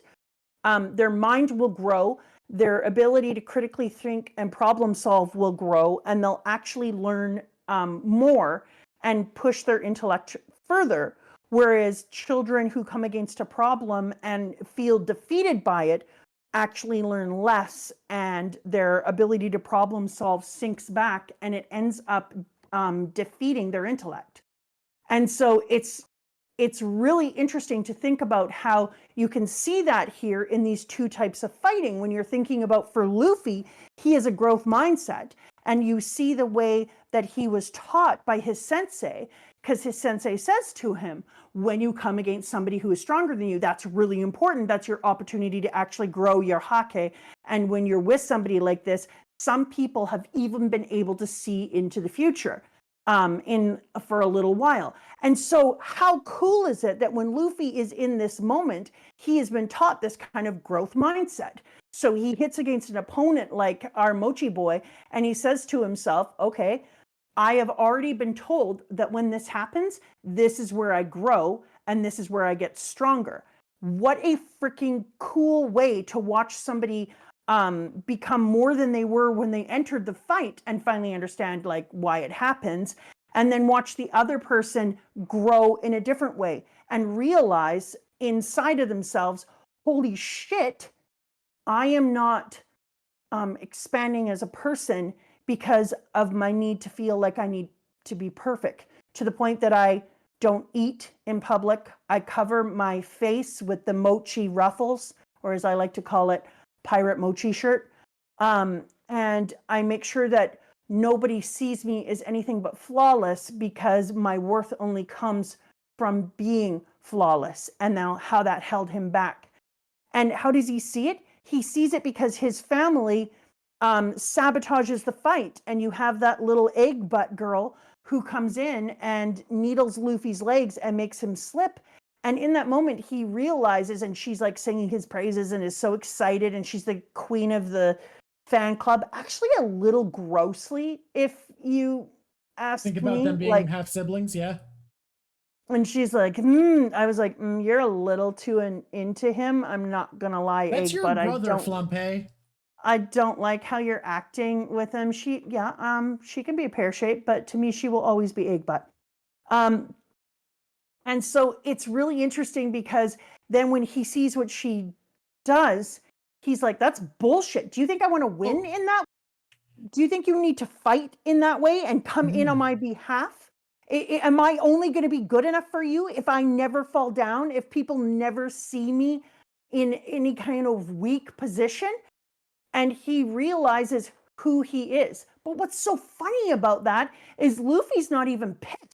He's just like, it's no holds bar. We're pirates. That's how you fight. To Luffy, your crew helping you win a fight is fucking normal. It happens to him all the time. Yeah. He doesn't have this stupid sense of like, I will only win with honor. He's like, you dumb bitch, kill me if you have the chance. Sees Katakuri stab himself and is like, win. Fucking loser, win. Exactly. And so pirates. I love that for him, he's like, no, there's no honor in it, because I've just realized that she's not helping me win because she is trying to help me survive. She's not helping me win because she loves me, truly loves who I am, and wants to see me carry on and for us to succeed together. She's helping me win because if I don't win, I lose all value to her. Ooh, and that's a great way to look at it. That's the difference. It is. And it is fundamentally different. Exactly. And so because of that, he's just like, no, that's that. And then you juxtapose that against the way that he feels about Brûlé, the way that Brûlé was picked on and was hurt and was discarded and got that scar across the face, the way that she was a beautiful little girl who grew up to look more like the Wicked Witch of the East, and and who was not taken seriously, and yet he protects her and he loves her. And why? He loves him for who he is. And then we find out when he's on the ground, laying on the ground, and he fell originally on his face. And what does he do? He stands again to fall on his back, because his back never touches the ground, and he wants to make sure that in his loss, it does. And so he loses properly and allows his back. And then he says to Brule, I do lay on my back. And she says, I know. I've seen you in the mirrors. And you realize she's the real one. She's the one who understands him, who loves him, and sees him for the value of protecting his family and for being the human he's become, not for being perfect. And I think there's also something to the themes we've been talking about how you can gain strength from carrying on others' wills, even though he doesn't have this mindset of being okay with failure and letting himself be knocked down and all of that. His demand to be perfect is carrying on the will of his family, and that's helped him become as strong as he is, because he's being empowered by holding up so much. And that's a lot of the themes of One Piece, that you are stronger by carrying more, but by making that all he has and not trusting those people to be okay and love who he is without this perfection, he holds himself back. Well, he doesn't hold himself back. It's almost like it's a reminder to us that if you are carrying the will of others, but the will of others comes from people who don't believe in you, there's only so far that can carry you. And the reason I'm thinking about that is I'm thinking about that moment later on when Sanji sees Nami and he does his weird Carlot wiggle boy, you know, those Carlot wiggle balloon dudes who go up? Inflatable tube men. He does the tube men. He does that weird Carlot wiggle boy and is like, Nami! And then goes after her on the boat. And then Nami goes, what is the weird glow around that person?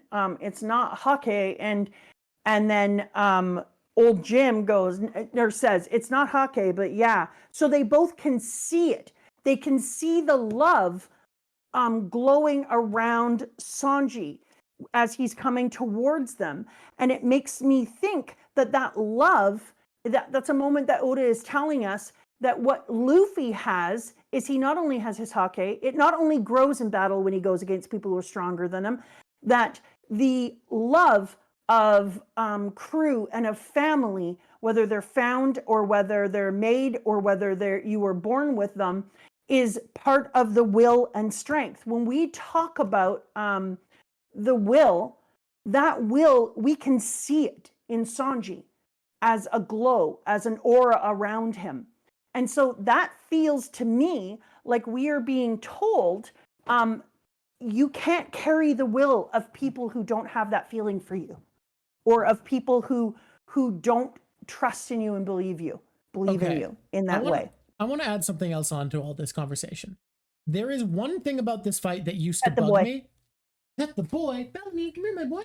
There's one thing about this fight that used to bug me, and it doesn't anymore because of a revelation I've had, which is it feels like Luffy is literally just kind of grinding XP. Like, he's just like, yeah, I want to level up, so I'm going to fight you, which is true. That is the motivation. However, I've realized something. Everywhere Luffy goes in the world, he needs to make it better and liberate people. Totto Land is a place where, unlike a lot of what we've seen, the violence of the state, the violence of the place we're in, is consented to. It is known of. People have agreed to this because they're told it's how it is. Luffy can't win with violence. He cannot just punch this country better, because any violence he uses is talked about as an act of terrorism. He's the bad guy, even though all the violence inflicted on civilians here is done by Big Mom.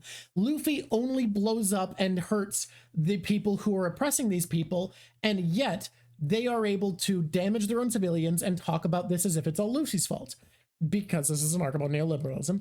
But Luffy does liberate someone. He liberates Katakuri. He teaches him he doesn't need to be beholden and can make things better. And that's the person who is most respected here. Other than Big Mom, this is the central authority of this island. So if he is telling the truth and one day comes back to deal with Big Mom, he has liberated this island by fundamentally changing one of the people in charge of it. all of the good here, the protecting people, the making sure they stay fed, that doesn't need to cost what it does. And I think Luffy has made Katakuri realize a lot of that. Yes, I would. Oh, that is so true. I love that perspective, because he would be the person who would next take over.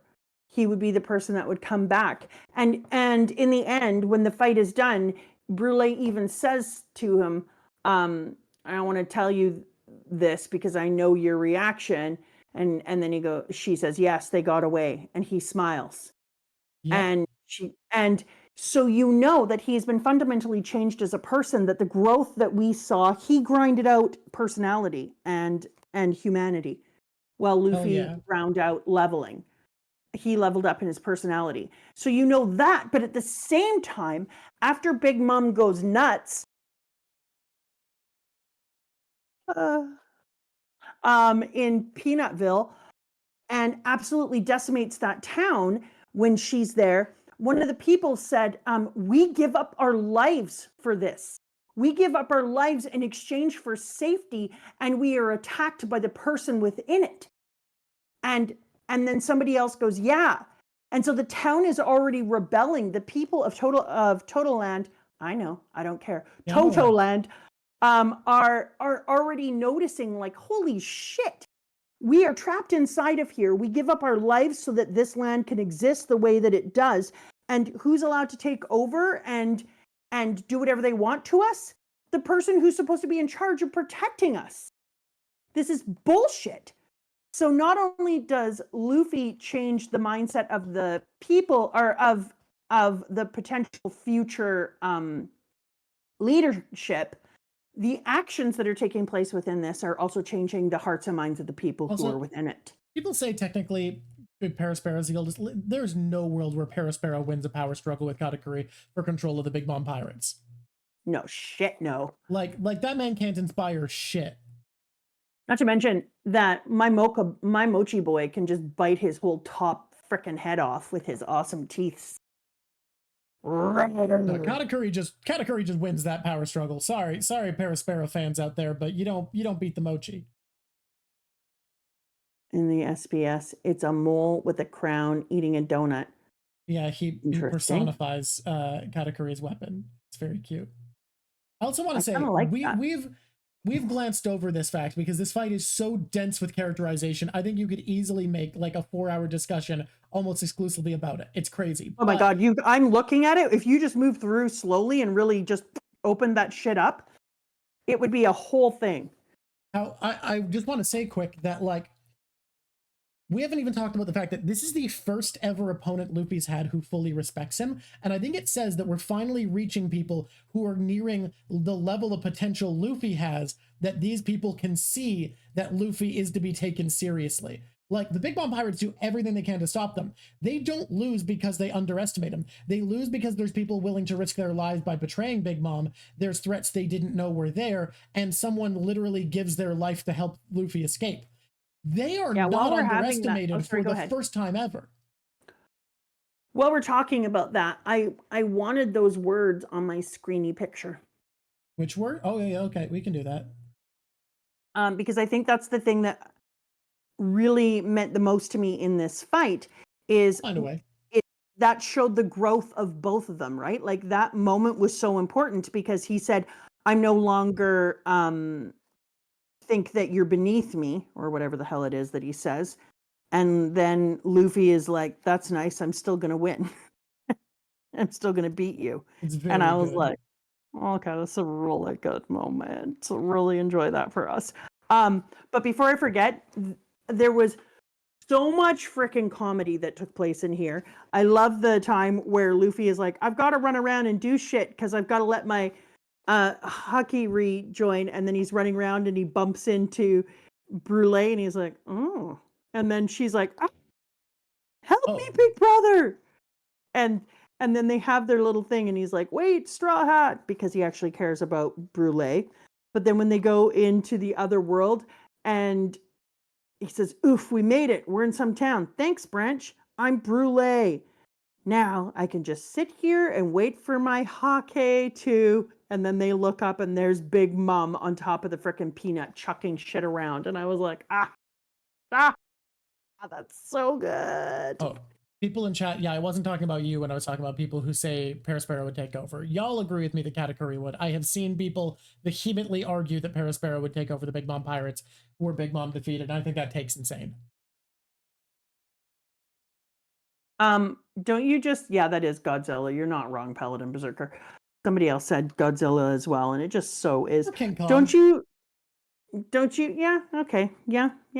Climbing on a building, chucking shit around. It would be better if there was something flying at her head, but don't you just love the Sanji coming out and doing the little kick off to the and then going back in and hiding?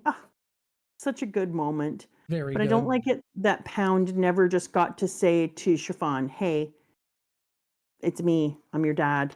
And he never got to hold his babies, that he was kicked out prior to even getting to hold his babies ever. And that is, and then I was like, well, he didn't get to hold her now. Maybe he's going to find out. And it's all going to, and then I saw this stupid frickin' sword with the blood dripping off of it. Rest in pepperoni. And I'm not going to lie, that didn't help my relationship with the undercooked oven. Yeah, you're not an oven fan for some reason. That's so weird. He's such a likable character. He's such a shithead. Here it is. But that's not good enough. Listen, Luffy, I've given you training now, but the real advancement in Haki happens during extreme use in battle.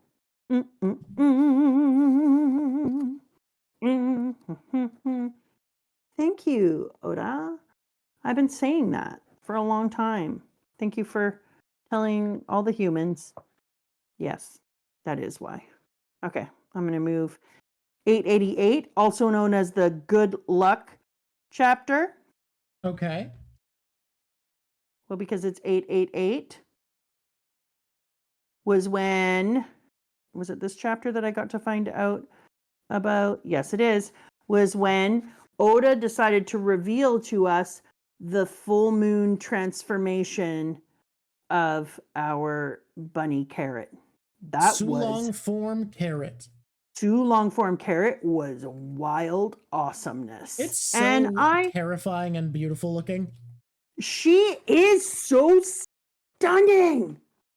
Oh, when she turns into the Sulong form carrot and her freaking tail and ears and hair are all like, I was like, thank you for putting this in chapter 888. Oda, I really appreciate it. I see you. I see what you did there. Because this chick, can we just say, I have no words. With Japanese mythology, there's something very interesting about the full moon transformation first happening with a rabbit while there's a fight with a man made of mochi.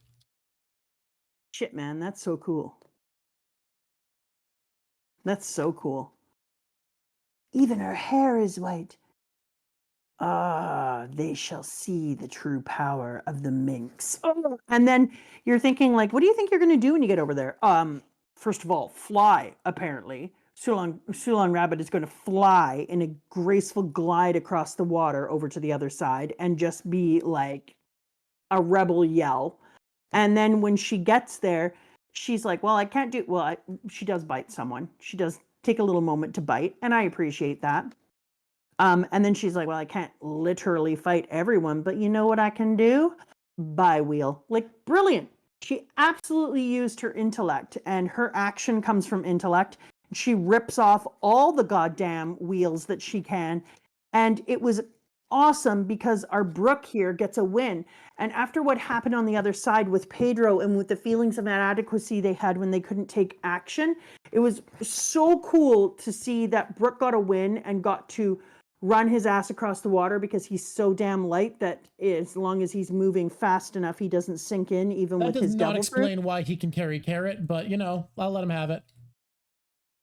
I also thought that as I was reading it, I was like, yeah, king. And then I was like, wait a minute, you're carrying? But if you're carrying someone, how is your excuse that you're light? Now you're heavy. Now you're as heavy as this full-grown woman. And then you know what I said to myself? Shh, self, no more logic. That's enough. Someone can run on water, they can run on water. Simple as. I love that he got to have a win because he really needed it. He really needed to feel like he was a part of the victory that occurred in that area because he felt more gutted than most after the Pedro affair. So that worked out very well. I also really appreciated that Sanji was like, screw you, you're not putting poison in this. Even though, if we're going to be honest, it's kind of similar to the way that Sanji is about women and not fighting them. We've got a lot of that same kind of feeling too, because you're like, sometimes you need to hit the woman when she is fighting you, you big dummy. And if we're going to be brutal here, putting poison into it would be the thing. And if Mama is in a hunger rage, you would have got to get her to eat some poison. But on the other hand, it would have defeated him being who he was. So something that you had said is that you felt like it would have gone the teachings against the teachings of Zeph. Do you want to just say it? Can I? I'm going to read the message we got from someone to read out today because it kind of goes into this. Okay. Chosen family. We all know found and chosen family is a big topic in One Piece, be it about all the amazing adoptive parents we already saw at the beginning of the story, like Bellemere, Zeph, etc., or the Straw Hats themselves that are a big family at this point. The reason I decided to write, by the way, this is by Dark A. Kudo from our crew tier, is why we're reading it out. I should say that. Very important to say that. The reason I decided to write about this because one of my favorite absolute scenes in the anime manga makes me cry every time I see it. We're skipping ahead for this one, but it comes back to this idea. The scene where Sanji and Zeph cooked and served the same dish parallel to each other. Even all we saw in Whole Cake about Sanji's biological family, about how he had way more childhood trauma than we thought, and about how he is even more self-sacrificial moron than we already knew he was. The scene shows us once again that it doesn't matter who we share DNA with. The only family we need is the one we choose ourselves. And for Sanji, it's the old stubborn cook who shares his dream, sacrificed his leg and his dream for Sanji to survive, and who taught him how to cook and raised him and, of course, his friends. So here's why this ties in for me. Sanji is a character defined by values. He has so many things that he values and that he puts above being an effective fighter all the time. He is willing to put all of his values above being an effective fighter. And because Luffy would have people be as they are, Luffy doesn't tell him to get over his values. He is constantly sacrificing efficacy to be who he is. And in an arc where he is faced with the brutal efficacy of Judge, who will do whatever he can for power, Sanji only gets to confirm whose son he is by following through on the values his father taught him. If he didn't live up to the person that Zeph raised him to be, he wouldn't get to say at the end, as he does, no, I was not Judge's son. I am the son of Red Leg Zeph. He gets to pick that he's Zeph's son by living up to Zeph's values and feeding someone who's starving and never poisoning his food because he is a chef. Yeah, because that is their value together, that they learned together when they were on the island, and as Zeph learned as a pirate, that you feed people when they're hungry. And so Sanji getting to do that to me was, I agree. I like totally got into a ball moment when I saw him standing side by side with Zeph, both of them. And the fact that they moved back a little bit and had Zeph's crew say, like, why are you doing that? Why are you feeding somebody? He's our enemy. And he's like, because he's hungry. And they both say the same thing and put the food down. Oh. Yeah. Oh. I love the write-in we got. Who was it from again? That was Dark A. Kudo. Should I read one of mine right now? Yeah, go for it. So these are, ad break. Never mind. Don't go for it. Nope. You don't get to hear it. You don't get to hear it. We're going to wait. Bump, bump, bump, ba-dum, ba-dum. The belly genie. So true. Also, Elbaf Giants, vitriol hatred for Big Mom tool, something to be explored in the future, maybe. Also, we've got the childhood backstory of the Herjun, the new crew, and the Big Mom flashback, plus who's Prince Loki. Good God, there was a lot of frickin' chapters in here. Do the Mary. How about this one? It's just a jump to the left. And then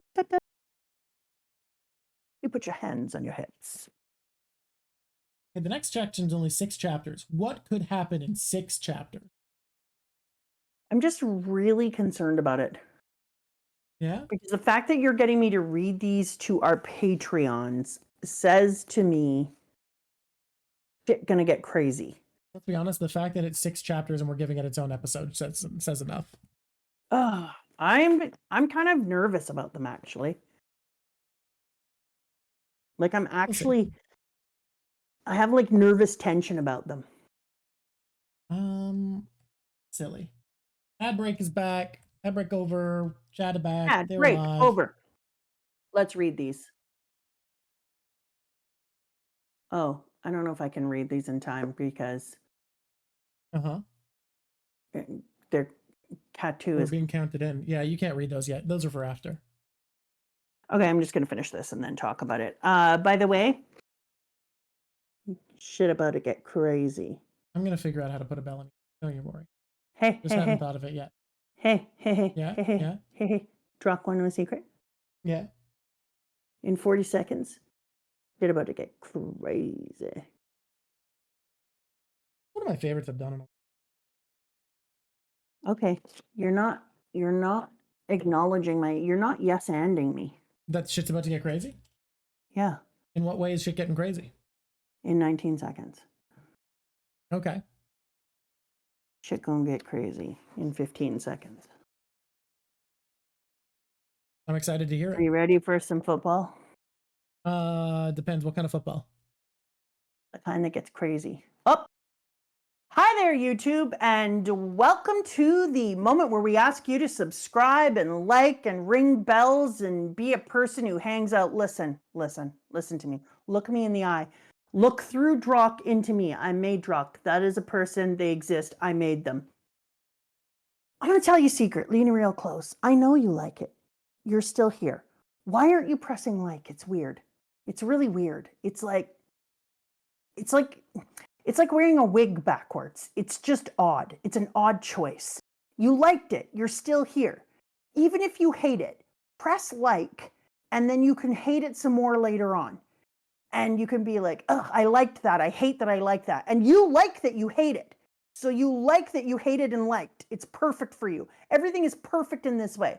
And then also you should subscribe. And the reason that you should subscribe to it is because if you don't subscribe, then you won't get to like and hate it later on. But more importantly, subscribing brings your blood pressure down by 40 points.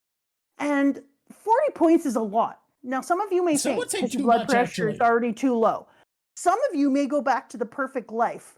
But 40 points, it's perfection. I feel like some would say too much, yeah. Yeah, damn, 40 points. I know. So you just have to subscribe and then unsubscribe and then resubscribe, and then that's the balance. That's the sweet spot right there. What you found is pure medical science, unfiltered, undoctored. It's like snake oil that works. What? Almost the most perfect snake oil. You can use it on your boots if you subscribe. It'll make your dishes cleaner. It'll make your jet dry work. Your doors will never cease to be locked unless you're in Canada, and then they're probably not locked, if I'm going to be honest to you. Your car will run better, and you will smile more resonating. You will also not ever spill toothpaste on the counter, and your dogs will enjoy you more. And if your dog already has another person who's their favorite, they'll change favorites, and it'll only be you. This is all for the low price of free subscriptioning. My dog is freaking out right now for no reason. It's because Bellamy is saying, "What the hell?" People were like, someone early on said, this is a weird one, and it got so much weirder after that point, and also, like, as opposed to, which normal ones are you thinking of these days? Arturo, it will make your breath smell good. Thank you for asking. And yes, you will find $1 outside. It will change your life in all the ways that are the best. The birds will fly. Yes, the grass grows better, all because you subscribed. From now on, I'm going to make mad claims, and anything that the squishies say, I'm going to add to the claims. I can't be out here making these claims all by myself. I need the squishies' help. Will it teach you love? You bet it will. You will have deep self-love after you subscribe. Your teeth will be whiter. Luffy will come to you in your dreams. You'll be best friends and braid each other's hair. It is your own personal miracle.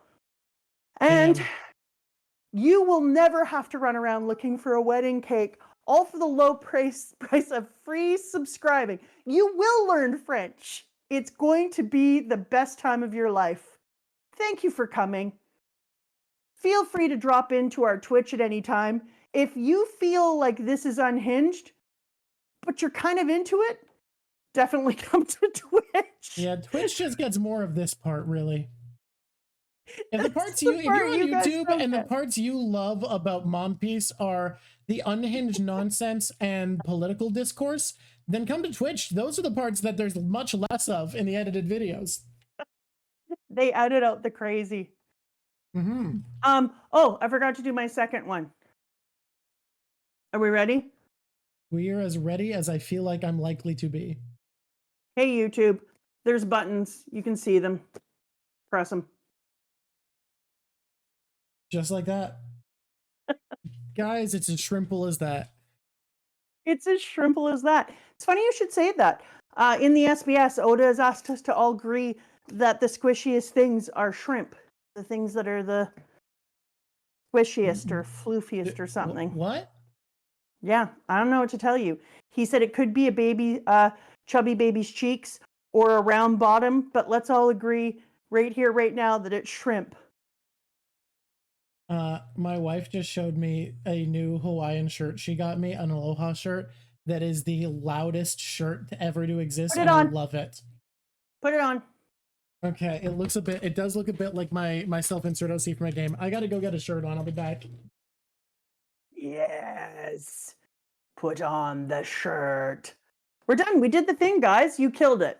From now on, if I go off the rails, we are definitely taking squishy words. I watching the openings? I watched a whole bunch of openings. A whole bunch of openings. Oh shit, this fit though. It's a very flattering fit too. My goodness. Look at you. You should put yourself on full screen so we can see it better. Yeah. I can't even see what the pattern is, and I kind of want to see that part. My eyes hurt. Yeah. Huge. World's loudest shirt. Boom. Oh my I'm God. about this. Honestly. Hey, can you tell your wife I see what she did there? I will. I see what you did there. I see what you did. It has so many meanings, and I'm here for it. It's hilarious. Okay, put yourself in the corner and bring up that pink stuff again. Yeah, the pink is back. Don't worry. Never gone. Don't worry. The pink never goes away. That's amazing. You're going to rock the Marco out. You're going to rock down to Electric Avenue. We're going to rock down to Electric Avenue. I think that was the most hinged I've ever done a subscription. Absolutely. Peak hinged, honestly. That's what I was thinking. Most peaked. I think I could talk about the Katakuri fight for too long. Yeah, we're gonna go back to the future now, Drock, okay? Yeah, Calico. We gotta leave Katakuri here. We gotta go back to the future now. Come along. Okay, I like with me that it was great though. We love that fight. Out of all the fights that have happened so far, I would say it's my favorite. It was peak fight. Yeah, I stand by it. For the bad guy. Why is everyone saying Drock is strong world, the reverie, the strong, then strong world? Yeah, we are reading the next arc live, and then we'll also be doing Strong World. What do you think? Tomorrow live reading earlier in the afternoon, and then Tuesday later in the day, we watch Strong World? Yeah, okay. I can do the reading in the afternoon. We just have to think about when we want to do it before we hang up here. Because yes, I am making your sister quesadilla. Yeah, here we go. I love that Mama melts. I think it's amazing that we watch her melt, so that we can see what happens to her when she goes through this, but also so that she's starving by the end, so that it works with the narrative for our Sanji. It's all about Sanji. Did someone just say sweaty? Sweaty? I feel like this is the SNL. Yes, those cheesy things. Oh no. I'm so confused at what you're talking about now. He said sweaty.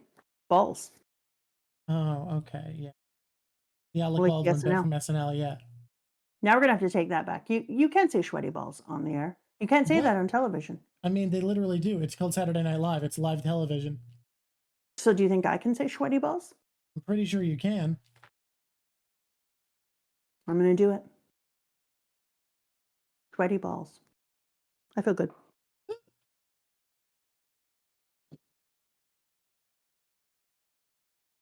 Thank you for the yellow highlighting. We're thinking about how to handle this. I enjoy the mama getting smaller because when she does, she doesn't get nicer. Okay. But mostly because then she fights with us and she overuses Zeus. Does any enemy in One Piece look scarier than Big Mom when she's starting to starve, is riding Zeus, and her hair is her Prometheus? hair's fire? Yeah. Prometheus becomes her hair and she has Napoleon in sword mode. It is scary as shit. Scary as shit. But this had to happen for one reason and one reason only. She comes up to our ship. She's fighting us. She gets notch slashed by Brook. Well done, Brook. Brook actually... Brook does a lot in this arc. He kind of kicks some ass here, actually. Yep. Linlin, my beloved. She is my wife. All right, you know what, Putrid? Okay, I see you. And he decides to just take over Brook, and he's just like, hey, how about this? I cut you in half, I do this, I force you to get attacked by your own lightning, and now you can lay down in the water. Haha. Here's why all that is very, very important. Happy 5 months, KGA. Thank you, Kajeki, Sheki, Hieki. Here it is. One of those has to be right. We did it. We did it. That was amazing. We minimized the damage as best we could, but the ship still took quite a beating. It really did, by the way. It needs some fixies. I don't suppose he has the feistiness to trouble us anymore. And then Nami goes, oh, Zeus. And Zeus is like, you seem to have been under a misconception. I wasn't asking you to be friends with me. Let me state the question one more time. Will you be my servant or will you die? Nami, that's fucked up. OMG. Damn, Nami. Damn, girl. I mean, I'm not going to lie. I really hope we get to keep our Zeus. But I hope she gets a little bit less crazy and weird about Zeus in the future. Because that was some wild shit is what that was. Oh, the end decoration on that cake, by the way, when you see all the skulls and the craziness all around it, I just had to think, like, your sister's partner would just, like, go wild for that as a wedding cake. His weird love of goth shit. He is so freaking weird about his goth shit, and which he is so would weird love because he that doesn't wedding act cake. like a goth at all. No, he acts like a person who is, like, super, like, he works for a tech into the company straight and normal runs marathons. Yeah. And then he's like, da da da da. This is one of the best lines that he put in this whole thing when he says, in the mirror world, they think that I'll beat you and appear in the mirror because they believe in me.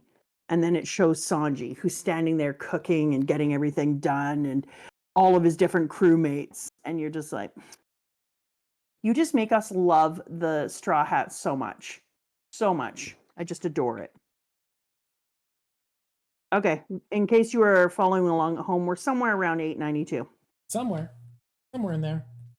We're doing, but we're not staying there because we're moving forward right away. Because I already talked to you about how cool it was that Sanji did his little weird parking lot car seller dude and came out with it. I love you, Nami. and then they saw the glow around him, which to me really said that it was the glow around him. Love has a place in this story as something that will strengthen. And I was saying to Drop that I think somewhere near the end of the story, or maybe right in the end, one of the differences that could be made where our straw hats or our straw hat armada or whatever the hell we are, all the things come together, is that Luffy was chosen because they believe in him, they love him, their belief and strength in them is love, and that it's that love is going to be the thing that's going to be the advantage over the, maybe let's say, just for the sake of saying, Blackbeard. So Blackbeard in an end fight would have the will, and he would have the strength, and he would have his devil fruits, and he would have a strong group of people fighting with him, but he wouldn't have their love. And when we saw that love was a thing that people can see, that both old Jim and Nami could see the glow that was around our boy Sanji, it made me start to think about whether or not love could actually be used as part of the thing that helps our Straw Hats win in the end. That it's going to be the pushing over the edge layer. I think I would like that. I could go for that. People what are you laughing about? People are asking what I'd vote for in the poll, and I gotta say, not that poll ain't for me. The will you be Nami's servant or die?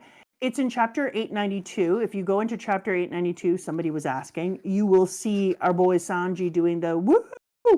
And then I think it's 3 chapters in.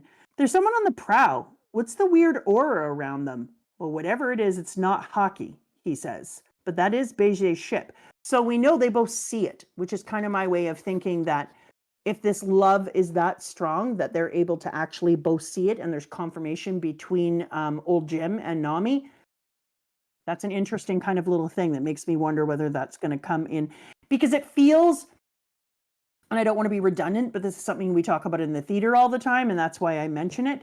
It's Chekhov's gun. If you see it and you hear about it and it comes on stage, then if you don't use it, it's weird. So when he does stuff like that, I always feel like it's kind of a future piece.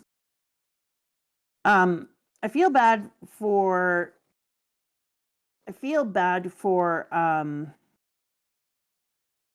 Citron, because her sisters have like cool hair and ponytails and wicked outfits, and she's just like, nah, I don't get none of that. You know what? Some people just don't feel like dressing up that way. Yeah, I feel bad for her.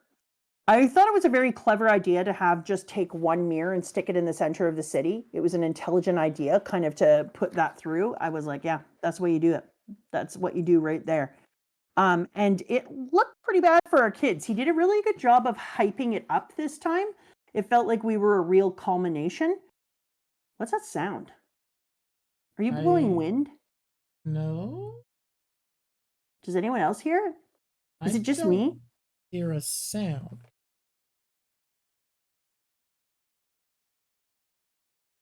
All right, it went away. Okay. I don't hear a honking sound.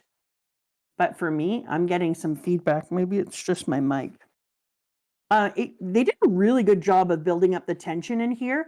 And when Luffy finally wins his fight against our Mochi Boy, and she decides to hate her brother because of his lack of strength, and she is so creepy. Ugh. Just nasty. Oh, there it is. Here's the words that I wanted you to get. I've been looking for them. Yeah, no, I have the panel open. Mama. I no longer assume that you were inferior to me. That's great, thanks. But I'm still going to win. Great stuff. It's very good. It's so good. When Luffy is learning how to, and we get to see Rayleigh doing all the different work of training him and bashing him in the face, and we get to see Luffy having to be trained with his eyes closed, and how he can start to see the color of observation. I really feel like the color of observation is going to be a thing, that different color Haki means something. I really do. Within the confines of color of observation Haki, you seem especially attuned to the emotions of living things. It's probably unconscious, though. You're setting yourself up for a world of pain, well, come on. I'll train you with everything I've got. And then he closes his eyes and he's able to see the hake of our mochi boy inside of the closed-eyed world, which was interesting because that was the same type of observation that we had with sharp-nosed Usopp. So I'm wondering if Usopp is going to be able to train his observation up to have a little future sight as well, because Usopp was already in this area. I also wonder, like, we don't ever get to see it, and I would like to be able to see it. Like, I never get to see whether or not they're having these kind of conversations around a table, like when they're eating. If Luffy would ever be like, hey, do you know that how you train your observation haki up? You do this and this. And I would really like to kind of see them have some of these kind of conversations. We had the one around the fire when we got to see the planning when we were in Skypiea. I'd like to see a couple of more of those where I get to see them training each other and kind of giving each other tips and tricks and like, here's something I learned. Because how could they not be doing that, right? We don't see a lot of that, so it's hard. Yeah, we don't really know if that's happening or not. Yeah, and I'd really like to see it. I think it would, because I can't imagine being a crew that's on a ship together, moving from place to place, wanting to become stronger so that you can take over and be the king of the pirates, but not kind of sharing the different practical things that you've learned along the way. And I think I would like to just see a little bit of that. Anyways, I think the color is going to matter.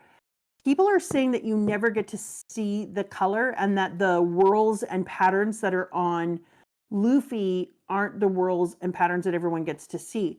Do we know if people can see the whirls and patterns on Dragon, or are those haki? Or did he tattoo the patterns on the way that the haki is on him and the way he sees it? I think it's supposed to just be invisible, but I still think it makes sense if it's visible to haki users. Observation haki lets you see it. I don't know. I think Dragon's tats are just tats. But I wondered if they were tats that were on him for a purpose, like a focusing or an amplifying. You know what I mean? Also, since they're red, they are the way Oda draws brandings in One Piece. Yeah. I don't know. I feel like, yeah. So remember when I accidentally saw Luffy be white when I was trying to make my Luffy earrings? I recall, yeah. And I don't know if other people can see Luffy being white or not, but I decided then when I saw Luffy be white and I was like, shit on toast. I decided, oh, the room is on emotes. Yeah. I decided when I saw Luffy be white that I think that's because of haki. And then I predicted, hey, I saw Luffy be white. It could just be some glowy thing, but here's what I think it is, because they keep talking about the color of observation. Luffy obviously already has an armament haki that he uses on his body, plus he has observation haki, and he has them at king level. I think there's another haki. The Supreme King is a different thing. Supreme King, Conqueror's haki is the big one that only special people get. Yeah. I think there's going to be another haki that Luffy is going to get. Okay. I think that haki is the thing that turned him white when I was talking about that made him sun god, but I think it's going to be above the regular observation thing. I think Luffy is going to be able to see further in the future than other people. I'm wondering if it's going to just take way more of his energy, or if his energy ability is going to grow with it. I keep wondering, because I'm imagining using a future sight would be very burning. If you were using, like, if you're fighting like and holding using his body in gear 4th, hardening it with armament is taxing. Yeah, exactly. So I started to think about, if you're using the armament and he burns out and has to have a cooldown period, which I predict will become shorter, better become shorter, because he's going to need to not run around for 15 minutes all the time. Can I? Pardon?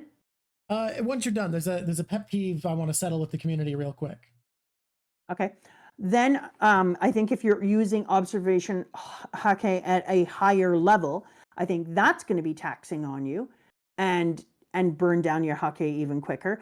And I started to wonder if they are different pools of hake and they burn you in different ways. If you burn yourself out in hake for observation, do you also burn yourself out in hake for armament? Have we been told? Probably. They probably use the same pool as the way I see it, but it hasn't been explicit. All right. So my question then that I'm starting to wonder is, because I think there is going to be another form of hake that we haven't seen. And that came from today when I was learning about the 4 emperors / the 4 lights. Okay. Let me just go into here. So now that I look at this, I think the hake might follow action would be armament. Would you agree? Okay. Wind would be observation because it's intellect. Okay. Fire, or sorry, fire for action, water.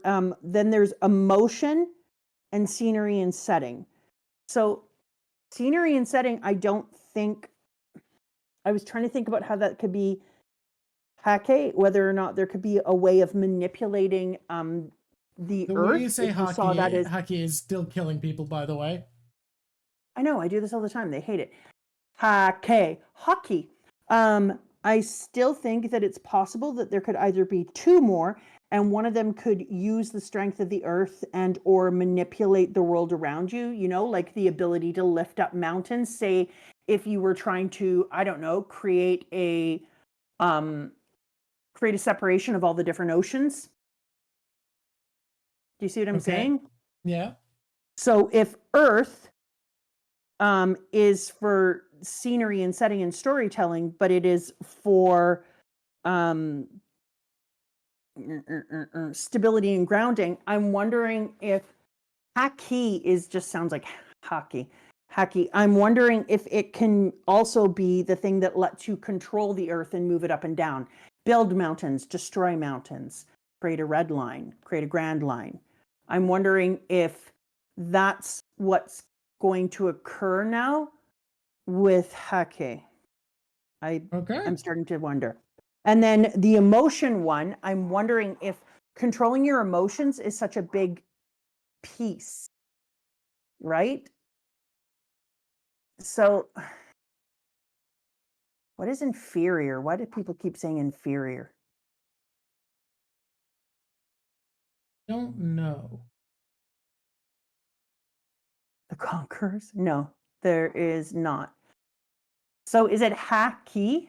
Haki, I don't know. It's not it's not like sake though. That's the for sure one. I keep forgetting to ask my Japanese kids how to say it. I did spell inferior wrong. They're right. They're pointing out my typo. That makes sense. Don't worry, we're getting to it. Anyways, I do think now that there is going to be more kinds of haki. Well, let's see. Is what I've decided. That would lead to there being effectively 1 more kinds. Yeah, I think there's going to be 1 more kinds of haki. No, because there's also emotion. I mean, yeah, but I would say there's currently 3 types of haki. So if you're right and they're based off of the winds, then there'd only be 1 more.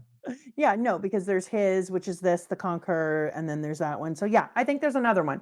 And I think that's what it's going to be. All right. And I think I think if you are a person who has all 4 types, that becomes the 5th type, is the combination of all 4 types. Okay. That's what I was trying to say. Because if you're looking at it, then to me that would make sense. You would have the hake of each one of the emperors, so it'd almost be like each emperor has is a representation, and then you would have a 5th type, which is where I believe, if you were following Japanese literature, that would be Luffy in the center as a combined, and that's what I think. Yeah, the zoom is slightly off center. Don't worry too much about it. It wanders by nature. I like that people are, as I'm trying to figure out a thing, are just like, Haki. Weirdos. We're in ads. Weirdos. We've been in ads a while, it looks like, but it's all good. And do I you also want to do our like closing segments. Oh, wait, what's up? I'm not done. Okay. I have 15 minutes of greatness. Oh, you know what your father just brought me? What's that? Noodle box. Did you read the other person's Patreon message? No, and I want to. So can we do that? Yeah. As soon as we're out of what's it called? We're out of ads. I'm also not finished, you know. That's This an is way issue. too spicy. Oh, we are going late today. Either way. It's mild spice. Hey, Drock. Not Yo, sure if what's this up? is the right spot to post this, but here are some thoughts I had about the arc that I hope that you guys can read on stream. Apologies if it's too long. Hi, Drock and Mama Drock. I really appreciate these streams and the discussion you have, especially with the political angles that you explore. Whoa, there's people who like the political Oh, angles? yeah, there's some people who really like it. There's just a lot of people who are really pissed off about it. I caught up to One Piece a few months ago after falling off during Dressrosa. It's been really enjoyable catching up and going through the One Piece for the first time, as well as you guys are by far my favorite. Aw. Aw, that's amazing. Before watching your Skypea video, I'd forgotten that Robin had described Luffy as a romantic, and I've been viewing Luffy from that lens ever since.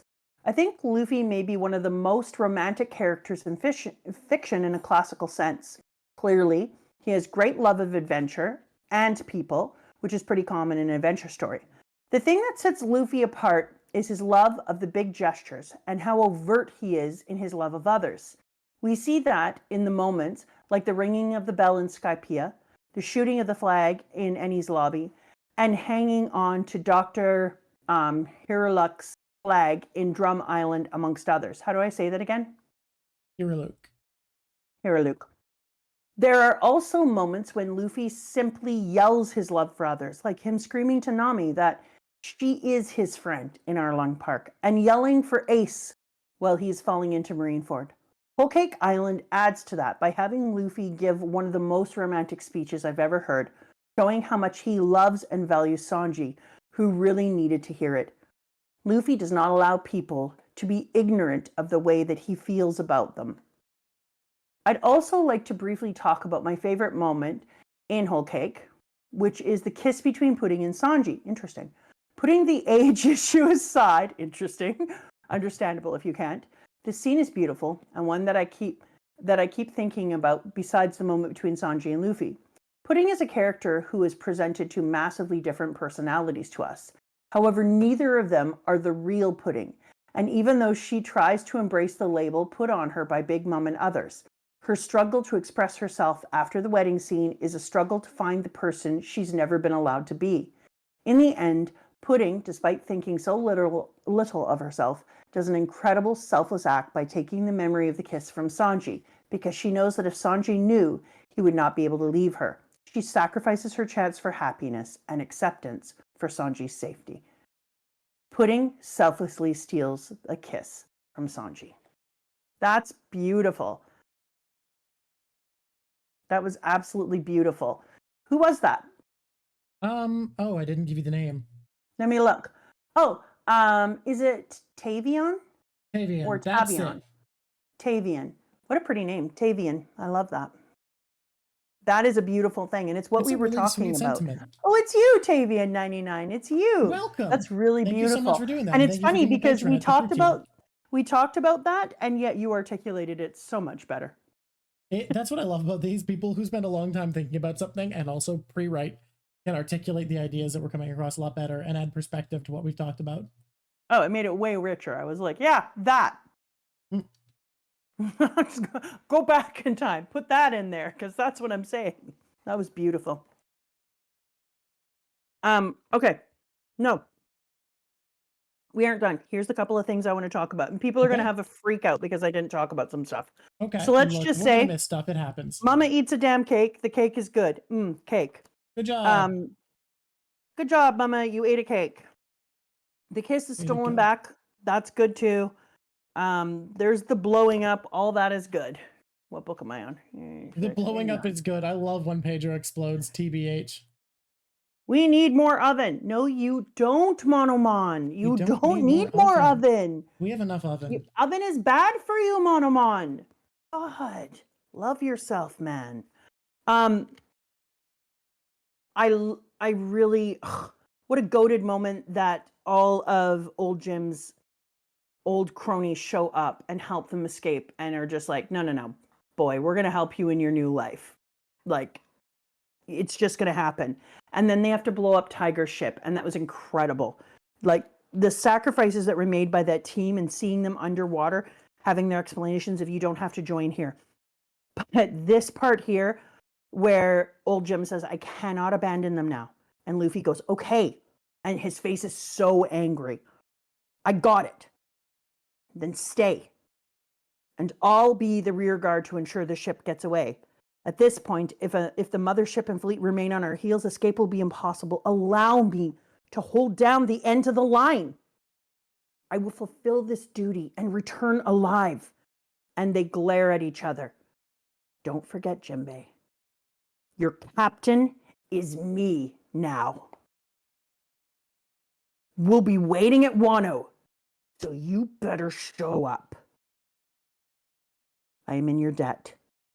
Don't let even death stop you.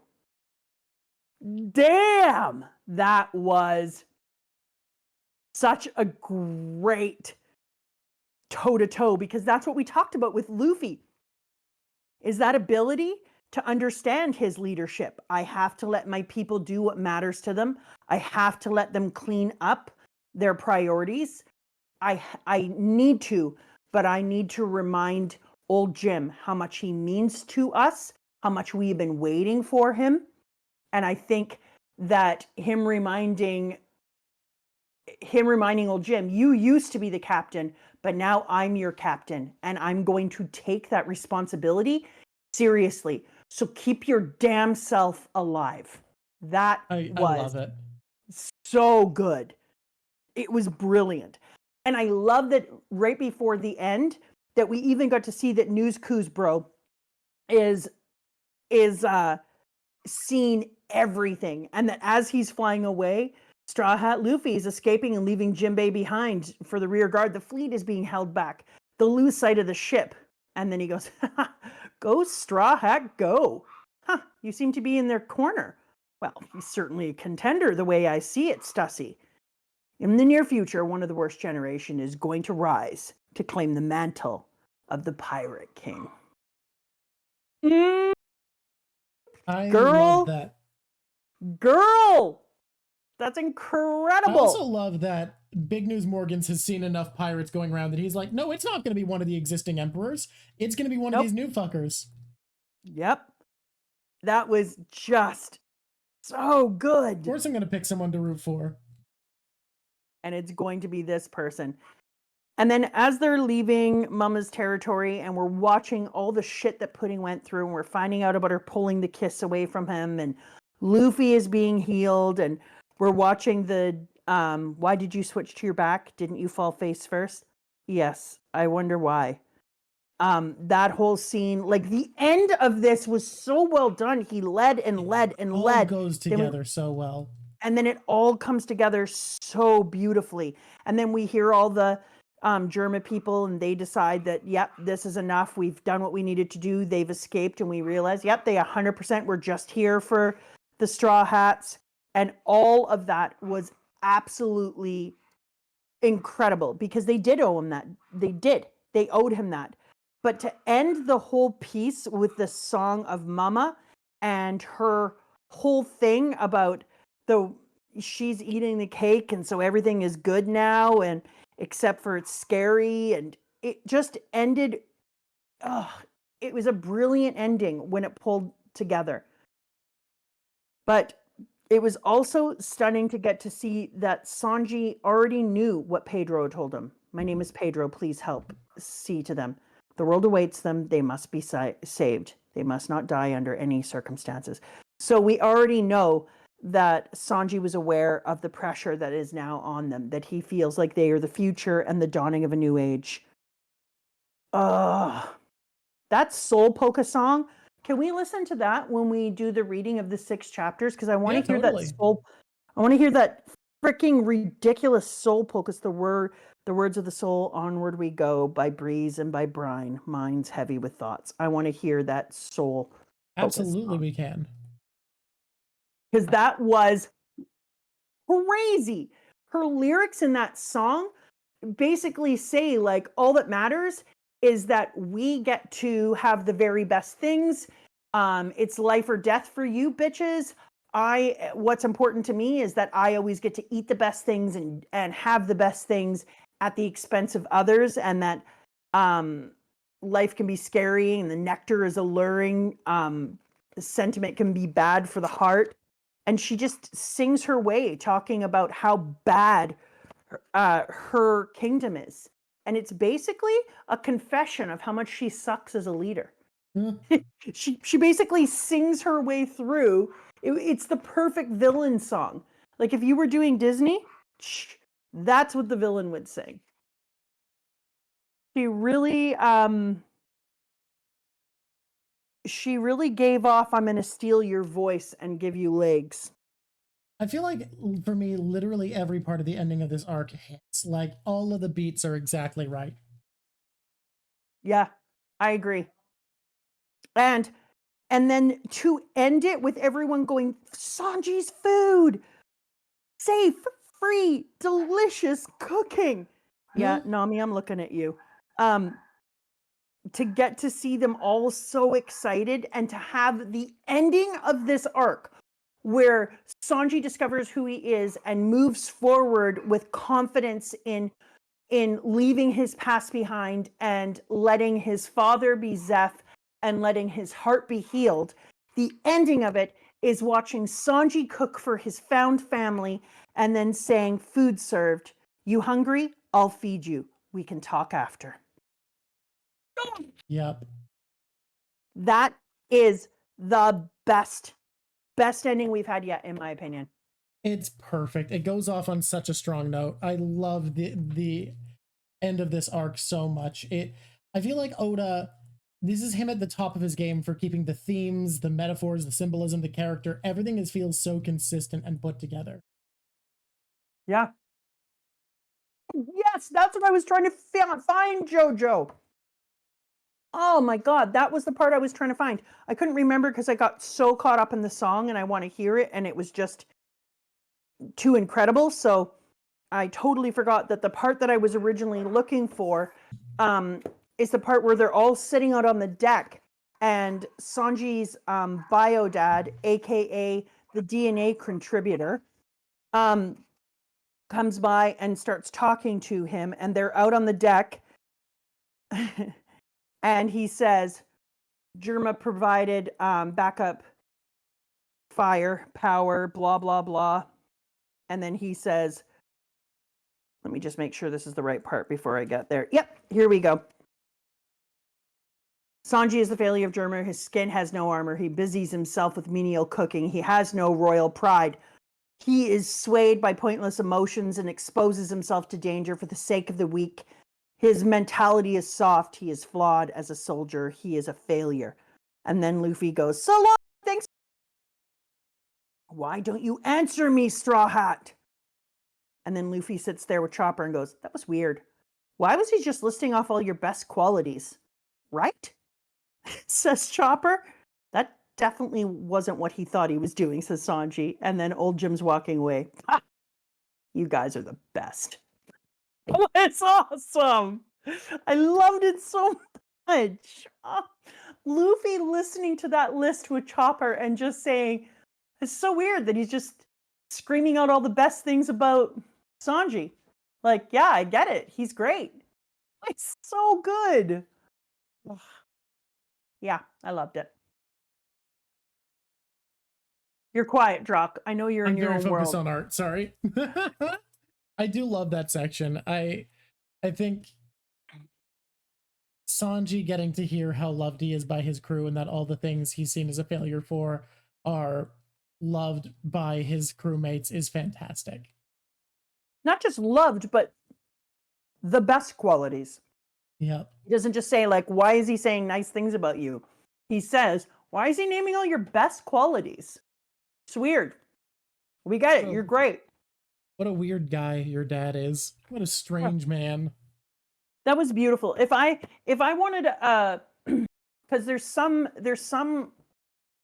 panels that when I look at, I'm just like, that's great. For that one, I'd like to put all those panels together and put them in a frame and put them on my wall as a reminder that the ways in which we are judged by others, what some people would say is the worst things about us, others would say are the best things about us.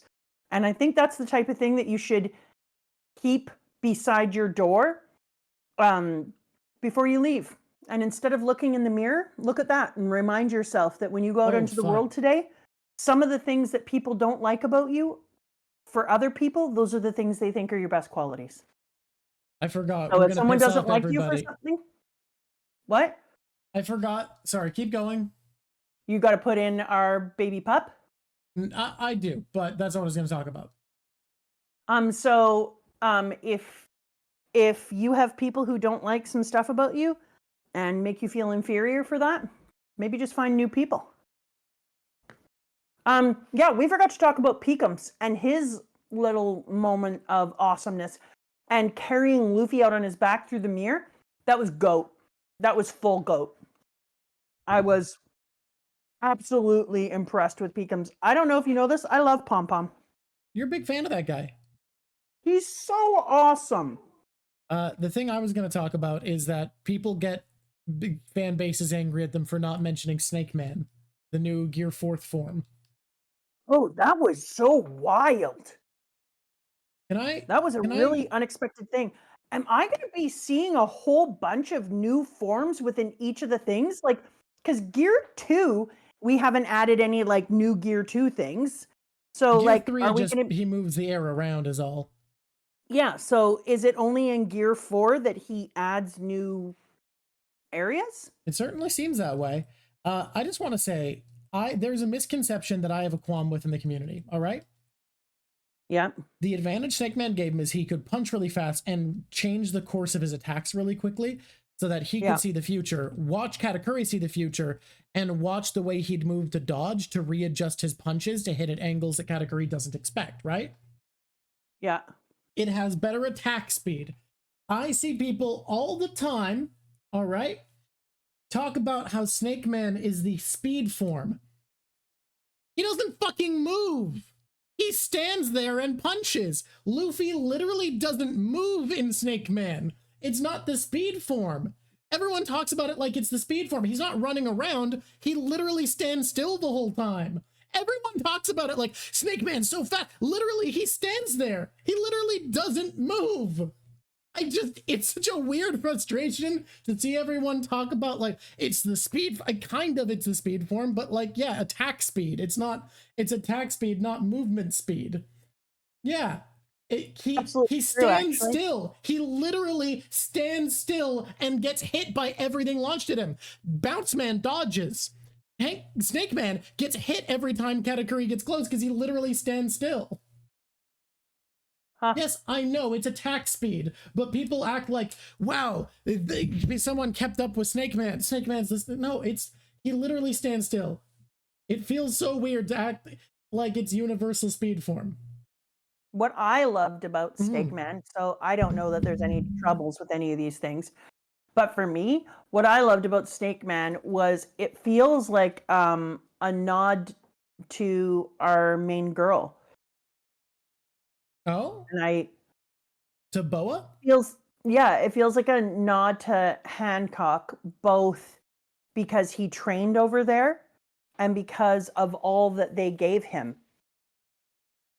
So for me, having a Snake Man in Gear 4, I was like, damn, that just feels like a little nod over to Boa Hancock. Like, I see you. I've noticed how strong you are and how great you are. And yeah, so I'm going to bring out the snake. I can see it. I don't know if they all need to be nods to someone or not. Like maybe if I took some time, I would see if they were nods. But Snake Man feels a really like a pretty over the top nod. Look, guys, I agree it's an attack speed form, but people act like it's a movement speed thing, and he literally stands still. He just stays put. He just stands there and is human artillery. Okay, it's time to do the closing segments of Closing Joy. The closing segments of Closing Joy. All right. Man, we have so many of these that we like now. Yeah, I mean, I think Bounce Man is more Nightmare Luffy shaped than Garp shaped. Yeah. I have decided that we're going to find out many more types of thing he can do. My God, when he gets his next gear. Yeah. I hope we have like multiple things that he can do in it. I think we're going to. Maybe not though, because if his next gear is his sun gear, then maybe we can't, because if he's all supernova dude, then maybe you can't have multiple things that he can do, because it is like the ultimate role, and so it doesn't go beyond. But I hope we do, because I want to see much more. So we hope he can do lots of stuff in his next gear? I hope he can. I'm concerned we might not be able to, because if that's the place where I saw the picture where he was white, then I don't know if he's going to be able to do multiple things in it. All right. Yeah. Okay. Closing segments. Top 2 drip. Do we want to start there now that we have it, or do we want to start with least favorite character? Yeah, we do. We do drip now. Yeah. Wow, that's actually a little hard in this one, because there is some drip. There's some real good designs in this section. Like, Sanji is straight hot this entire time. He has so many good fits. Bege, wicked. Ovens look great.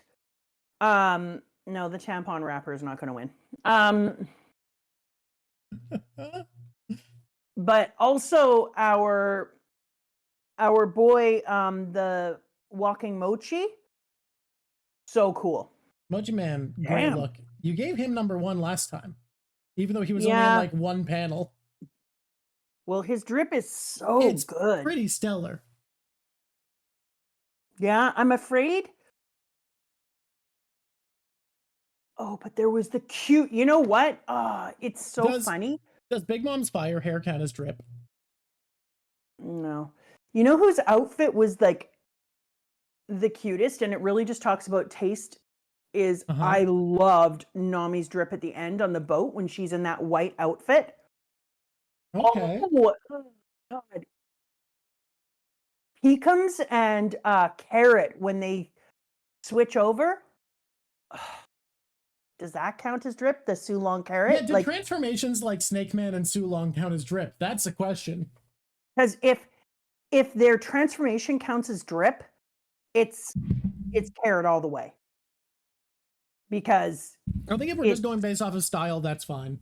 It's good. I think Sulong counts. Whatever. Why not? I'm sorry. Then it's Sulong. It's the Sulong. And I'm going to put them together, because both Peekums and Carrot, both Pom Pom Boy and Carrot, their drip was off the chart. Their transformation, incredible. I might give Carrot a tiny edge, because god dang her hair. Well, also Peekum's eyes are very silly. Yeah, but his drip is so cool. I know, Bege's castle form is incredible, but did you see the Sulong? Oh, so good. So good. I want a Carrot in her transformation form. That's gonna go on my wish list of put stuff on my desk with my Ace. I gotta be careful who I put with Ace. I don't know if you know this. He's a powerful kid. And in the Ace one that I got given, he's got fire all over him. He scares a lot of people off. What with his hotness. He's mostly naked though, because it's Ace, and that's how he does drip. Okay. Yeah, it's Mostly her. I'm putting Peekums there because I just kind of feel like his is not. You know what? No, F it. I can't. It's just Carrot. It's Carrot. Who's number 2? If Carrot's number 1. It's Peekums. All right, the 2 Sulongs win. I can't help it. They're so good. Who's our least favorite character of the arc? Oh, Of this section. Wow. Oh. Yeah. I mean, I We got hate Oven. Flampe, we got Straussen. I hate Oven because Oven cuts off the head of Chiffon's dad before she even gets to meet him. But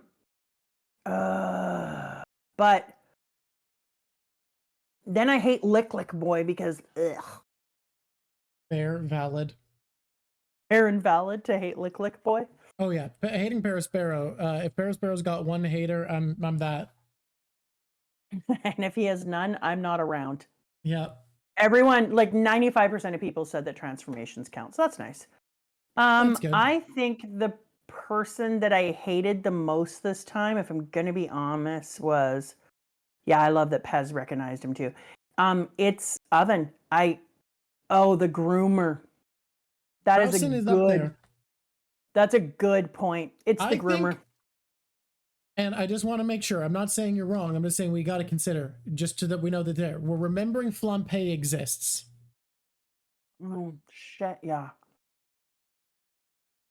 Wow. Grooming or Flampeing? Yeah, Flampe, I hate him. You're right. Damn, she lose. Little Miss Blowdart loses. Or I forgot how much her A-gas doing what she did was... And the fact that she was lusting after her brother. I don't know that's what that was. Do I need to send you those pages? It just might be what that was. A-gas is not the thing. All right, Flampe, you are the official least favorite character of the section. Who's your favorite minor character? I just want to say that I would like to do a tie between the groomer and A-gas. Okay, they can share the spot. Because they're both very, very gross, but we don't see the groomer long enough. And with A-gas, I think it's really important to remember that she's not just gross for herself. She's gross because she personifies all the other people who feel the same way. Okay, that's great to know. Okay. My favorite minor character is easy. It's Pound. Aw. I love that kid. He got to win something. Yeah. He did his best out there. Pound, he knew that he could not take Oven out, and he still put himself in the way. Ad is starting in a second. Should we hold off on our top 5 until the ad rolls? Oh, yeah. People don't miss the top 5. Oh, Luffy tier list. Where's Luffy before that? Wow. When your fight was most epic. I do love that an escape is happening for most people, and Luffy's like, hold on, I'm just going to go do a training arc where I have the best fight in the series real quick. I loved Baby Pez, guys. Baby Pez is so cute. He is... You know what? Ugh. He's S+. A very high tier Luffy, a max tier Luffy this week. He did change that man's life. He's an S+ Luffy because who can even believe how much he grew as a person and how much he grew in strength, and that he totally sunk into himself.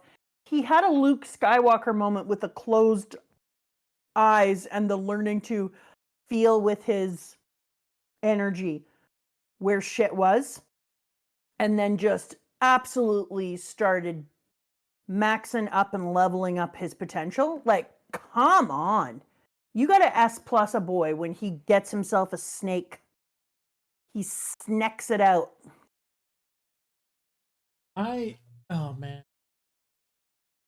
I love Luffy in this whole part. It's so hard for me not to just gush because of how much I love that fight and how much I love Katakuri and how great it is. While we're in the ads real quick, oh, we do need a celebration emote. While we're in the ads real quick, I want to say people are like, Katakuri let him win, so Luffy didn't really win. Guys, if you manage to change someone's outlook on life so much that they give up against you because they want you to win, that's winning a fight.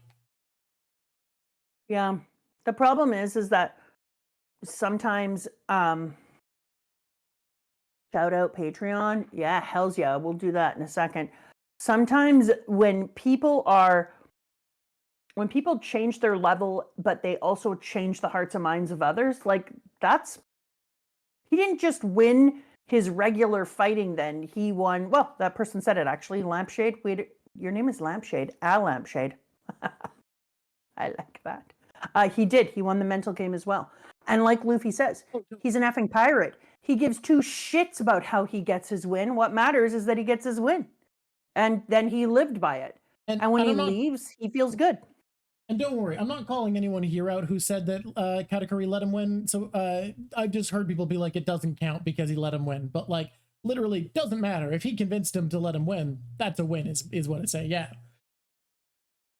Win's a win, biatch. I mean, that's Luffy's whole Did the outlook. bully That's why in break the his middle of the leg? fight, You still won. so in the middle of the fight, Luffy's like, you're a dumbass for not taking that stab you got in on me, because win's a win. Yeah. Yeah. Wild that we haven't really seen Luffy and Zoro team up against someone. I guess it's because there's always someone important enough for Zoro to deal with, but it's not like Luffy's honorable enough that he wouldn't team up on someone if they needed to. No. If Zoro had been around for fighting Rob Lucci, it's not like Luffy would have been like, hey, actually stay out of this. This one's mine. He'd be like, fuck yeah, we're going to fuck this guy up, boy. He'd be like, fist bump. Funny thing, Katakuri, he might not accept the help just because he wasn't fighting him to win. He was fighting him to learn. Okay, we're going to do top 5 if everyone's out of ads now. Everyone's out of ads. We're ready for top 5. I need to add the Bellamy. I just realized I forgot to. Oh, you better get that done. Is he going to be Luffy's pet dog in the fight? Is he going to be pink? He is going to be pink. Of course he's pink. Everything's pink. All right. Okay. I agree, by the way. We do need another Straw Hats fight together like we had in Thriller Bark. That would be great. Before I forget, hey, Patreons, thank you for everything that you do. Thank you for subscribing, making it possible to hire the editors, and so that we can get these out. It's a crazy world for us, and we got a lot going on, and our talent, not as much in editing. And so it means a lot to us that you do this, because that's why we're able to pay our editors and get these out to you. And you make that possible. And that's a really amazing thing. You've never met us.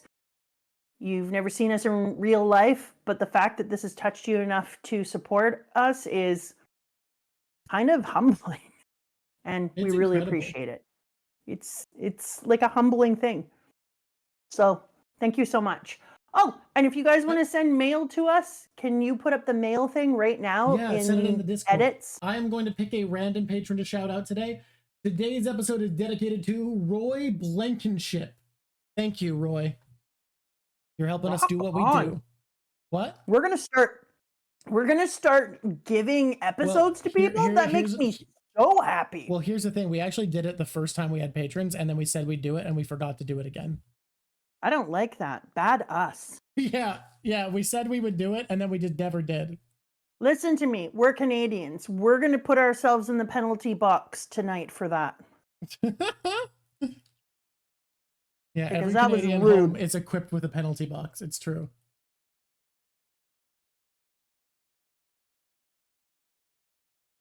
Are you ready for some naming? It's time for the top 5 characters. Okay, this one's a tough one. Oh, shit. I've been thinking about this since halfway through talking. Because it's struggles for me. Because you know who I want to put in number 1? Who's that? Sanji.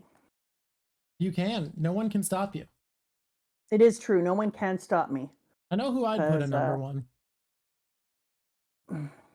It's because of Sanji's ability to change who he is and the growth and the loving of himself that I just love Sanji. And it's really hard to love yourself that much and to actually act upon it. Ugh, I'm a little worried I'm going to move him. And that's my worry. I don't want to Nami my Sanji, you know? Can you imagine the freaking shit kicking I'll take if I Nami my Sanji? I'm going to list the characters that I think someone could argue for number 1. And if none of them feel like they beat Sanji, I think you can go for it. So I'm going to list 5 characters out. I enjoyed that. Thank you. Yeah.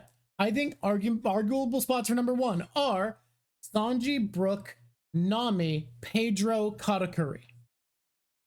Yeah, it's Sanji. Okay. Yeah, I'm sticking by that. Okay. The number 4. F my bees, this is a rich arc. Like when you start looking into all the people, you just want to pull them all out, hey? Oh yeah. They have so many characters perform so well. Number 3 is old Jim. Oh, somebody said Jimbe on my screen after I said that. Brooke getting the poneglyphs rubbing was last stream, and Brooke won number 1 for it. And Brooke won number 1 for that. Number 3 is old Jim. Okay, interesting. That's unexpected, but you know what? I don't blame you. No, it's gotta be. He put himself there. He openly left Mama in public. He fought on their behalf, regrouped them, went through a tsunami in a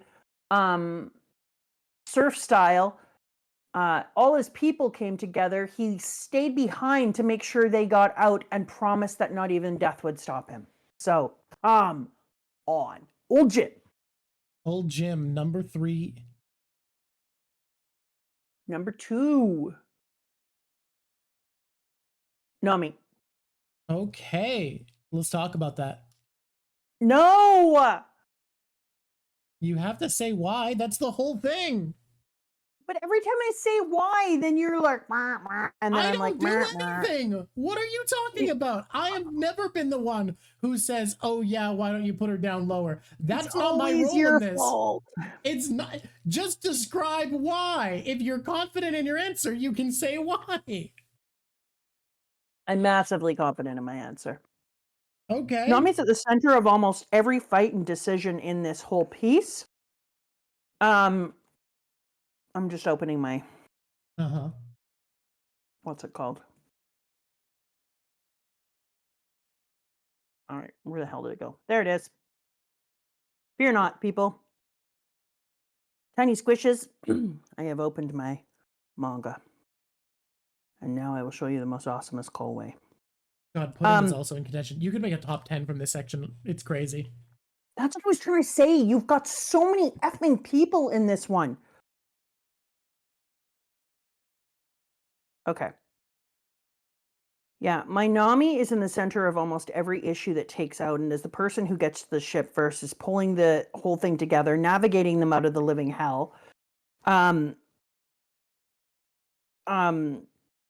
Is telling everyone, let's go, we gotta move, they're gonna be chasing after us, is leading everybody through the forest. She's actually interesting. The reason that Nami is my number 2 this arc, this half of the arc, is she's the navigator, but on land.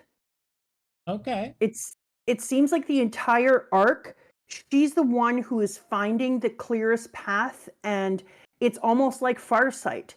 The clearest path, the most logical thing to do as fast as she possibly can. She's the one who ripped in half the Viva card and made sure she still had a piece of it so that she was able to move our big stumpy tree. Like every single part of this arc, she is navigating their actions. And it feels like she really stepped up a role in this one, because normally I feel like you know what I mean when I say, like, I can't put my finger on it. She doesn't have a definable big moment, we always say, in all the different arcs that we put her in. But in this one, it really felt like I could finally see what the thing is when she is doing those big things that I can't put my finger on. And in here, it became really clear. Nami was navigation, but Nami was navigation, but on land and sea. She's also the one who grabs the pieces of mirror, who takes Luffy's orders, who starts bossing everyone around. She She hit Big Mom with a thunderbolt. Thank you. She is navigating and fighting. She's the first Straw Hat to deal major damage to an emperor because that lightning bolt fucked up Big Holy Mom shit, for a little bit. She is. No Straw Hat has damaged an emperor before Nami, and she's out here dropping that hit point meter by probably only like 2%, but she did it. Regardless. And then her cold ass ways, she talks to Zeus afterwards. Let me make this clear to you. Like, unless you count Luffy hitting Blackbeard, that also counts, but that wasn't while he was an emperor, so it doesn't. Yeah, no, I'm keeping her there. She stays. Yeah, she also did steal a piece of soul. That is true. That was wild. Oh, yeah, I'm not gonna lie. She is one of the reasons that we did as well as we did. Okay. So is everyone. What is with this arc?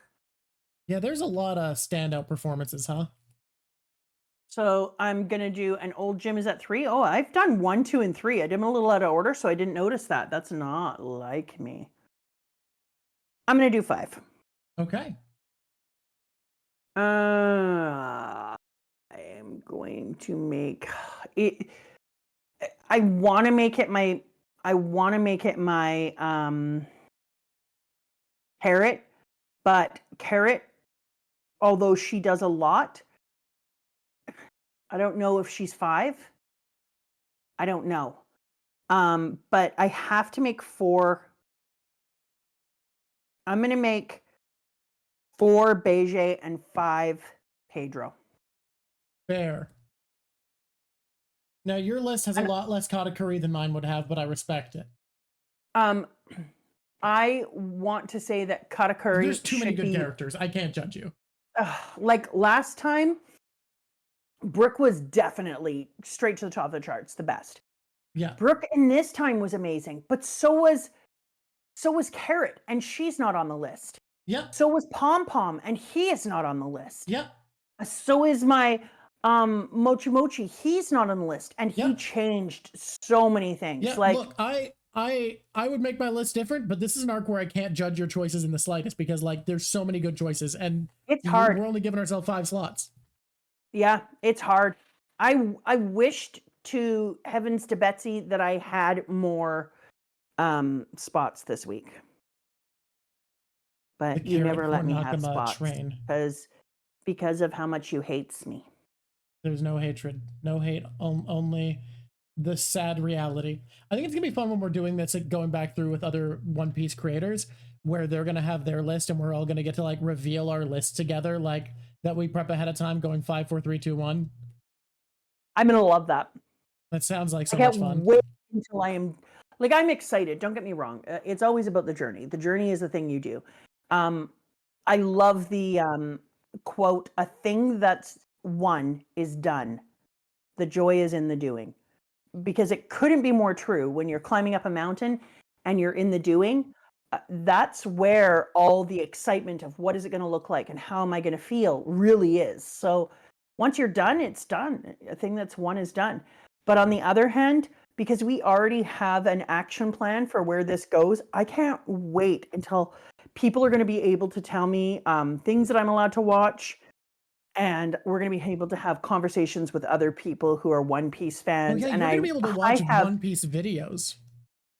Shit, yeah. And I'm literally 200 chapters from catching up. Look at that. Damn. Like, you're getting there. Thank you for figuring that 140 of those in one arc. Holy shit. Wano is 140 chapters? It sure be.